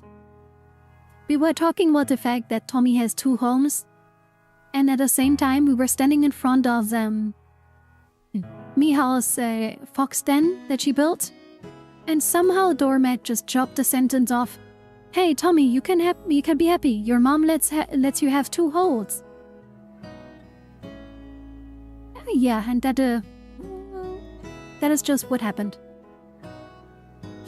You know. At the door, and I give absent-minded response as they go. Aspen would have left sometimes while I was out. Sure, Dormite, sure. Stacking and shelving books give me something to occupy my hands, but my thoughts are running wild. I keep an ear open for the sounds of Juliet waking up, running water, shutting doors, or even her voice coming down the hallway. I spent all day thinking about Aspen's words and I want to say to Juliet. But my feelings are still a mess. Regardless, I plan to talk to her tonight. Every other day that I put it off, just another day that I'll feel like this. Aspen said I shouldn't be afraid of talking to Juliet. But in this case, it's hard to not be nervous. After all, this conversation could change our entire relationship. For better or worse. That means my entire life could change too. I should be used to potentially life-changing moments by now. My heart is still racing. All I can do is trust myself, and even Juliet. Doing those two things have gotten me this far. I just have to speak from my heart and hope that she understands. In a weird way, I'm kind of glad that it feels like there's so much in the line here. No matter what happens, I hope I can have some closure soon. The last library guest eventually leaves and I finish everything that needs to be doing. After pointlessly adjusting the chairs and rating our papers for the 100th time, I go to the kitchen and make myself a cup of tea. I found myself drinking more tea over the past 3 weeks. I still don't like the taste on its own, but with enough sugar I can tolerate it. Making tea is kind of soothing too, heating up the water, scooping the leaves, watching it steep. I imagine that's why Juliet drinks it, even as a vampire. I'm watching a movie with my dad called Battle of the Titans, and at some point Zeus and Hades walk in the middle of the battleground like me with 6 energy drinks. Okay. Wait, why is my set message pinned again? I don't know, Twitch just likes you. I sit at the table and sip my drink, unable to do much beside that. I consider going and watching TV, but I know I wouldn't be able to pay attention, so instead I sit and wait. After what seems like forever, I finally hear sounds from upstairs. I force myself to wait a little bit longer and give Juliet some time to properly wake up. Wiping my palms on my legs, I count the seconds away. When I feel like it's been long enough, I stand up before I go upstairs. I refill my mug and prepare a cup of tea for Juliet as well. Again, the simple process helps me focus on something else for a moment and clear my mind. Once both cups are ready, I take them and go upstairs. I pause outside Juliet's study, listening for just a second to make sure I'm not interrupting anything. I don't hear anyone else with her, so I knock. Come in. I step inside. Good evening, Miho. I was just about to Oh, come she's down in a and good see mood. you. Hey, I made you some tea. I pass her one of the mugs, which she accepts with a smile. Thank you. That's very thoughtful. I just nod, taking a seat without being offered. Can we talk? Oh, the good old out of the blue, can we talk? Just like out of the blue, straight up, can we talk? Oof, like that is, ooh. Just straight up shot. Juliet stiffens, probably at my words as well as my actions. This is the only way I can do it, though. It's this or freak out. Of course. There's a little shake in her voice too, that makes me feel a bit better, somehow. She doesn't say anything else. We need to talk relationship, Ender, yeah. Juliet pulls her chair out from behind the desk and sits down close to me, but not touching me. It's not too different from a couple weeks ago, when we sat here and she told me about the underworld and asked me to go with her. I wonder if she has an idea what it is I want to talk about. I would be surprised if not. To give myself one last second of preparation, I take a long drink of tea, centering myself around the warmth and aroma. Then I set the mug down on the desk. I force myself to make eye contact with her, even as my mind wants to look away. Aspen came by the library this morning to do some writing. She said she decided not to take that job at the New Bell House. Why do we start with something completely uninteresting for this moment? You're about to kill her with a heart attack? Not dying from old age won't save her from we need to talk. Yeah. We talked for a while, and she asked some questions about us. About you and me, I mean. Oh. She asked how things were going between us, and I told her... Oh, this sounds so bad, really how know, she says it. basically. Julia's eyes widen and I see her swallow, but she doesn't say anything. She just waits for me to continue. She could tell that something was bothering me. I didn't tell her you might be leaving, just to get that out of the way. I kept my promise about that. She asked me some other questions, though, and helped me realize some stuff. Okay. Some stuff that I've been feeling for a while, but didn't tell you. Oh man. Because I didn't want to bother you when you already have so much on your mind.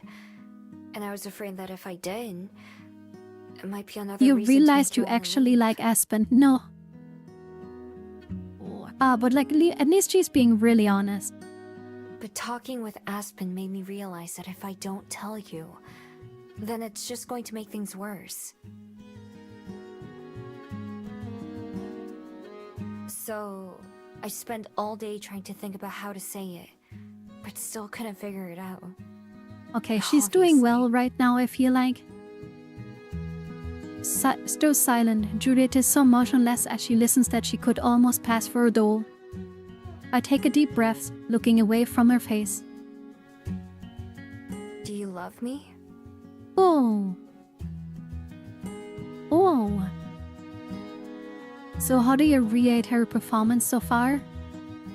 So far she's fine, but sometimes she's hitting a few key notes that are like really, you know, like those questions, do you love me? That is like a hard hitter, okay?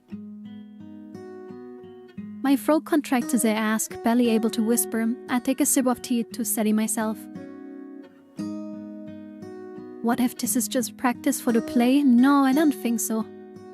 No, don't say that. Do you love me? Nothing good comes after that. Right. Oh, Miho, of course I do. I do love you. I hadn't... She learned those questions from Silver. Yeah. I don't think Silver asked her, do you love me?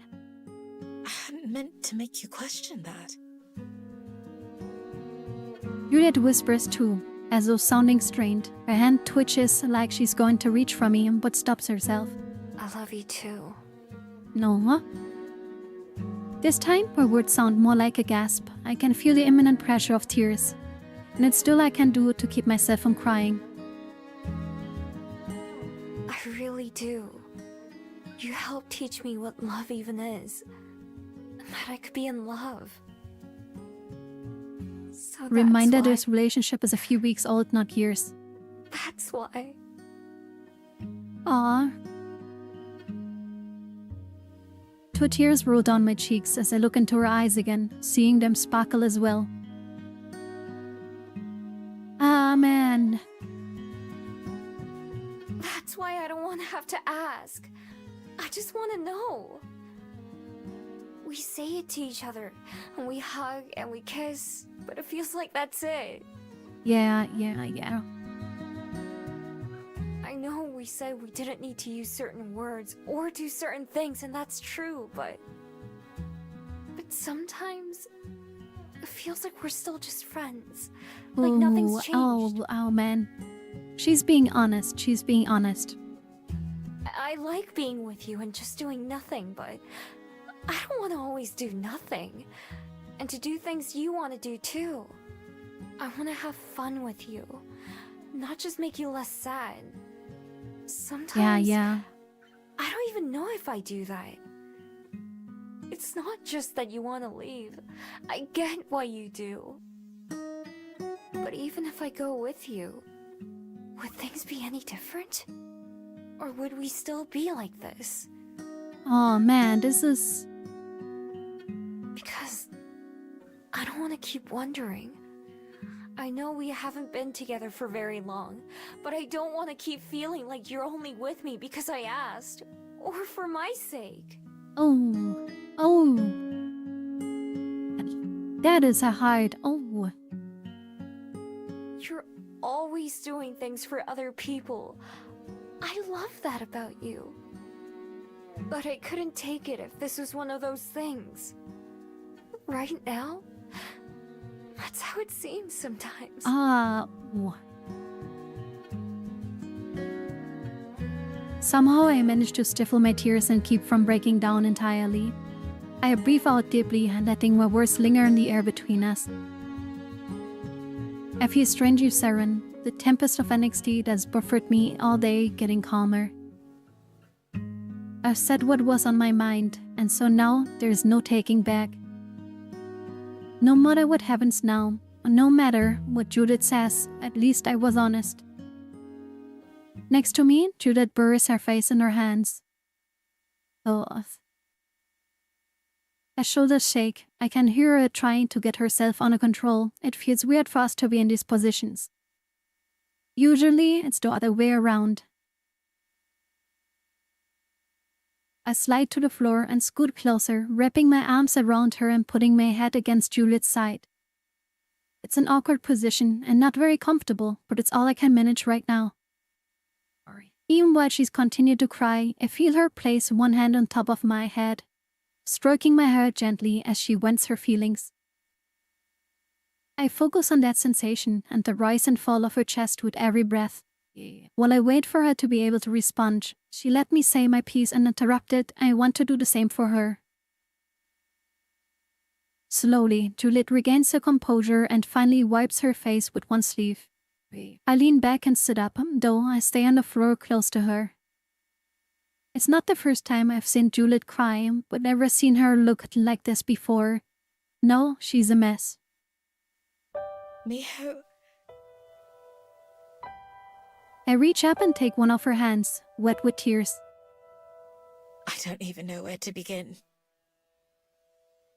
I suppose I should start with what's most important. Okay. Juliet stands and I stand with her, like when we danced. Several other times after that, we face each other, just a few inches apart.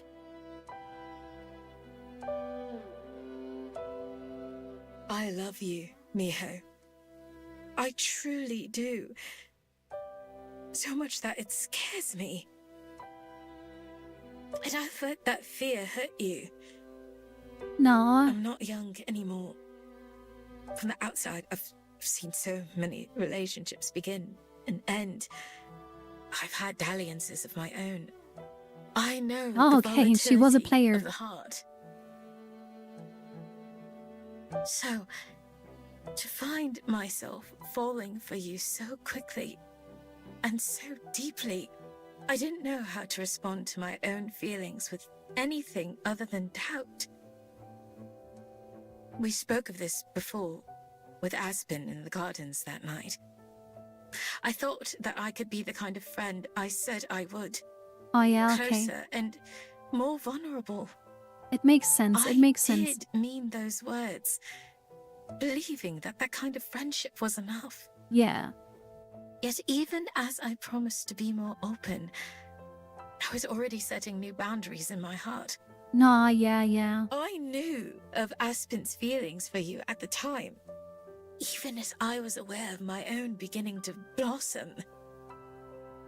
When you came to me and asked about love, She said it again, I expected and even wanted you to accept Aspen's confession. She always said asked. Not ask. And while I would never, ever have wished for her to forget you like she did, the pathetic relief I felt when you told me you had decided not to return her feelings was indescribable. Now the plot was Juliet destroyed the vase. I mean, that would be something, yeah. That would be something, yeah. Over the coming days, as I began to suspect that you might feel the same way about me as I did about you, I found myself of two minds. Oh, okay, hoping yeah. I was right and hoping I was wrong. That turned Juliet is obsessed with Mio. Yeah. Even as I told you that pain and heartbreak were unavoidable parts of connection and relationships, I could feel the sharp sting of hypocrisy in my throat. The words I spoke were true, and yet I had sworn myself away from those things. The thought of being with you was euphoric, and the thought of someday losing you was crushing.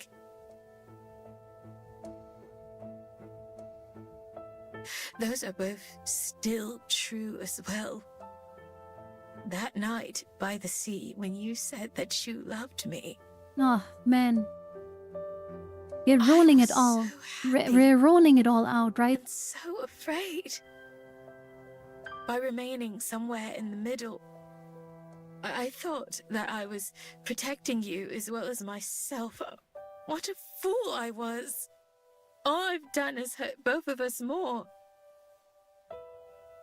I can't wait any longer. I pulled Juliet toward me, like I'll never let her go. I'm sorry, Miho. I am so sorry for making you feel this way for so long. Again, you've only been together for a few weeks. It's okay. Really. I wouldn't have said all this if I didn't want to make things work. Thank you. I'll do better from now on. I promise. Yeah, but how does that look I like? really promise this time. Judah's lips felt mine, and we kissed like it's the first time. In a way, maybe it is. I know things can't be fixed with just one conversation. It's a start, not the end. But the start of something exciting, just like when we first shared our feelings with each other. Whatever awaits us in the future, whether it's good or bad, or somewhere in between, I'm looking forward to facing as long as it is with Juliet. Juliet eventually ends our kiss, but only moves far enough away to look down at me lovingly. Her face is discreet with tears, and her hair is the shelved mess. But somehow I don't think she's ever looked more beautiful to me. I love you, Miho. And I still just say it so casually. I can't help but smile in response. I love you too. No, man. I don't doubt her words at all. When Juliet and I finally said our goodbyes for the night and I went to sleep, it was with much lighter heart than the past 2 days. Before we split up, I asked her to show me how to get to the nature preserve where their friend took the bird, and she walked me through how to reach the shuttle that will take me there. I need something to pass the time before she wakes up, and I want to see how the bird is doing, so it seemed like the perfect time to visit. Move into her room meal? Yeah, right. Would have been a perfect, first night together.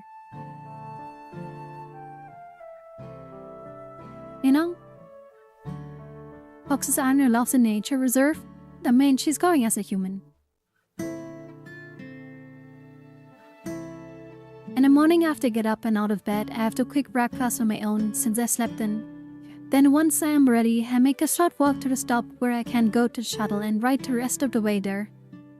The driver takes us in the direction of the Bell House and Espen's apartment. I've walked down their road so many times that it feels like strange to see them rush by out of the window, like I'm fast forwarding through a TV show. At some point we take a turn I've never taken before. And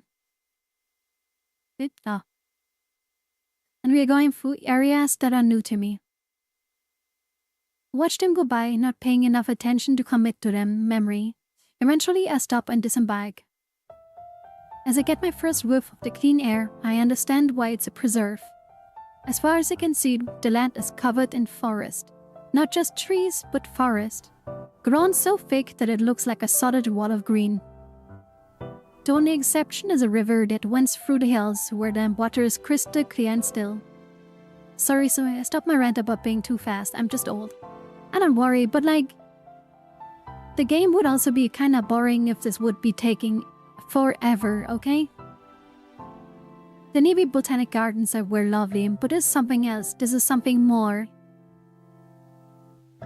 Oh god, another choice. I miss traveling to new places. Okay. Is this another big choice? It's the second run, right?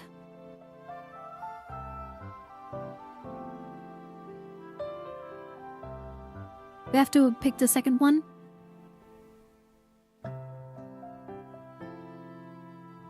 The second? Second is for a comfy ending. I still don't know what the wild ending is. Do we just travel around with her then and she sucks out blood from purple? First will end you? Really? It will? Do you promise? Do you promise?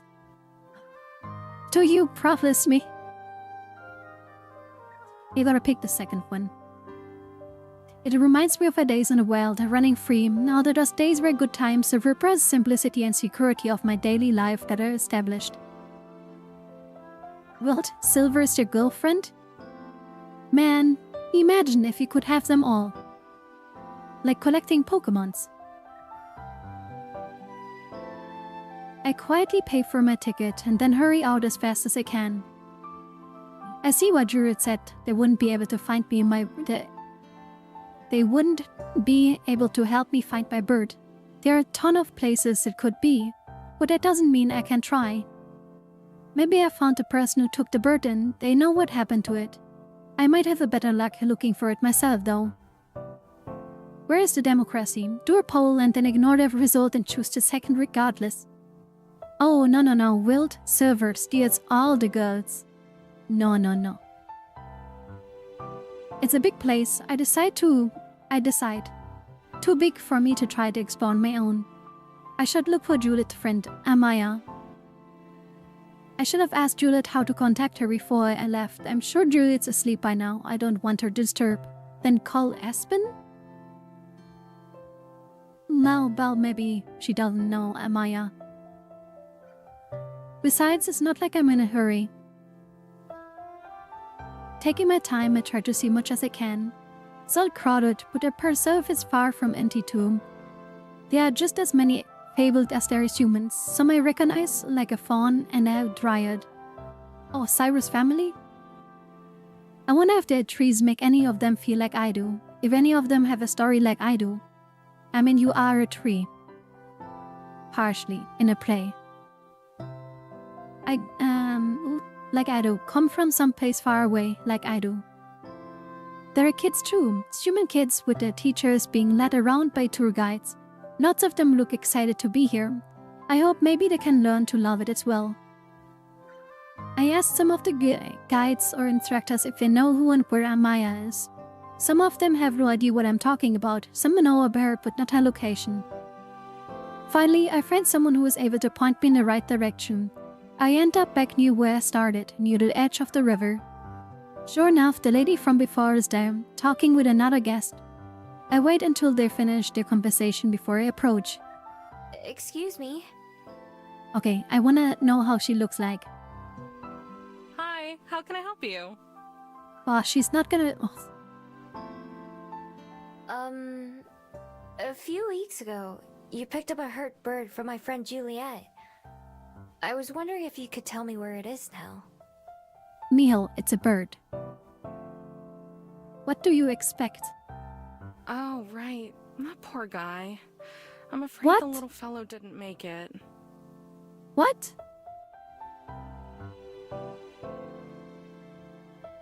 Are you serious? I mean, the bird didn't matter, but like, you had to kill it? And was eaten by a fox? Was it silver? What the hell? I think that when he took the tumble that hurt his leg, he must have hurt something inside him too.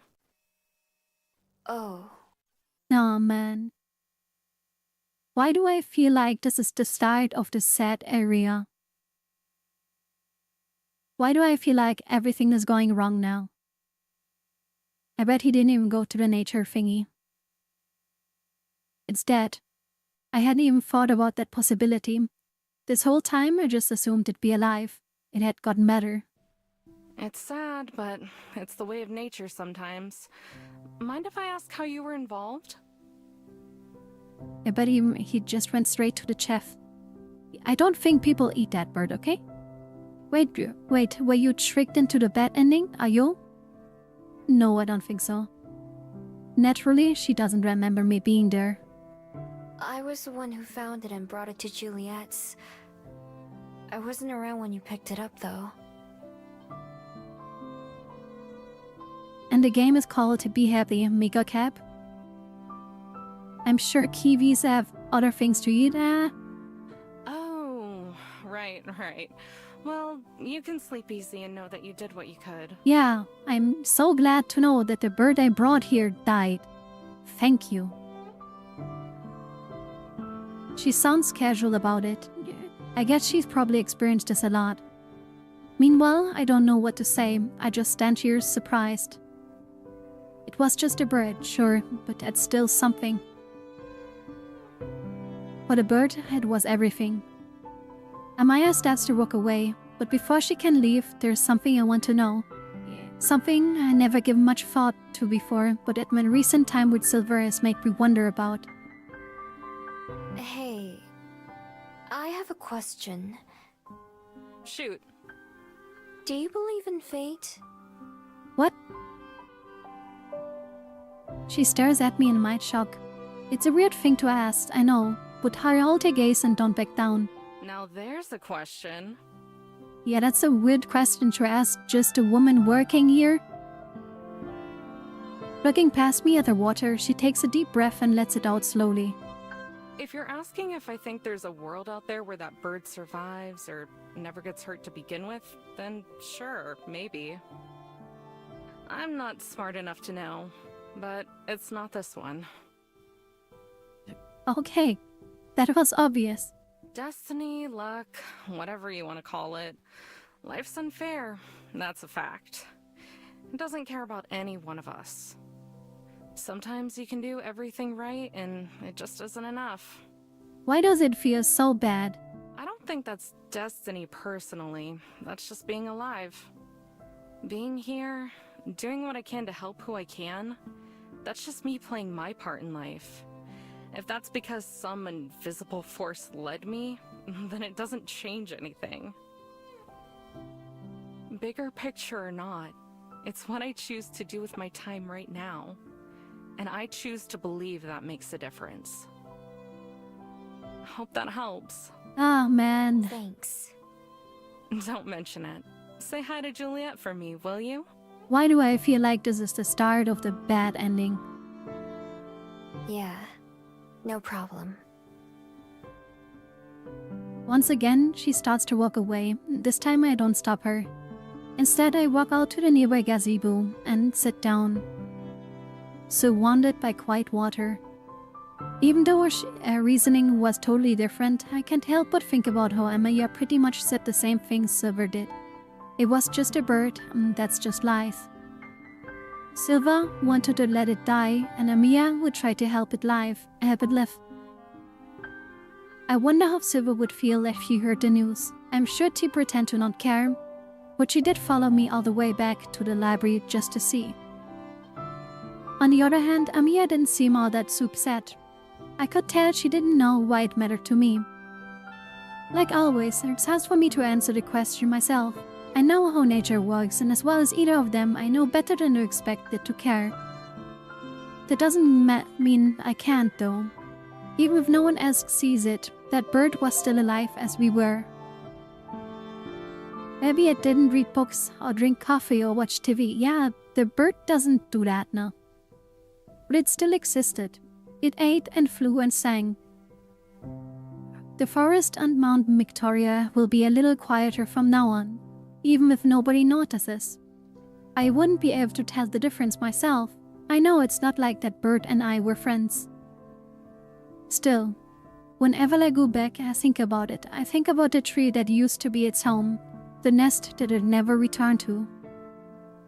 Sighing, I stand up and start walking again. Despite how it turned out, I'm so glad I came to this place. Still glad it exists.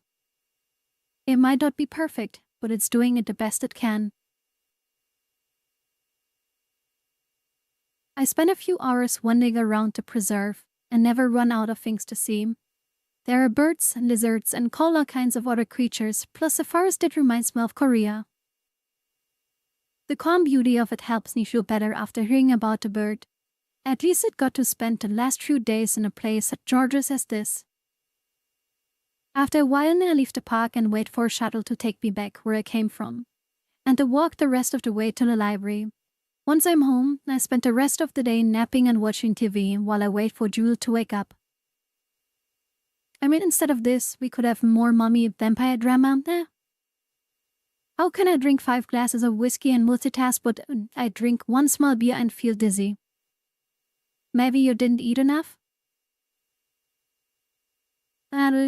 After a while, I leave the park and wait for a shuttle to take me back where I came from, and then walk the rest of the way to the library. Once I'm home, I spend the rest of the day napping and watching TV while I wait for Juliet to wake up. That night, I'm dozing in my room, drifting in and out of sleep when there's a knock at my door. 3 knocks, like always. Come in. The door swings open and Julian stands there. I leap to my feet, sleepiness disappearing in an instant. Good evening, Miho. Hey. Okay, why is she dressed and all of that? She grabs me in her arms with a hug and a kiss. I'm sure last night's conversation is still front and center in her mind. Podcast is the day we sleep together and know but she's just slept, okay? The 2 of us go downstairs and Juliet preparing tea, setting a mug at both our spots at the table. How was your visit to the nature preserve? Nah. It was really nice. I had no idea there was a place like that in Wellington. All those trees. It was even more impressive than the gardens or Mount Victoria. I'm glad you enjoyed yourself. Were you able to find your Oh bird? no. The dreaded question. Well, kinda. I found Amaya at least. She told me that the bird passed away. Oh yeah. Oh no, Miho. I'm so sorry. It's okay. I know they did all they could to help it. All of us did. I think I'll go back sometime. Just to look around. I feel like I could spend days there and still find new things. I'd like to go with you sometime. It's been years since I've gone to visit myself. Yeah, let's go together, have a date. That sounds great. I'd love to see it with you. Yeah, first date idea.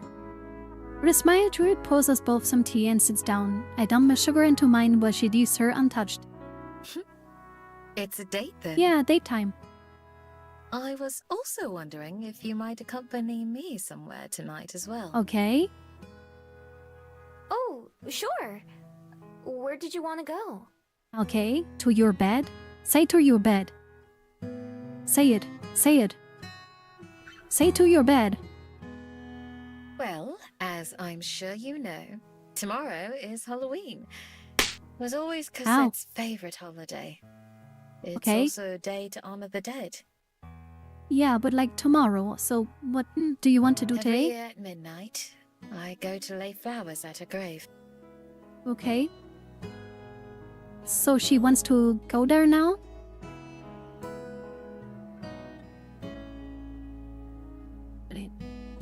Being a girl doesn't make what you're saying any less pathetic. Oh, okay. You don't... No, Rum. Listen.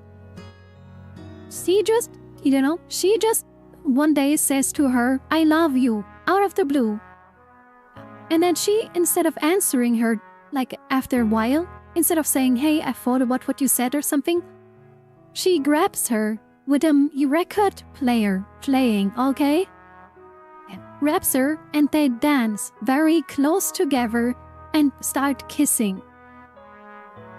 I'm not gonna take anything on that, okay? I can make that comment after what those two made, okay? I don't that is slander, okay? That is just slander. I reach across the table, offering my hand with Judas takes. Of course I'll go. Thank you. I thought perhaps we could leave some flowers for Zhongying as well. Only if That you was want to, romantic. of course. I mean, it was goddamn romantic. It was so cute. Man, they just slow dance to like a record player and like stare each other and very close and it was so nice. I'd like that. I'm sure they loved flowers. I know I do. Nah, man. I'm sure they'd be grateful to receive them. Some human traditions and rituals these are written to be, and not something I'd think about doing myself. There was true for plenty of other things that I know. take for granted though. Like holding hands and drinking tea. Dream was smooth as fuck, but you and your bedroom dates? I mean, they could at least start sleeping in the same bedroom. Just cuddling. You know? Once we both drained our cups, we head into the night together, beginning to walk to the cemetery. Along the way, Juliet guides us to a patch of wildflowers, where she picks some leaf for the corset, some to leave for corset. The ones she chooses have white petals and purple ones. Ah. A big handful that are dark blue. They remind me of the clothes Jung-Heen was wearing when I first met them. Like usual, we practically only once or this late. We pass by houses with lights off and the curtains drawn, and shops that are too dark to see into. I used to be more comfortable in nighttime, where I felt invisible and secure. Although I don't feel the need to be hidden just to be safe anymore, I still enjoy the quiet calmness it provides. Sort of like the nature preserve earlier. We reach a cemetery and Juliet leads the way down several trails and through the streets. I remember which grave is Cosette's, even though it doesn't look much different from the others. Juliet and we come to the stop at the same time, pausing in front of the simple memorial. She stoops down and swipes some of the dust away from the nameplate, and leaves a bundle of flowers that she chose. They are wrapped with a small ribbon that she brought with her and held in a place full of small rock. Then she steps back to stand beside me. I don't say anything, but silently take her hand again, squeezes tightly. She squeezes tightly. The last time we were here, I ran away as the reality of death and human mortality hit me. Now, knowing what I do and having accepted it, I can appreciate Juliet's loss so much more. You can appreciate her loss? Wording, sister. So much love and so much for her life, so much buried just a few feet beneath us, with only a small stone to represent it all. Juliet clears her throat, and still facing Cosette's grave, begins to speak. Even now, so many years after Cosette passed away, still surprises me sometimes that she's gone. No. When I wake up, I half expect to hear her laughter from the hallway, or see her reading in the library, or find her shoes by the back door. By holding on to these little memories, these little paints, I thought I could keep her alive in my heart. There's no one else left to remember her. The way her laugh sounded, the books she enjoyed, the clothes she preferred. So I clung to those memories, for fear that they would cease to exist if I didn't. I've told you, Miho, how I've tried to live to honor Cosette, by doing my part to create the kind of world she dreamed about living in. A world of kindness and hope. Believe it or not, that was easy.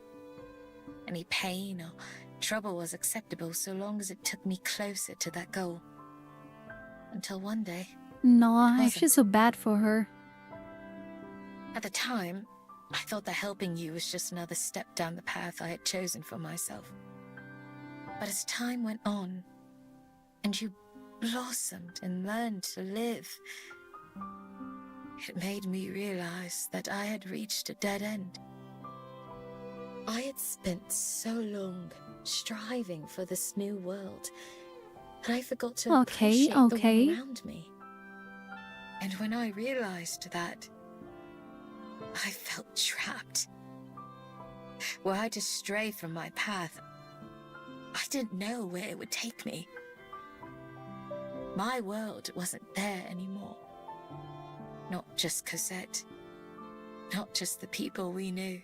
Let me show you the world. Technology improved. People's lives improved. And everything moved forward. Oh, I hope she doesn't change her clothing style. I hope she doesn't change her clothing, okay? Like, I want her to keep her drip. Like, please. All I could think to do was run away. As I always have when faced with a difficult problem. Whether throwing myself off for the world or refusing to face a life without my daughter. What if she makes it cyberpunkier? To be ready for the future? No, I want her to wear stuff like this. And she's gonna get a fursuit, please, no. No, I want to keep her, like, I like that style, okay? The only direction I've ever been able to move is backwards. Last night, when you told me that you wanted to do the things I'd like to do, for me to take the lead more often. A fox fursuit and they go running in the mountains. Okay, I should not be reading chat while this is like emotional, okay? You guys are just the worst. Being with you is the first thing I've wanted for myself in a long, long time. To the point where I'm not even sure how to do that.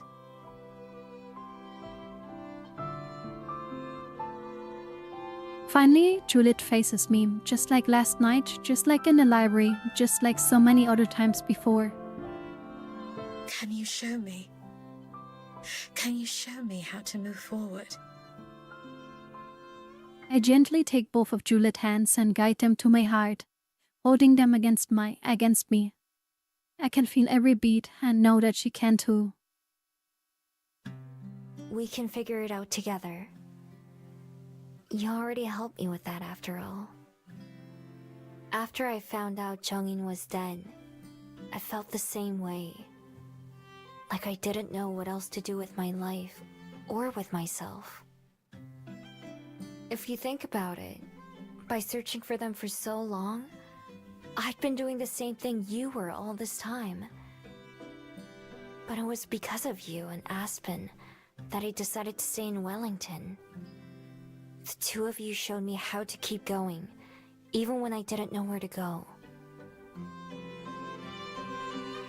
And how just because they aren't around anymore, that doesn't change what they did for me. I wouldn't be here talking to you if it wasn't for them. So I'll always be grateful for that, even though they've been gone for so long. I tend to look to Cosette's grave beside us. Would it be fair to say she's changed my life too, indirectly? Hello, Curiosity. I'm doing fine. We are currently having an emotional moment on a grave. It's the same thing with you and Cosette. She made your life great, and I'm sure you made hers great too.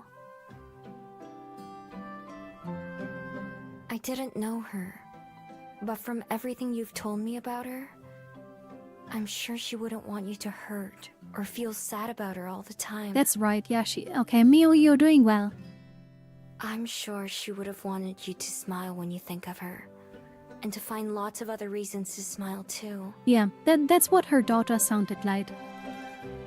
That's right. You did auto studies in Moonlit Grace. I wonder if she's picturing Cosette the person, or if she's seen the stone or what it is. After a long time, she nods. Yes. Yes, I do believe you're right. Yeah, no, she's crying again. I'm well, just kinda vibing. That sounds good.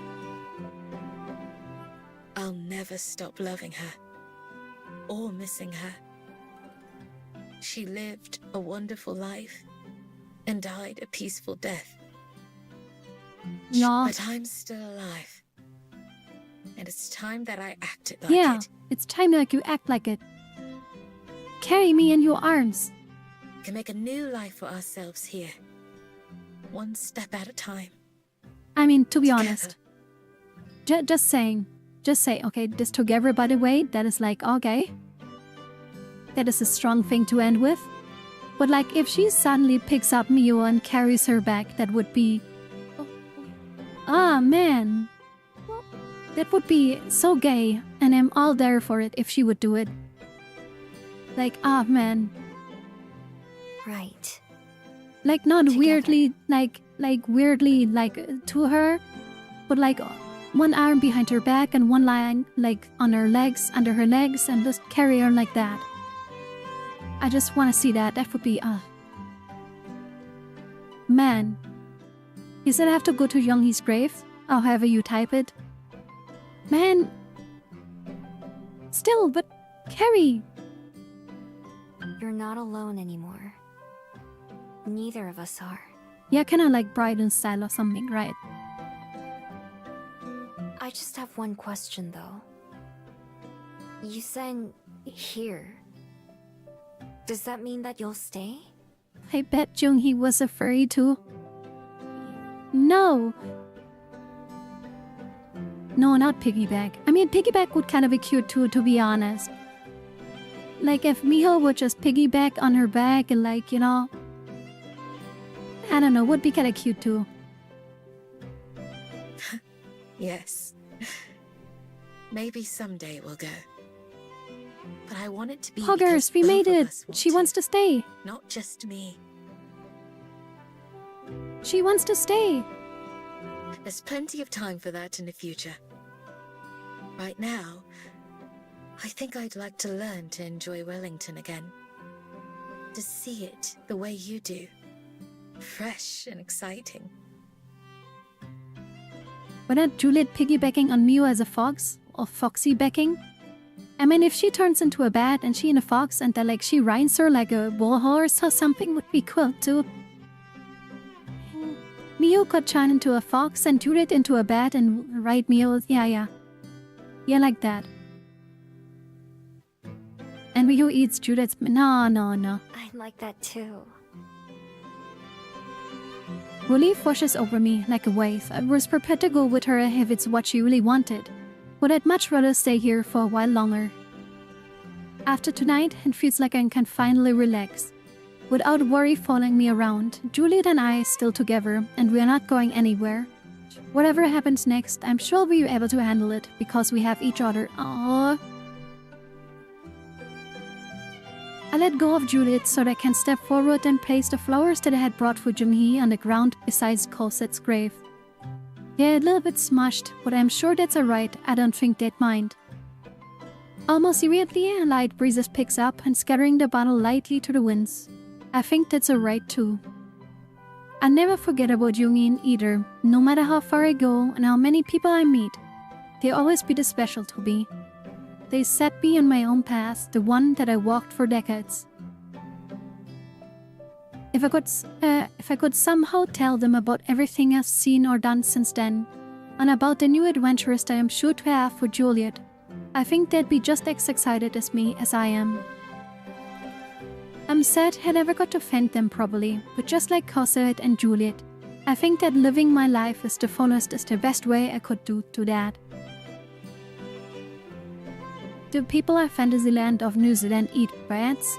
Don't know. Juliet and I stay quiet for a little bit longer, both reflecting on everything. Finally, she puts her arm around me and gestures with her hand in the direction that we came from. Amen. Well, shall we be getting back to the library? I imagine you could use some rest before tomorrow evening's activities. Oh man, she's not carrying her. That would have been so romantic. Sounds good to me. I'm ready to go if you are.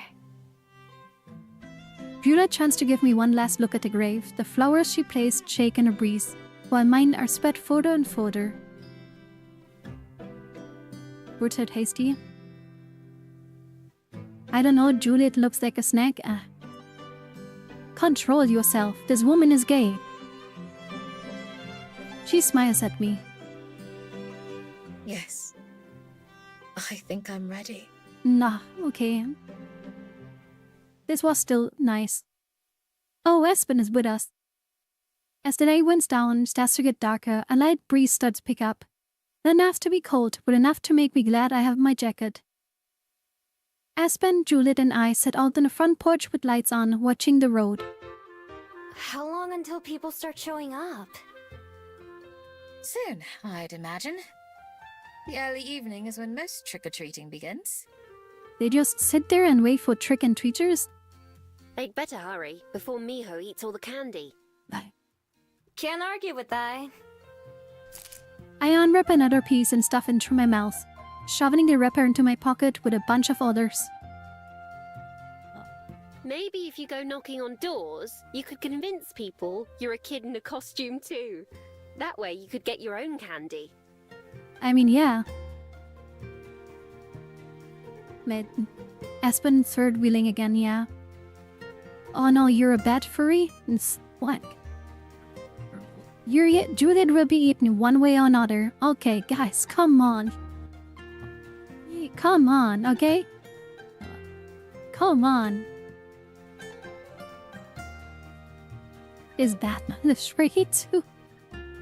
Okay, we are continuing with the game, everyone. Do you think that would work? It's hard to talk with my mouth full of chocolate and caramel. No, but it's funny to imagine. I mean, come on. Oh, look! Here come a few of them now. Like, imagine, like, they would just, like, now wrap into a bowl and, like, throw the candy in front of the feet of the kids. Like, they're some kind of kings for the peasants.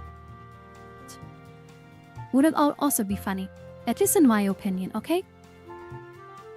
Sure enough, a group of 3 kids appears at the bottom of the hill and start making their way up towards us. I stand up with their giant ball in my hands. Oh, how cute! Oh, please, at least show them, please. One of the kids has a white sheet draped over them, with big holes cut out for the eyes. The other 2 are dressed like key characters I've seen on TV. Ah, man, they don't show them. The 3 of them hold up open pillowcases and toss a handful of candy into each one. Here you go. The one with the back eyes goes even more wide-eyed. Whoa, that's a lot! Thanks a bunch! Wait, how much did you put in there? Wait, was it? Should I take some back? Yeah, sure. Just take it out of their bag. They will be happy about that. Aspen swats at me gently. You can't do that. Yeah. The 3 kids hurry off, probably afraid that I really was going to reach in and could reclaim some of the candy. I sit back down. How much am I supposed to give them? Yeah, like 1 piece or something? Usually a piece or 2, but it's not a problem. We still have several unopened bags inside. What? What are you talking about? Okay, I don't even want to know. Great. I grab another piece for myself and munch on it. Man, Miho, what the hell? Well, in that case... Did she give them an entire bag of sweets? No, but like probably just like wrapped in, big hand, and like just stuffed it inside for them, for everyone. Aspen reaches over and picks out a couple of candies for herself too. It isn't long before the next batch of kids shows up with another close behind them. The second group even has some parents accompanying them. Okay, one of them was very eager. It gets later and later, but more kids start arriving rather than less. I hand out candy until my aunts get tired and Aspen takes over. More than once, Judith has to go inside and get more bags of candy to refill the bowl. This is more work than the library on a busy day. No, I was more thinking like she took a big hand for every kid. Right? She grabbed in 1 bag. She grabbed in 1 bag. Chicken, 1 bag. You know, kinda like that. It gets later and later, but more kids start arriving rather than less. Wait, okay, I read that already. Even my first day of work, when Aspen helped me run the desk, I felt less busy than this evening. But also, it's a lot of fun.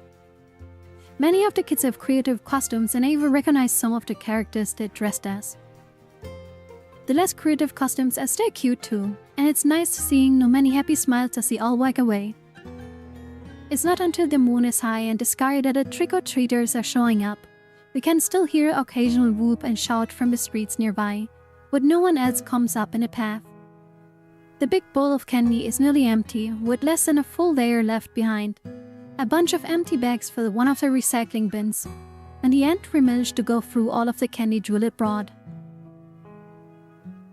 After about 10 minutes without any more kids, we finally get up from the porch. Okay, chat, I wanna know something.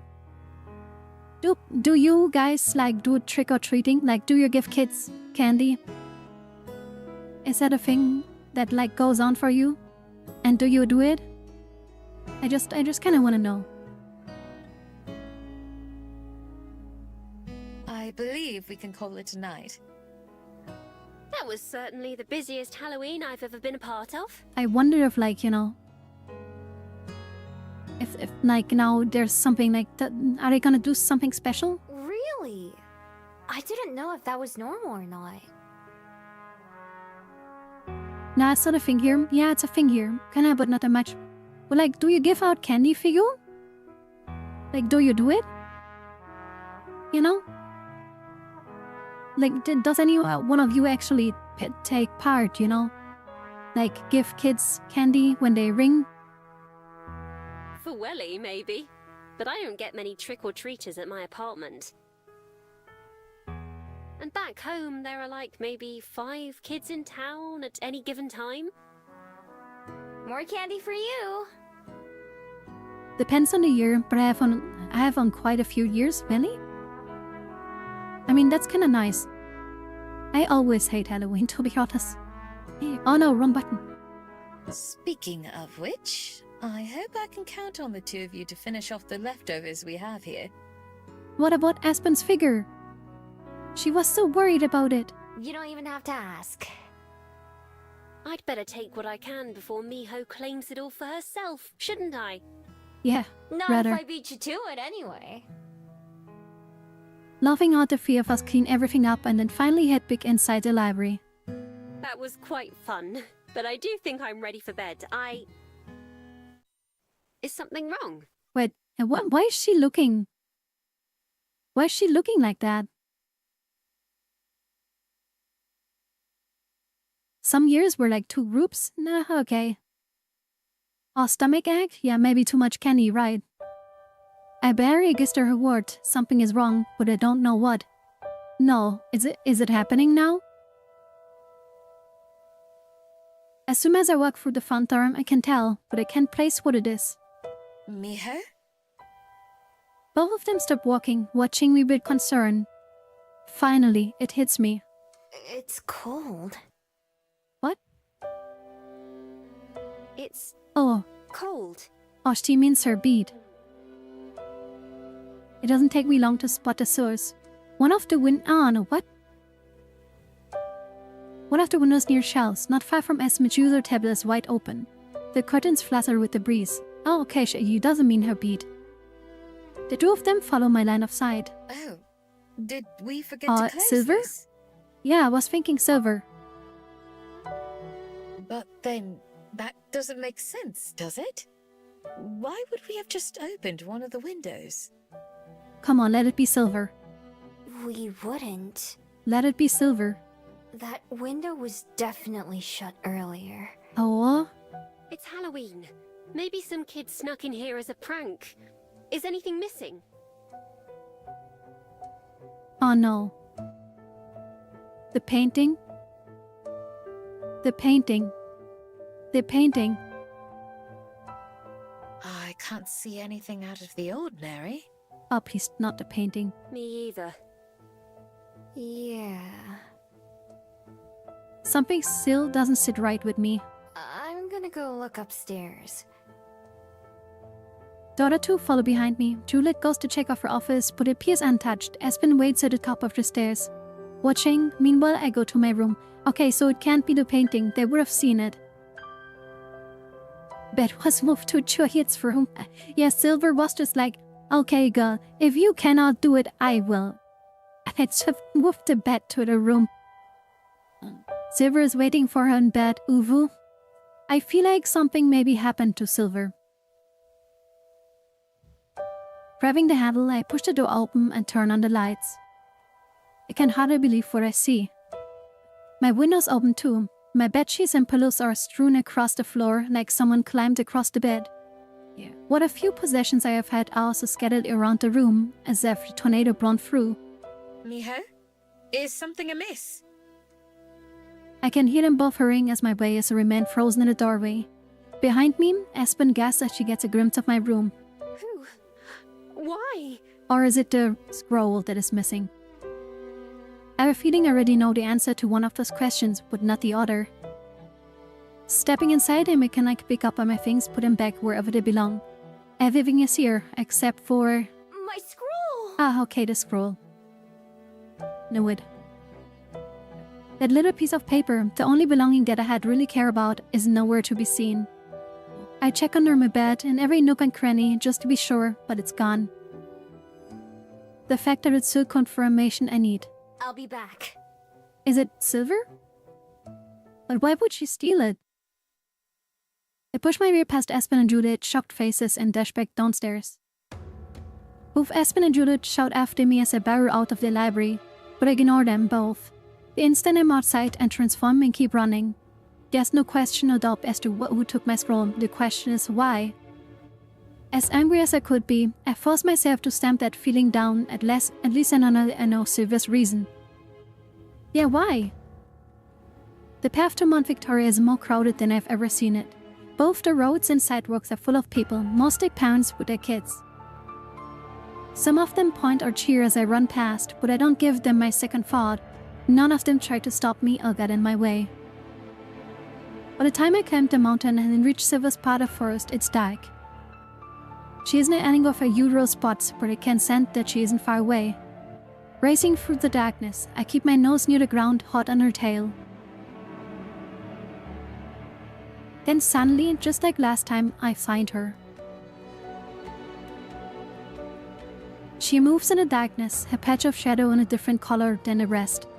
Her bead glows as vibrant as ever, illuminating her wrist. It shines on the unfurled paper on her hand. Like always, she waits with her back to me. So you came. Of course I did. Give me back my scroll. I keep my distance but reach out my hand. She's just a few steps away, tilting her head to look up at the starry sky. No, not the sky, the trees. I follow her gaze upwards and realize something. I've been here before. I recognize this tree. It's the one the bird fell from. That makes me pause. No.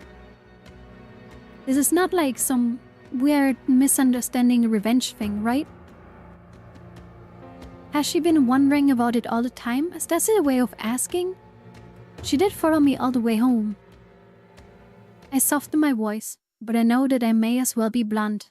It died, you know. They weren't able to save it. Her posture doesn't change, but the subtle light of her bracelet. I can see her fingers clench in the edge of my scroll more tightly. I met the woman who rescued it. She said the same thing that you did. That's just how nature is.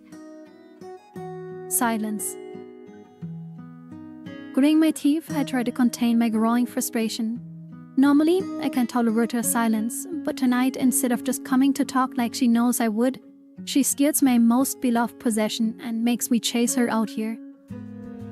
Also, she can ignore me. Don't you have anything to say? You must have come here for a reason, didn't you? More silence, not even a breeze disturbs it. Finally, I had enough. I step forward, snipping a branch beneath my toes. Hey! Answer me, damn it! Stop acting like you don't care about anything! That gets her attention. She looks at me over her shoulder, face hidden except for her eyes, and then faces me. Were you to happen upon another burn, more broken than the first, would you still try to save it? Yeah? Of course. Even knowing that your effort is likely to be futile? Yeah, even then. At least there's a chance it would work out.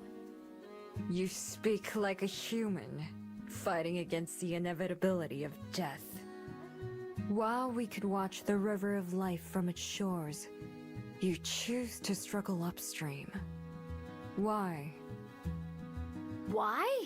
Because otherwise it all just passes by. I did what you said and watched from the shores for so long because I didn't even think about joining it. Yeah, go tell her, girl. But once I did, once I let someone pull me in, I realized I like it more this way. Yeah. It's hard sometimes. I haven't even been trying that long, but those hard times just help me appreciate the good ones more. Or even at all. Yeah. There's She's someone I right. met who is also afraid of getting hurt, and someone else who is afraid of just passing by. They showed me that those are parts of life too, just like death is for a lot of people. Who cares about living forever if you don't care about being alive? Immortal or not, it's all we have. You and me, my friends, that bird, it's the same for all of us. I could Come have on. run away. I thought about it a million times. It would have been a lot easier than staying. But I did stay. And so now, here I am. Man, like, she is talking facts though. Like, she's not wrong. And I hope that reaches her finally. Someone took a chance on me once too. Even if I wouldn't have died, they still saved my life in a way. I thought it would be impossible for someone like me, like you and me, that it wasn't even worth the effort to try and change things.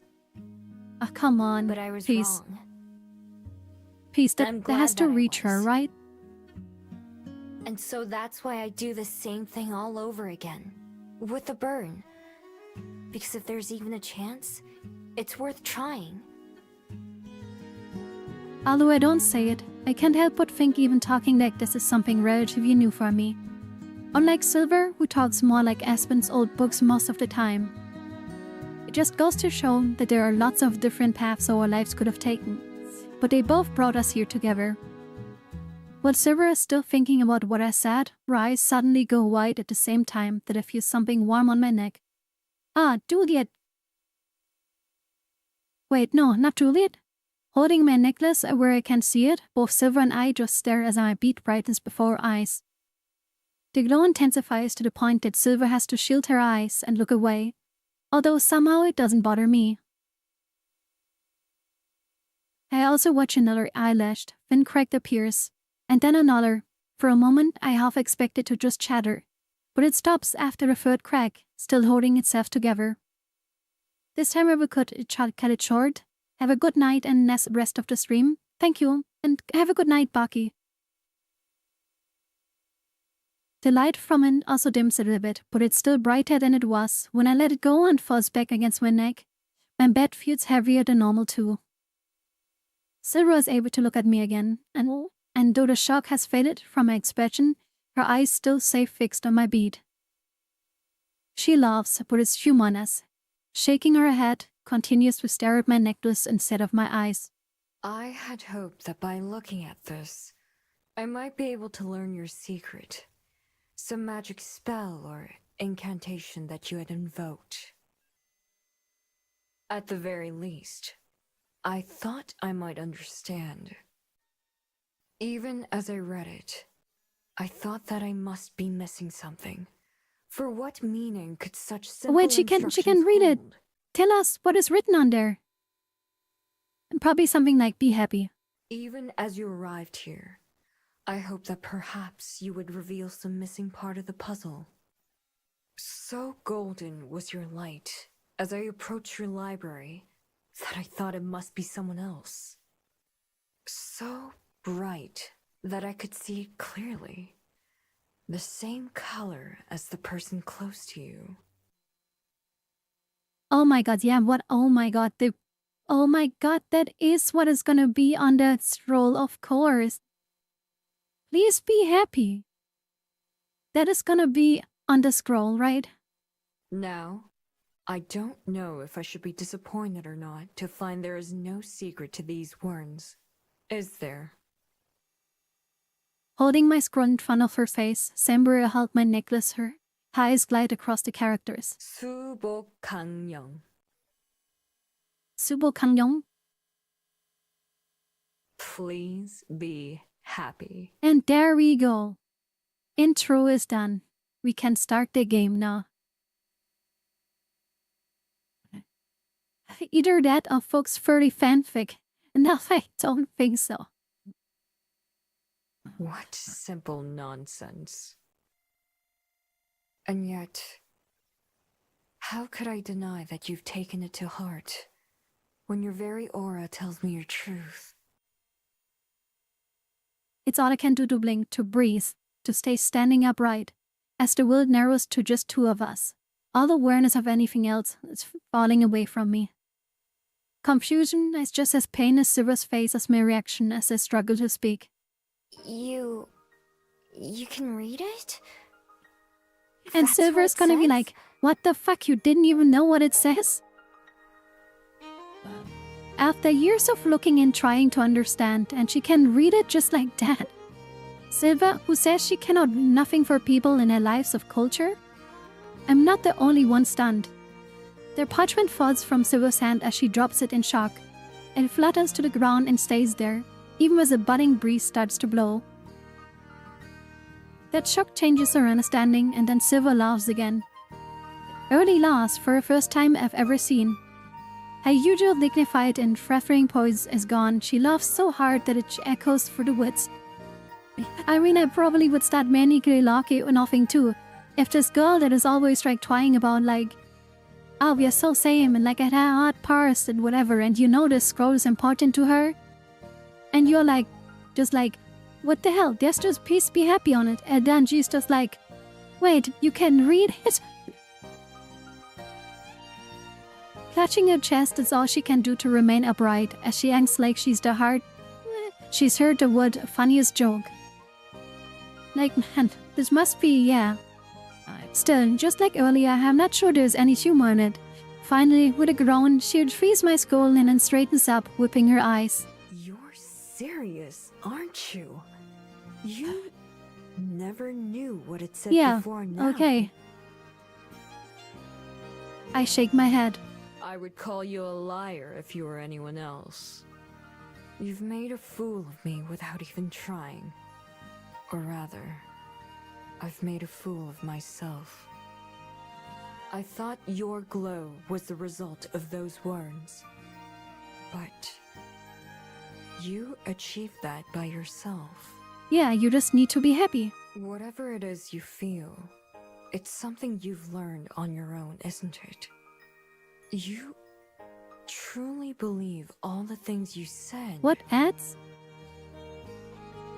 What are they ads playing?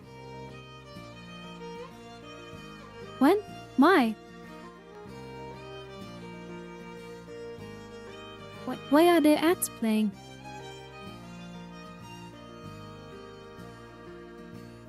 Maybe not on my own. And an ad just now? Is it I gone? had a lot of help along the way. I hope it's gone now. But yeah, I mean it. Every word.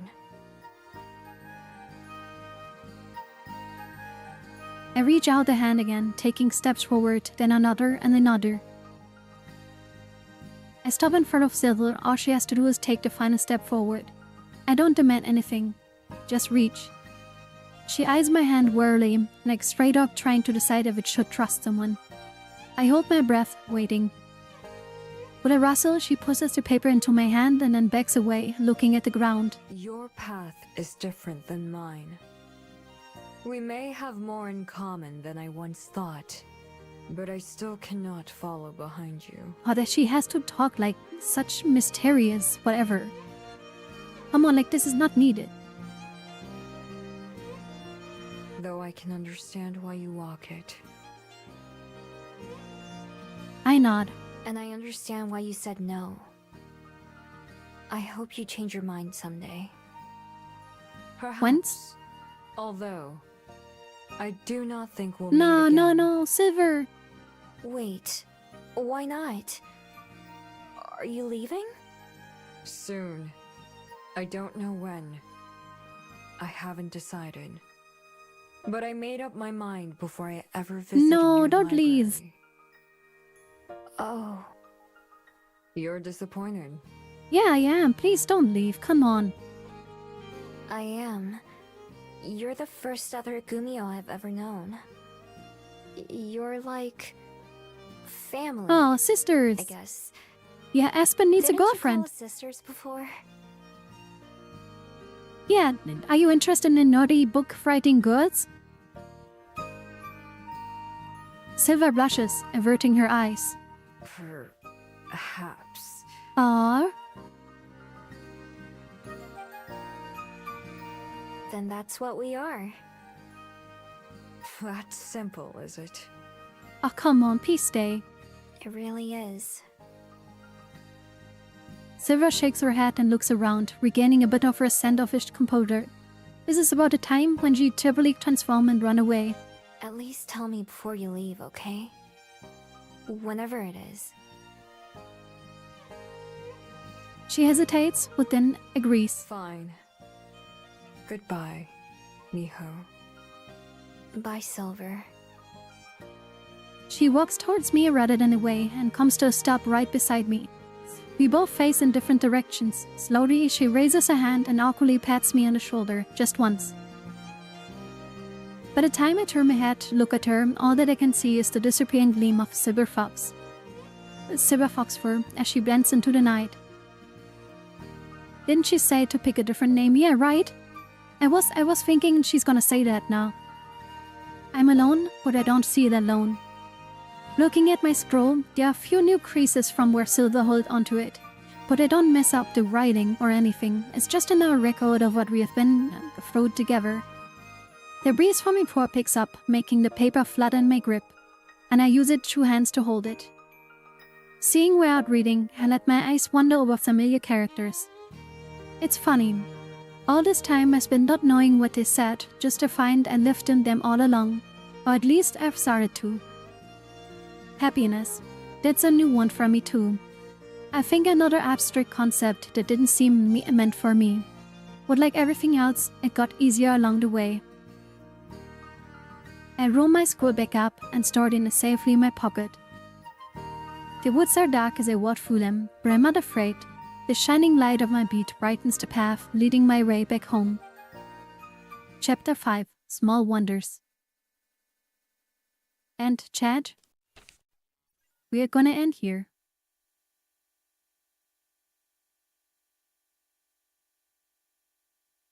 And now, yeah, we're gonna end here. But it's gay, I know. But we are gonna continue next week. I know, I'm sad too. I know. It's bed moving time? Yeah, we have to move the beds, like, you know, we have to move Juliet's and, like, Miho's bed. If you wanna end now, we're gonna stage a coup. Sorry. But it's gonna happen. But yeah, no. Don't worry, we will find out more next week. And then we will be gay. And if there's not enough gay with Juliet, we can also try to be gay with Aspen, right? We can see what the other route looks like, right? So yeah. We're gonna do it next week. The cook committee will prepare soon. Okay. Well, I don't have to deal with it. That's Ayame's job then. And if you want to deal with Ayame, good luck. You know, she's maybe nice and like caring when she's on stream, but if you want to fight her, good luck. In the next episode of Clancy Rumors of a Fox in a Bed. Yeah, right. The planet explodes in 20 minutes. 50 episodes later, 15 minutes. Right. But no, that was nice. The dancing, man. The dancing.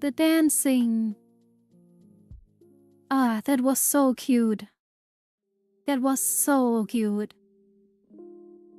dancing was amazing, yeah. just pulled her to her and dancing, even though she can't dance. It's just, that was so good. Yeah, I hope everyone took some note how to date a vampire. You know, if you ever want to date a vampire, you totally have to remember all of that. This will be part of the next test. Yeah, right. But yeah, man. This was really cute. I'm not sure I looked the correct ones, but I'm sure I took some notes. Okay, that's good. But yeah, man, this was... this game is really something. And it pulls on the heartstrings well, I feel like. It does it well enough. But yeah. Teacher, I forgot my notebook home. Ask someone if they can share notes with you, okay? I also found that there's a merchandise of the game, okay? Is there a scroll you can buy? Please tell me there's a scroll. Like, please, there has to be a scroll. Like, there must be. That there just must be a scroll. No? What a missed opportunity. My dog ate my notes tablet. I don't think I believe that. Unless you put your tablet into a mixer first and then fed it to your dog somehow? I don't think that's possible, sorry. And why do you have a dog, Seiko? You're an officer for the cat army. Why do you have a dog? Do I need to send you to Katsumi or Ayame? Is there something wrong? Do we need to talk? Do you maybe need to talk with, one of them? My dog is a mixed breed. It doesn't need a mixer. Yeah, but no, like... Sligo, I intend to need answers here, okay? Like, you don't have a doggo? I think maybe Katsumi needs to have a talk with you. Like... I don't know if you remember, but she also handles our, national security business and stuff, No, I don't think she wants to be your pet. She is gonna make you her pet. Wait, we are now to have pets now? Well, yeah, but like, not dogs, right? That's not how this works, okay? That's not, we're not discriminating, it's just like, that doesn't work, okay? No, it just doesn't work. But like, yeah. Well, we're gonna send Figo to some questioning, just for like, just some light questions probably. Yeah, right? But yeah. Anyways, I hope you had a lot of fun today. I found it super food. I was reading the message and then I like, do I get food, many hours of sleep and being lazy 24/7? Nah, I don't think so. But no, I hope you had fun. I definitely had. It was super cute. Like, oh man. There were some good moments today. I'm quite happy. But yeah, I hope you had fun. I hope it was nice for you. We're not gonna raid someone today, so we're just gonna have a regular end. And yeah. I hope you had fun. I hope you come back tomorrow. I thank you all for being here and tuning in. And yeah. Your local gamer cat and social media manager of the Cat Empire, Sakura Nyanko, says goodbye to you. We see each other the next time it's time to be gay, all cozy. And yeah. I hope you have a good night. I hope you don't need to salute to me. But thank you. I hope you have a good day or night or whatever it is for you. I thank you a lot for coming by. And yeah. We'll see each other again. Bye bye. Love you. Oh yeah. Bye bye.